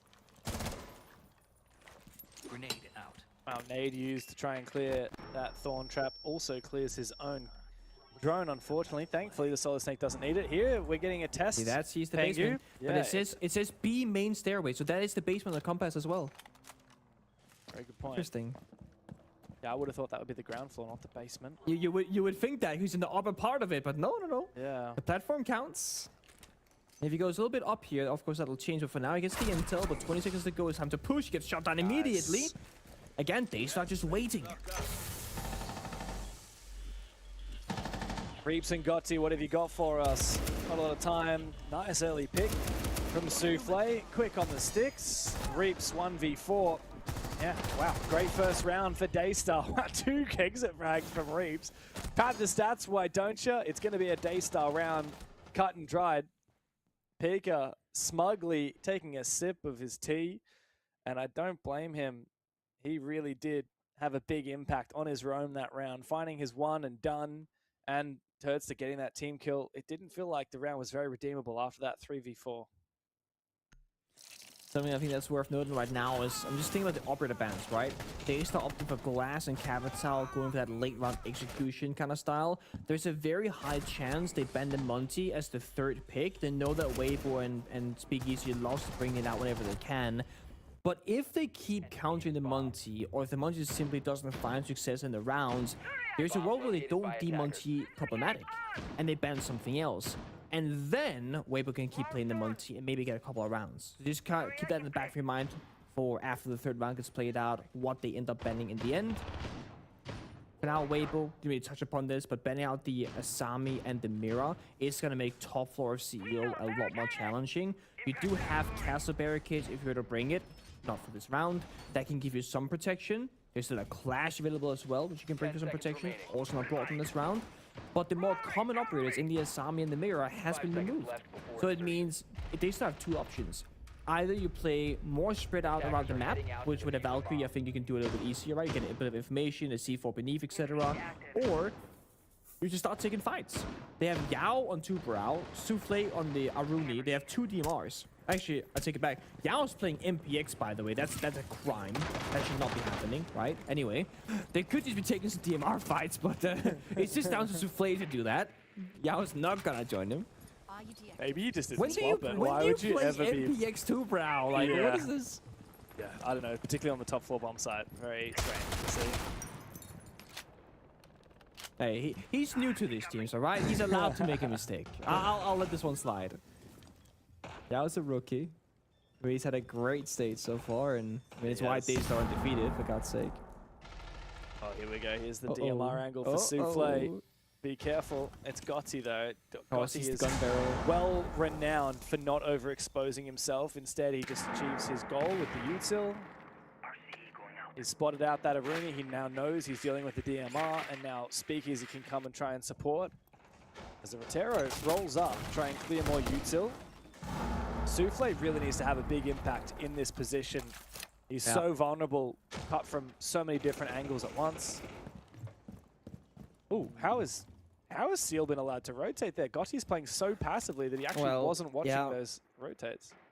That's the thing, when you're playing in this passive position and you're good at not dying, it means you're not taking a lot of risk. And that does mean there's a gap sometimes to be found. When you're on your drone, you can't die, but likewise, you can't actively hold the angle, only share the information of what you're seeing with the drone itself. Weibo are respecting Daystar a ton in this round. No one's making any risky plays. They're waiting for Speakeasy to slowly make it up the staircase, burn the thorn traps time and time again. C4 ripped as well. They're really looking to shut him down. And this chip damage, it might just be enough if C4 lands. They're just baiting. They're looking to try and create gaps. Wow, Reaps cut off on the upside down rappel by Souffle. 1 HP. Yeah, Speakeasy is very low HP as well. Finally cut down is Souffle. Hoven from the rappel. Weibo have been looking to try and expose these players and shut them down for quite some time, but Daystar have done a good job of not overexposing themselves. However, I think Weibo have got the count. A lot of these players are getting aggressive now. Turdster essentially fighting a three-way crossfire. It comes down to Speakeasy to have a big impact, and Turdster to try and help out. Speakeasy finds one. Gotti will go down, but it is worthwhile here for Weibo. Now it's just Yao with his MPX against two players. No diffuser though.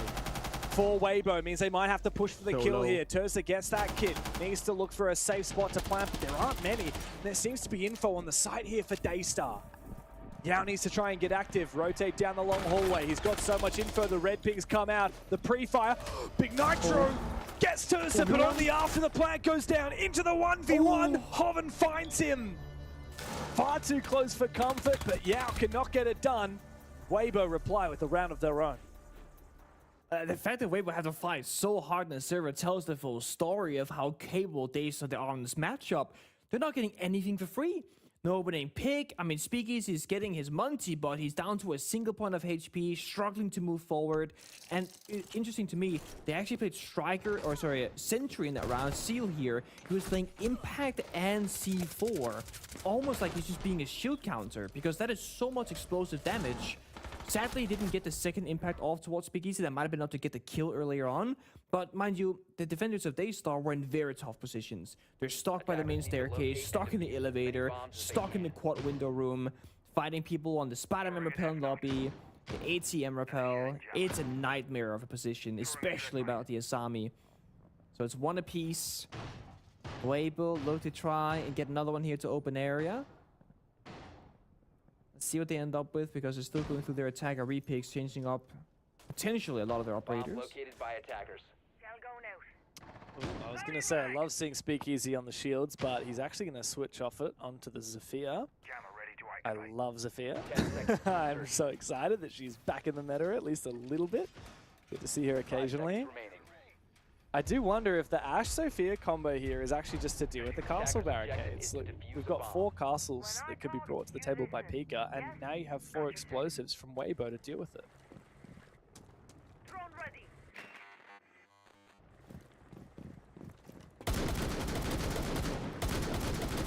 Or just about the playstyle of Weibo, about the variance of counterplays. I mean, they're a big team fan of Flores, Twitch, Brava, just the anti-util operators. Home with a quick pick though on the Seal.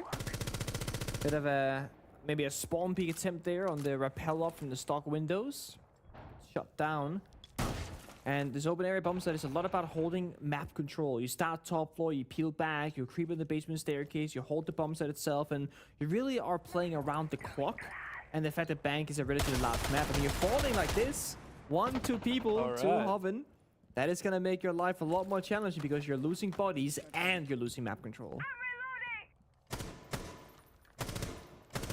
Yeah, come on, mate. Don't overpeak. Oh, never mind. He peeks Oh, as no, soon no, as no, the no. smoke goes down. That's a nice shot onto Hoven.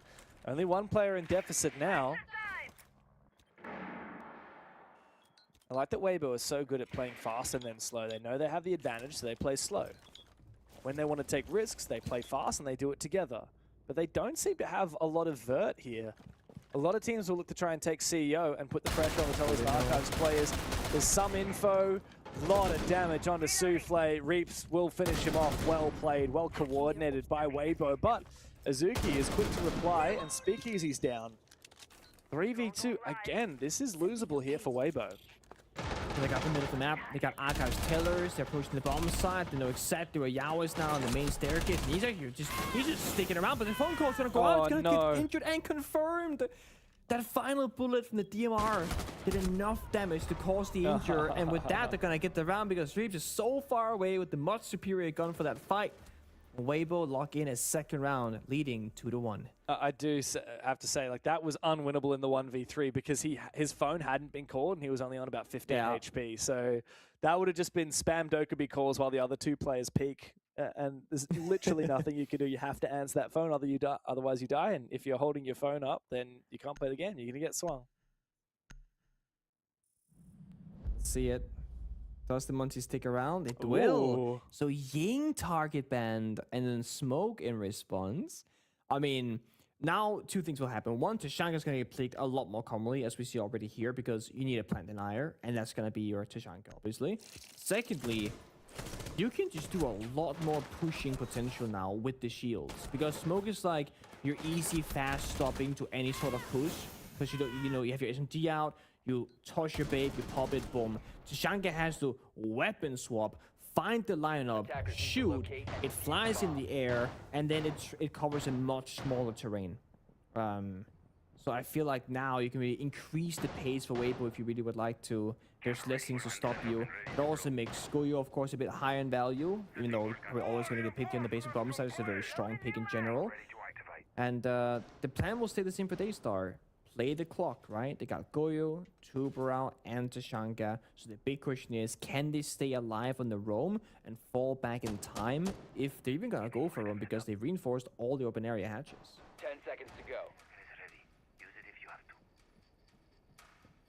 5 seconds remaining. No shield lineup from Weibo. Oh.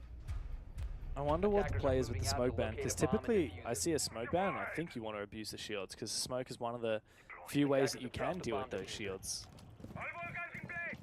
But I guess not here for Weibo. Of course, last time they attacked this bomb site, they essentially won the round before they got to the bomb site itself. So, sorry, they ended up losing the round, but they ended up having most of the battle be on the roam. It was much more of a roam-centric defense from Daystar. This time around, Daystar much more fallen back onto the bomb site. You can see all 5 players anchoring. They're going to try and use primarily the time delay of the Tuberao, Goyo, Tachanka. Weibo's still got to clear the map though. Nice and steady. The downside of so many strong attackers existing is that everyone is so goddamn valuable. You can't really spare anybody. Home was an Ash previously, and that's one of those operas that you can go for kills and you can die and it's okay. You're just like an injury with a good gun, sort of. But right now, either you got hard destruction, you got soft destruction, or you're necessary for the execute. So we're sitting back waiting. There goes up the first Soto canister. They can stall for about 12 seconds each, give or take, so we can be here for a little while before anything happens further. That with the Goyo 5 up on the server stairs means that Weibo gotta just keep droning, make sure the flanks are locked down, and then once the fire and the freeze stops, they can kind of continue their push forward. But there's gonna be Pika on blue staircase, aka server stairs, waiting for them. So the big question, I guess, is it gonna be a server take with a challenge Pika on the stairs, which with a flank you from Gotzi might be possible, or do they go for a frontal attack, which did not work the last time around? Wire here. Essentially, he's trying to solo this, but he's worried about aggression. That's what we were saying about Gotzi. Such a passive player. Ooh. Good Nitro in theory. Now he's detected by the Grimm's Bees. Wow, I cannot believe he finds a kill. Eventually traded back, sure, but that's a lot of damage to deal. Takes down Hoven. Thankfully, Hoven has used most of his util. Weibo now poised up for an execute with a numbers advantage. Problem is, there's still a lot of plant denials. C4 on Souffle and Azuki with all the Shamika launches. But if Weibo use their numbers advantage to overwhelm the site, Daystar might not be able to do anything about it. Yeah, I think you flood here for sure. Instead of you plant in an off location and just try and catch the C4 mid-air, a good hash up here can also change the tide of this round, because if you get one more pick, they can't cover all the angles as defenders. Oh, good catch there onto Yao. A little bit of damage done. Reaps tempted to drop down the hatch. Indeed, eventually he will. And Turdstar is there to cover off the player inside of Garage. Azuki and Souffle not in position, but Plant has to go down. Gotti starts to force it. Wave have to get desperate. C4 can win the round. Gotti still forcing it as the C4 is shot out of midair. Speakeasy digs deep. Weibo restabilized to win the round on the attack. Another time where they get tested to the absolute limits. We're talking 0 seconds, C4 mid-air. If you don't hit it, that's it. Tursta asking in chat, bro, who died to a grenade? Seal said, bro, that was instantaneous. It's not that common that we see a grenade kill these days, because you can no longer cook the grenades, but every once in a while, you know, it will happen. And if you bounce it off a wall, it'll actually blow twice as fast. If it then kind of like bounces into somebody's arms, it will seem instant from their point of view. Daystar will call a tactical timeout and talk things over. They're not looking in bad shape at all. They're just missing that final 1% to go from a round loss into a round victory. Sadly, that final 1% has meant 3 rounds lost in a row. I know. Time for Harambe to get his word in the coach timeout. Yeah, it is. But each round has looked a little bit better than the last for Weibo. I mean, first round, it was a bit back and forth, but at the end of it, when it came to execute, Daystar looked much more solid. And then the second round, on that top floor, it got very close, down to a 1v1 that Hoven won. Third round, pretty good. Pretty close, but the fourth round, the most decisive of them all so far for Weibo. Again, the fact that they shot the C4 out of midair, that could have been a round-winning play for Souffle. Weibo are looking solid, but we expect the attack to be good here on Bank. Attackers need to locate and defuse bombs. Even if Weibo go 4-2 here, I don't think Daystar, you would have to count them out. I think they definitely still have a solid shot to get in this one. Attacking on Bank is where it's at, especially on this top floor bomb site. I mean, Daystar have really tried to lead into the castle, not just on this top floor, but a couple of different bomb sites to try and create more solidified, safe positions to play. Hard to do so when Weibo are so insistent on repelling on so many different positions and then sending a shield in to displace your players. We've got Gotti on the counter repel, and you've got Hoven or another player on the CEO repel, and then you got Speakeasy walking at you with a shield. Yeah, I don't think you're gonna have very much luck. Attackers are heading out to defuse a bomb. I'm a bit curious here with Speakeasy's size, picking the Blackbeard of all operators. I'm only saying this because it's very challenging to play the Blackbeard here. You do get a good gun, of course. You can technically slap an ACOG on if you wanted to. You get frag grenades, sure. But the act of staying alive on a top floor attack is anything but a Monty if you're a shield. I'm gonna be watching this very excitingly, just to see how he manages. Of course, you could just be a window repel player with the shield in his face and just be intel. Also a possibility. For now, though, we gotta wait for Tursta to do the duty of playing Flores, which means locking in for about 60 to 90 seconds, using your gadget, getting those retarders in there, do some soft destruction to cancel barricades, clear out some barbed wire, the BPs, and when all that is done, and Turd can play the game with his gun, that's when they can start progressing further in the round. Oh, wow. Yeah, man. Poor Azuki is seeing the house fall down around him. Yeah. Gotti getting maximum value out of the X-Kairos. That's the great thing about the Hibana, especially compared to the Ace, right, for breaching Kanto walls, is you can also just do 2 pellets a time and get rid of the castle barricades. You can also just create lines of sight elsewhere. Now it's time to get the Kanto walls. Look at how passively he plays, man. He knows exactly how to do this. No risk taken unless necessary. Now, Gotti hasn't found any kills this year, but he's sitting on a bunch of assists, so he is helping his team. And Speakeasy in the building, by the way, taking fights. Here we go. Ooh, nice shot there from Mizuki. However, Speakeasy trades himself out with the nade, guarantees that that kill is found. And now Gotti on his passive repel and cut off seal does a little bit of damage to him, repositions. Souffle is now being called. He's also the last one standing. He can't get on his phone. And Turnstart will take him down. Every round more convincing than the last for Weibo Gaming. And Daystar, after their tactical timeout, have nothing to say in response. So where does that leave them now? I mean, I guess we always pull the side swap card, right? That's always going to be in the back pocket. It's bank, it's hacking side. If they get the 2-4 half, it's pretty right on track, you know? There has been some very, very close moments where Daystar very well could have won the round, you know, planting with 0 seconds from Weibo, etc. This could have easily been a different story. So I think if they just get 1 more in the half, it will be enough. They're going back to basement by the looks of it. Which is a tricky bomb side to play. There's not much like flavor you can really change around. You gotta have a little bit of a roam, but you can't overcommit to it. Then you gotta fall back and play the plant denial. But we saw how that happened last time, so I'm curious what they can do this time differently to change that result. Yeah, I think the smoke ban's a really good one from Weibo because I don't think, like you said, Daystar can rely too much on plant denial because firstly, the Goyo, they're just going to get hunted down by the Twitch. Weibo love Twitch. They play a ton of it. And it's very hard to stop the Twitch from countering your Goyo. Secondly, Tachanka. Well, in order to make Tachanka work, you have to have a numbers advantage, or at worst, even numbers, because Tachanka is going to be sitting there on his Shamika launcher for ages and exposed to a rush. Last time Weibo had a 4v3, Tachanka couldn't afford to sit on his gadget. Smoke is the perfect middle ground where you can't necessarily counter him like you can the Goyo, and also he's a lot safer than the Tachanka is. So I think Weibo really hit the nail on the head with that ban. And they themselves are digging deeper into the strat book. Look at Turnstart. He's got the Rayora. What's his plan with that? Also, can I say, very rare do we see a New Zealand operator being played by a Kiwi player. Love to see that. One of the few things you can do here is, you know, let's assume that, you know, the roam clear happens, you're 5v5, whatever.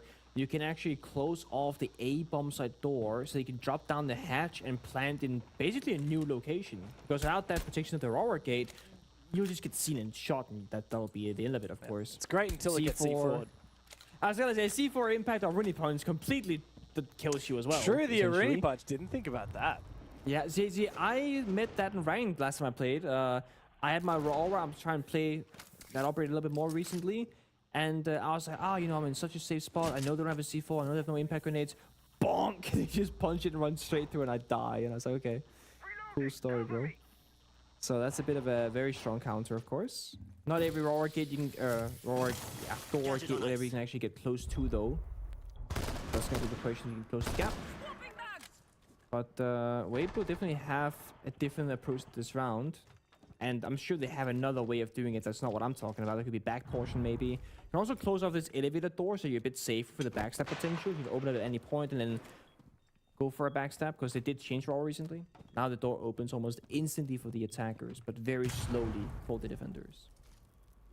Very curious to see what his eventual plan is with that gadget. For now, though, Daystar have just been falling back. Full 5 on site for them. As 2 minutes have elapsed, what progress have Weibo made? Oh, I say 5 on site. Technically, Pika isn't actually on the objective. He's still extending into server. A very powerful position, but one he can't afford to lose without dealing some damage. And unfortunately for him, Speakeasy will quickly take his head clean off. Weibo, and now in the numbers advantage, they can start prepping for a plant. Problem is, time is ticking away. We still don't have a breach on the main wall. We need Speakeasy to get in position to do that as soon as possible. I'm not gonna have time for this one, I don't think, but it doesn't matter because I gotta find all the picks.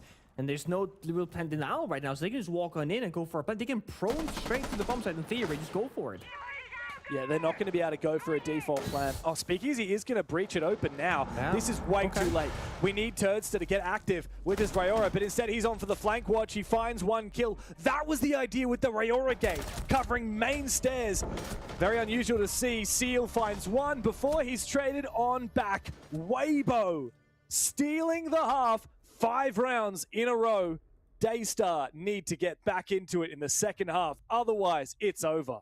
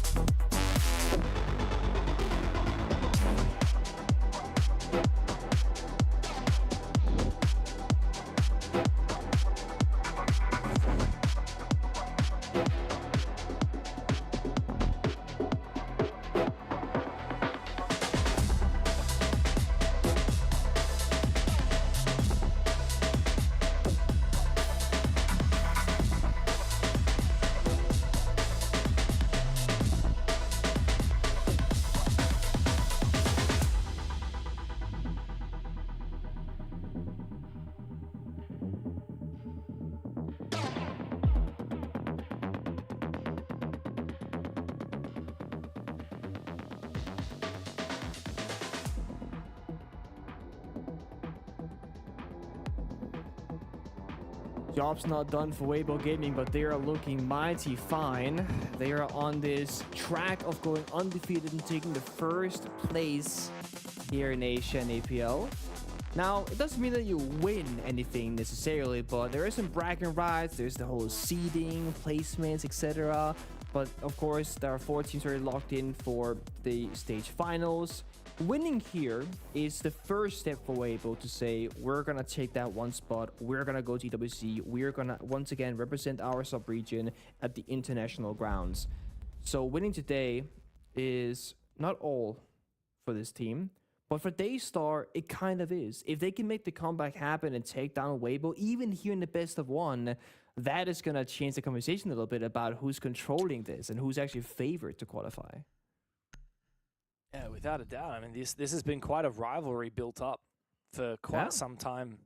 And Weibo tend to be the team that we look at. We don't say Daystar are the Kings of Asia. And people would say, excuse me, what? But we say Weibo are the Kings of Asia. And there's a very good reason for that. Nobody has been able to catch them.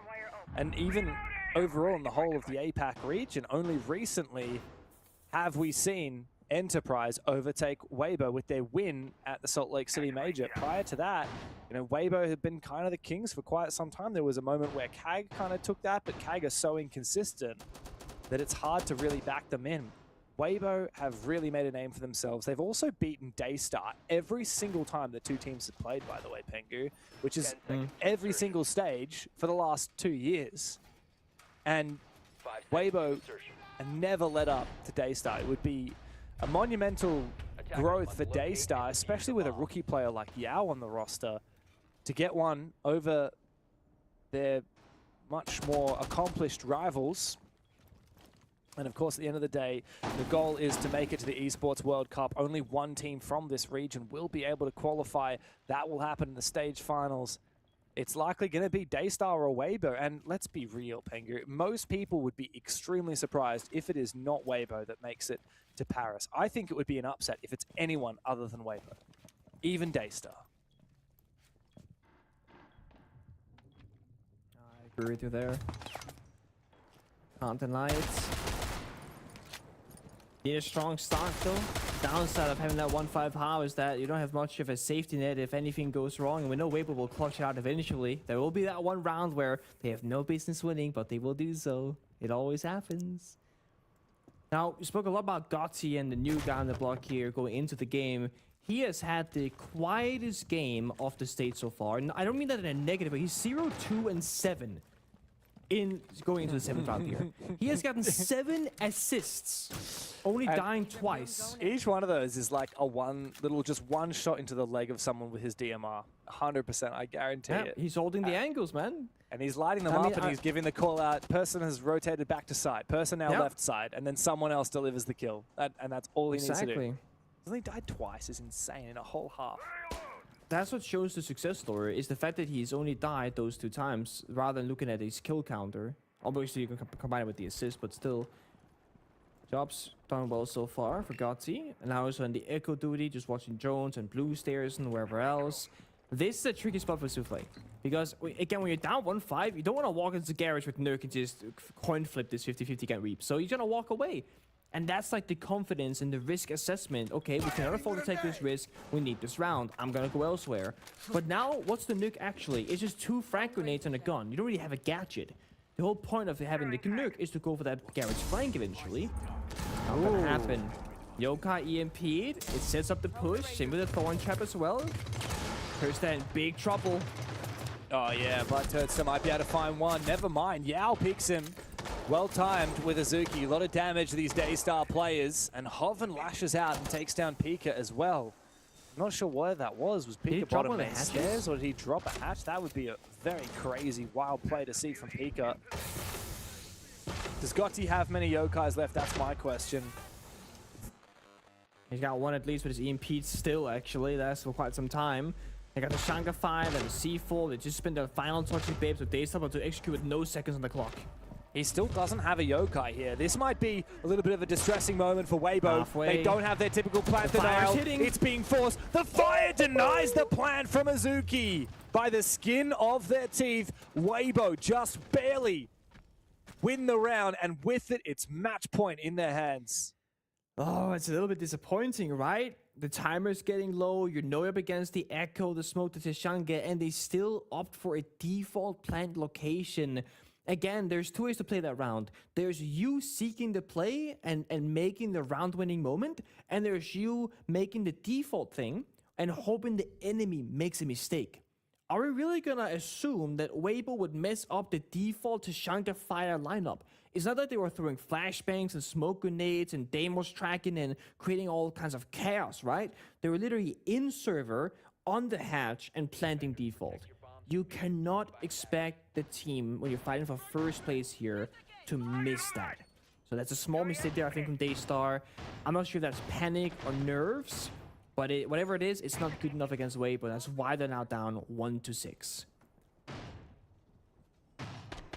5 rounds in a row. Is it possible? I'm going to be honest. I don't think Daystar, despite the achievements that they've had this stage, so many huge wins. I mean, you look through their stage. 7-4 win over Elevate, 7-3 over Orchid. That was a big moment when Daystar said, we are not just competing in the mid-pack, we are up there with Weibo. 7-3 over Orchid, then 7-3 over Soul's Heart.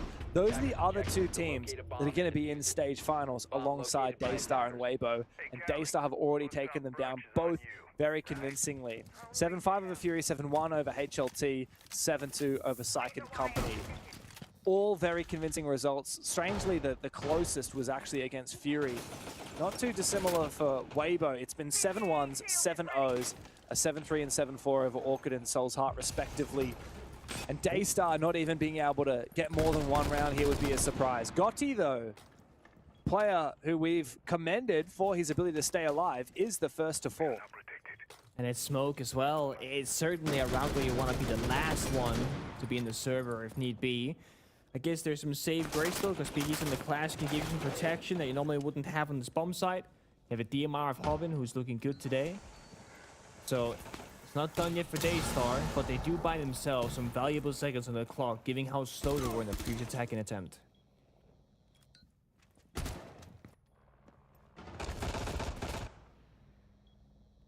How do they plant this though? They have just the sense projector walls to create a a shrouding effect, but they can get shot through. Yeah. I guess there's no plant denial though with Gotti dying. I mean, that might just make the difference. I mean, the nature of this bomb site is you cannot afford to go for a 5v5 plant. This bomb site is so exposed for the defense, you need to, as an attacking side, put so much effort into forcing these defenders into exposed positions and finding frags. And that's why the defense likes to fight so much. I like the Kali here to counter the clash. Each shot from that sniper will knock the shield back and expose Speakeasy for a brief moment. Hard to actually land the shots onto Speakeasy when that happens. Don't answer the phone though for Reeves. Just at the right moment. Hoven is down, by the way. Weibo really struggling now to stay alive in this so exposed position. A whole minute to play with for Daystar, but that's a critical kill for Speakeasy. And Azuki takes a hell of a lot of damage. I didn't see how that happened. But it doesn't matter because Seal has gone big. 3 kills on the round. Turnster will fall as well. Daystar, finally, a reprisal after losing 6 rounds in a row. They are back into it. Very convincing and a very good push of an execute, honestly. Again, by getting that opening pick onto Gotti, they open up the door for that plant with the sense wall, the chaos, and the smoke grenades, and they just shoot through the smokes. They hit a couple of good shots, they win the round. They didn't need to overcomplicate it, and it was a nice way of problem solving the clash as well. Why fight the clash head on against the shield? We can just kind of plant right next to them because they have no idea where we're planting. There's no solids, there's no cameras, there's no BP, there's nothing. So good understanding of what's in front of them. The only problem is for Daystar, they have to be flawless. They're staring at match point against them. They gotta do this again and again and again. Yeah, that's right. And look, it's going to be a very different kettle of fish once we move on to different bomb sites. That top floor is honestly one of the most unique bomb sites in the game. Can you name any other bomb sites in the current version of Siege which are so hard you have like 1 meter squared where you're safe to play? It makes me think of old Consulate top floor where there were so few places to play that were safe that we would literally hard extend into Yellow Stairs, which I know was your heyday. That was you had a great time. The closest I can think of is like top floor on Chalet. Again, not a lot of safe places to sit, but you can still play inside. Border top floor armory, right? Like the site itself. Like it's why you hold like 90cc fountain, break room, east stairs these days. But yeah. There's this category of bomb sites where you really just hinge on specific power positions. If you lose them, you are cooked. Yeah. And yeah, I think that's really the story of what happened. They're on the top floor for Weibo. Daystar found their picks, but the problem for Daystar is, like you said, they're going to have to do that over and over again. Weibo will have basement unlocked in 2 rounds' time, and I wouldn't be surprised if they, instead of repeating the top floor, decide to go to start from open area now. You know me, I'm a big open area believer. I quite enjoy that bomb site myself. Again, you work around the map rotations, using as much as possible, and just giving your opponent a lot of different stages to a round. Because think about that previous top floor attack. The round begins with the attackers going on the repels, and from there they can do the breaching, the droning, and even the killing because they found 2 picks. Then they rappel on in and they stop planting immediately. That's all you gotta worry about. With open area, you gotta take top floor, then go down the staircases, take a bit of the middle of the map like Arkham Stiller's lobby, then you gotta get on with the hatches, maybe go outside a copy window, then fight your way into the bomb site, and you still only got 3 minutes. So there's a lot more steps to it all of a sudden. And that's, again, like you said, that top floor of Bank CO is very unique. It doesn't offer a lot of options for attack or for defense. But ever since the ACOG removal for defenders and every attacker having them again and whatnot, it does feel like almost every single gunfight is just so unfair, obviously favoring the attack. And that's how you see Bang becoming an attacker-feared map rather than a defender-feared map, for reasons like that.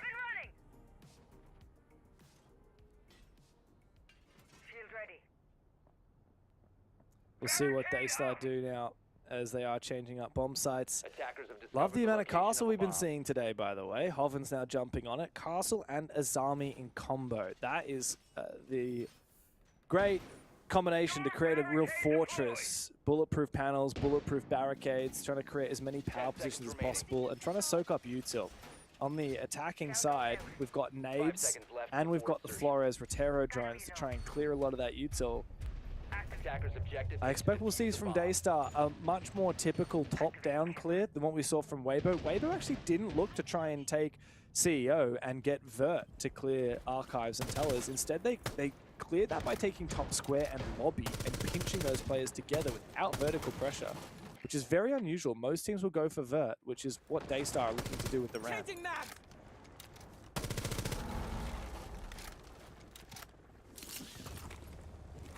I think I had a dream about Ram that night, actually, now that I think about it. Okay, can we talk about this on broadcast? Is it?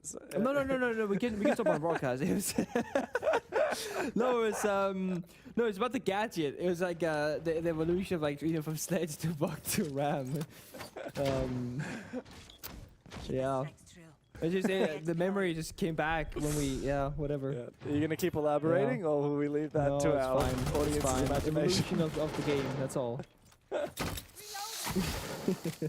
Souffle with a great shot takes down Reaps, who's had a decent game himself, but nothing too wild. It's Thursday still showing the scoreboard from the side of Weibo, and a lot more even strike there from the side of Daystar.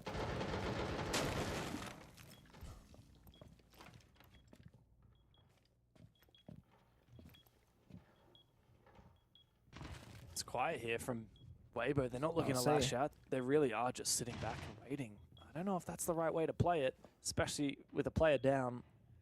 Daystar look a lot more competent on their attacking side. Speaky's just waiting to be given a free kill. Here comes the Dokkaebi. Of course, after this round, there'll be a chance to get some operator bans in for Weibo. Turd tanks the fire, moves past it. Great second kill from Yao. He has been so strong for Daystar. And on the Blackbeard having a big impact. Turdster, if he finds this kill, could surely give Weibo a chance in this round. But it's just him and Hoven. Keep up area on duty. I think Daystar have realized both of these players are on the top floor. They might be able to flood the site. Surrender to side control, that's a problem. They're going to start planning with BB covering. This retake should be almost impossible. Out goes the nade. Hoven has to wait for it. Now it's a retake in a 2 versus 4 for Turd. And Hoven, Turd's just being watched by Souffle. He goes down, and Souffle quickly gets active for the second. We'll see both of those kills in the kill cam. Cold as ever for Souffle. Yao also having a big 2K. Harambe a little bit happier about that. It's a second round now in a row for Daystar. And a 7th round out of the 9 that we have played that have been won by the attacking side. This is getting to a point where Weibo feel a bit uncomfortable, or rather they look a little bit uncomfortable on their defenses, not knowing where the attack is coming from, the pacing, and as you said, very quiet round. No one's really taking any fights. They keep letting Daystar walk into Gen hallway, Turd takes the fight. They get to the bomb side, the team takes the fight. Weibo will call a tech timeout, being up 6-3. And you know what happens, James? Every time they call a timeout, they win the upcoming round. I think it's 100% success rate for all the games that we've cast this stage. I don't know if we've actually done the numbers on that, but I remember this has been talked about for quite some time. Even back at the Six Invitational, when we did get Sprabunny to do the tactical timeout conversions, Weibo really stood out as an outlier ever since Gohan has joined the coaching staff and really taken control of this team. There's something about a Gohan tactical timeout. Of course, Harambe also gets a chance to talk to his teammates. Unfortunately for him, they didn't convert that tactical timeout they took on, I believe it was round 3, after Weibo got up by a few rounds. Daystar did not manage to come back in that half, not until they moved on to their attacking side. Weibo on their defense, they just need a second round here on this half, and that'll be the game done. Small things, alright. Speaksy caught middle of the C4 rip. Gotti dying now turns in a row without much of a fight. But they look pretty calm and chill so far on the player cams. And I mean, the worst case scenario, you do have OT, but I don't think Weibo are too worried about this game. You know, we're making it like the battle of first place and whatnot, but I'm sure if Weibo win and we speak to Thursday or anyone in the player interview, they're gonna go, nah, man, today's game didn't matter. We're looking forward to the stage finals, the qualification, because we as a team, it's all about making the international tournaments. It's another day in the office type thing. But when you start losing this game, I'm sure that nerve, you can kind of feel it a little bit more and go, okay, maybe we do need to try like 110% because it's not actually that easy. And that's because the skill level across the entire sub-region of Asia, it has risen. It's gotten better and better. There's more competition now than we've had in a long time. Yeah, that's right. It's been a real funny shake-up in Asia, of course. Seeing Daystar now go to 2 international events in a row, 5 seconds left. and only seeing that Asia have a place for 1 in the upcoming EWC, it really puts extra pressure on the whole of Asia. I mean, it puts more pressure on Weibo. Of course, they don't have the luxury of just being like, look, yeah, we want to come first, but if we come second, that's fine. We still go international. But, you know, teams like Daystar, teams like Orchid and Soul's Heart, they are all capable of going to international events. They've all been to international events before. For some, it's been a longer time between drinks than others.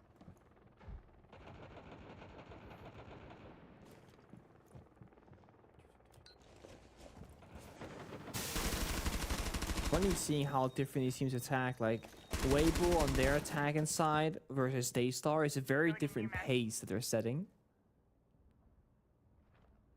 Daystar has been holding their own though, for the most part.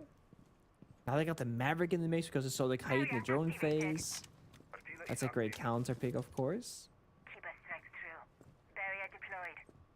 A little bit cheek with the Thatcher band, and you start playing the Kai. It's one of those, deal with this one. Yeah, it's cool. You'll notice that Azuki immediately jumps on the Maverick. Funny to see Maverick DMR, by the way, man. How times have changed. See how he goes. Now, I've actually never learned how to do the hatch in the Are most you effective kidding way. me? So I do this that Azuki's doing, but I swear to God, this is not the most effective way. It doesn't matter. All that you need to do is get a certain amount of damage on. So it's if you go around the perimeter of the hatch, it's 2.5, which is the same as just doing what he did right then, which is 2 lines and then half a line. Okay, It's just so no about the big deal. damage. It doesn't matter where you do the damage on the hatch. Wow, look at that. Gotti's got a kill, boys. He's on the board. Big fan of that. Seal is as well, taking down Reeves against Smoke, dying early, but that's what happens when you play that extension of server stairs. Now 50 seconds. Daystar again had to be perfect. They're up against only a single C4 here from Hoban, who's playing in that Vault Red position, waiting for the perfect time. There's the church blows with Asuki, and he wins up that engagement. Now 2 attackers are low on health. They got 1 spare Sami in pocket, so you can try and make some rotations happen, but those DMRs, they will beam down the Q barriers very quickly. Yeah. I think the right play here is for Turd to keep that Kiba in pocket. Use it if it comes down to a retake. Use it to disrupt the execute. I think that's the right way to play it. Ooh, the nades are coming through. He's going to die, indeed! He's going to die! Azuki, big nade! Weibo, do not have the plant denial! This is Hoven's chance! He doesn't deny the plant, but he does get the planter into the post now. It's up to Azuki and Seal to cover it off. Otherwise, Weibo will claim first place in Asia. 3v2 onto the retake with Seal up above the hatch. He's waiting patiently. 1 tick from Speakeasy. The coverage from Gotti and Hoven together! Speakeasy hits the defuse, and Weibo Gaming achieve what everybody expected from them. It's undefeated. A 7 out of 7 run through the group stage here in Asia. It's down to Hoven hitting some gnarly shots there on the Mossy, getting 2 kills with a single magazine, the guy covering, and shortly after the guy planting. And then you just take it nice and slow. One guy's gonna protect the hatch, one guy goes to counter defuse, and they hit their shots again. Weibo will be victorious. They go flawless. They are locked in, #1 seed here. And, well, we said before they're going to be the kings, and now they have locked it in. At least for groups, they are indeed the kings of Asia. Yeah, they are for now. Best of ones are in their remit. They are very much confident to take any team in this league in a BO1. Can they do the same in a BO3? I'm sure they'll exude confidence for that as well. And just to give a testament to how good Weibo have been, let me read off all of the results for you of the group stage in their 7 games. 7-1 over Psych & Company, 7-0 over Elevate, 7-3 over Orchid, 7-4 over Soul's Heart, 7-0 over Fury, 7-1 over HL Tori, and now a 7-3 over Daystar. Never push the distance, never even having to play 12 rounds in a game. It doesn't get much more dominant than that. That is with the roster change as well, which makes it even more impressive, I would say.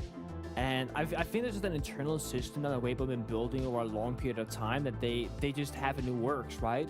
And this is the benefit of having a long-term roster, is you got that synergy, you know, how each other work. Also behind the scenes, what they need from each other, you know, every single day, whether it's going to be behaving a certain way or checking in with people, how the emotional state is going to be. You know, we see Speakeasy, we see Turd, and they're very two different people. Turd stays often, like, at least showing to the camera, right? There's like high ego, confidence guy. He's the inter, he's the fragger. Speakeasy is just carefree, always happy and enjoying life and whatnot. They have a good and deep understanding of how they work as a team. And I truly think that makes a huge difference in how consistent they are in the server. Yeah, absolutely. There's no question who the best team in Asia is, but of course that doesn't mean that Weibo are guaranteed a spot at the Esports World Cup. They went there last year, they went very deep, but they do have to perform in best of 3s. But I think they couldn't be happier with their group stage so far. Daystar played really well this stage, but at the end of the day, there's only one king in Asia, and we're about to go talk to him. Turd, welcome on in, my friend, and congratulations on a flawless group stage. I could say how you're feeling after that, but I can see by the look on your face that it seems like maybe just another day in the office. You guys never really expected to be pushed deep by any team in this league.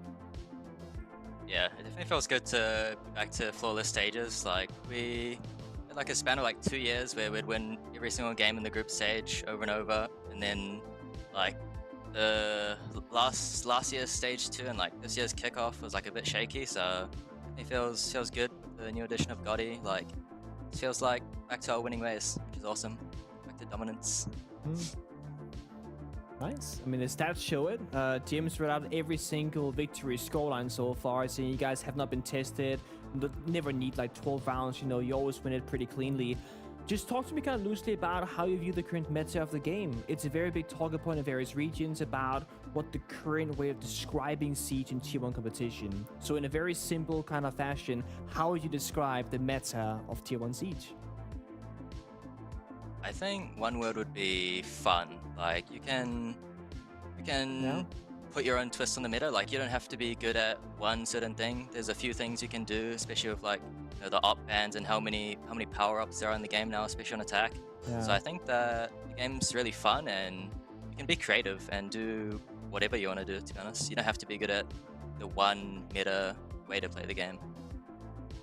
Okay. Cool. Just on that, you want to go, please? Should we fight for it? Okay. No. You mentioned power-ups and attack. So just a simple question, is it fun on defense as well, or is it just fun on the attacking side? Depends on the map. Like, some maps, like Bank, is absolutely no fun on defense. Absolutely no fun at all.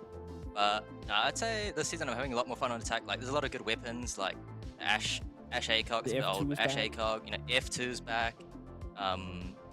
Like, you know, even the new assault rifle, like that Dokubi has and stuff. Just a lot of like fun guns to play. Turn a lot of fun attackers to play. Yeah, it's fun. Nice. Fun time right now. Yeah, it looks like it, especially when you guys win 6 rounds in a row against Daystar. I hope you're having fun doing that. I did want to ask you a little bit, roll the dice back, roll the memory back to Salt Lake City Major, of course.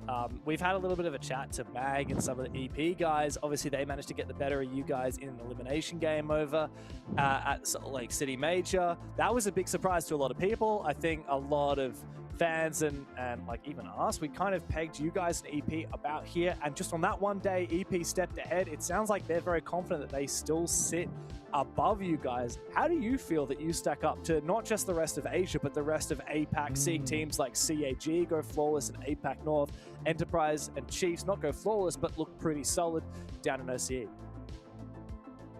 Yeah, it was definitely a surprise to me when we lost to EP2 in Salt Lake. That was a very interesting time, but I think like especially in like practice results lately, with Gotti, I think we look like we're back on top, especially against like those top teams like your EP, your CAG, even like DK and stuff. We pretty much smash everyone in practice. I'm hoping to get a rematch against EP at some point and reclaim our crown, the APAC champions.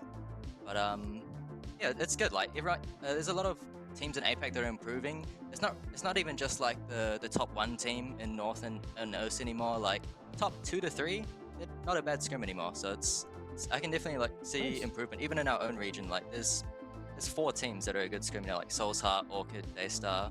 Everyone's improving together, which is awesome for the region, awesome for us. So yeah. Yeah, of course, it makes it more competitive. Might make you work harder for it, but at the end of the day, it's good for you guys too. So congratulations on your win, on your flawless run through the group stage, and we'll see you next week for stage finals. Thank you. See you guys. See ya. Love the insights we get from Turd. A little bit of game-specific stuff. I wanted to ask him about the Rayora. I don't know. Maybe it's just because it's a Kiwi operator. I think it's kind of cool. But no, it's cool to hear, especially the fact that he was surprised that they lost to EP in Salt Lake. Yeah, I mean, he's always going to say that, right? But I could totally see it. You know, I think Weibo went into that thinking they're going to go very, very far. And we thought, maybe not, but they for sure thought they were going to do it. Yeah, for sure. It's been a great set of games tonight. Some smashes, some really tight games, none tighter than our third match of the night. Psychic Company versus Soul's Heart went head-to-head for this last spot in the stage finals, and there was one guy that really got Soul's Heart over the line. He was asleep for the first half of the day, and then he woke the hell up. We are so lucky we got to chat to him in the post-match interview. He had a few choice words. If you missed it, go back and watch it. Holy shizes, that was such a good game, and it's just so great to see I9 giving us the level of fire and passion that we know him for. Yeah, and especially because, as you said, he started slow, going 0-4, not getting any kills. He was literally, on one of the rounds they were down-facing match point when the comeback began, he died first. And it's like, okay, he's going to be watching his team from the grave, and he's relying on them to do this job without him. And hopefully if they win, he can then start showing up. That's exactly what happened, because there was a moment where it just clicked for him. Right there in that clutch with the blitz in the 1v3, he was just fired. He's got a dog in him. Oh man, he's so back. We're so back. We had a pretty fast day overall. We had a 7-0, which is not too often we see those. A 2-7, of course, the overtime game. Then we just saw Weibo make quick work out of Daystar. Overall, I actually think that Asia, APAC North, and OS, I think all the sub-regions in APL have been phenomenal to watch and to commentate, because it's been, like everyone's saying, more competition than ever, more games, more teams to watch and follow, and just overall a lot of good storylines. Yeah, it's been a phenomenal stage so far, but the stage isn't over, of course. We have stage finals coming up. We also have more APL. Tomorrow night, APAC North will have its final play day of the group stage. And while we know by all likelihood which team will end up being the top in that region, things still remain to be seen. As for Asia, we know already who the best team in this region is. I think a lot of you knew it even before the playday started. It's Weibo, but maybe you didn't know who the top 4 would be. It ends up being Daystar in a convincing second place, Team Orchid firmly in third, and Soul's Heart only just barely ahead of Psychic Company. Yeah, and I mean, to be honest, nothing too surprising. I mean, the opposite would have been a Psychic Company would overtake Soul's Heart earlier today. I would have been like, whoa, did not see that one coming. Especially with Psychic Company not having the greatest start to the stage. Soul's Heart, of course, having a lot of success recently in more like domestic / tier 2 competition. But overall, I think the top 4 is expected. I'm very happy with the 4 teams, because I think it's going to make it a very competitive playoffs across the board. There's no free-sided bracket. And we're going to get VO3s. It's about damn time we get to see some of these teams go head-to-head. Maybe Daystar will get their revenge in a best of 3. I'd love to see a Soul's Heart Orchid VO3. That matchup is always absolute cinema. But tomorrow, we have 4 more best of 1s coming to you in APAC North. And guess what? We get the first place versus second place teams. We get the third place versus fourth place teams. We get to see who's going to stage finals for APAC North. But until then, I hope you guys have enjoyed Asia this evening and have a lovely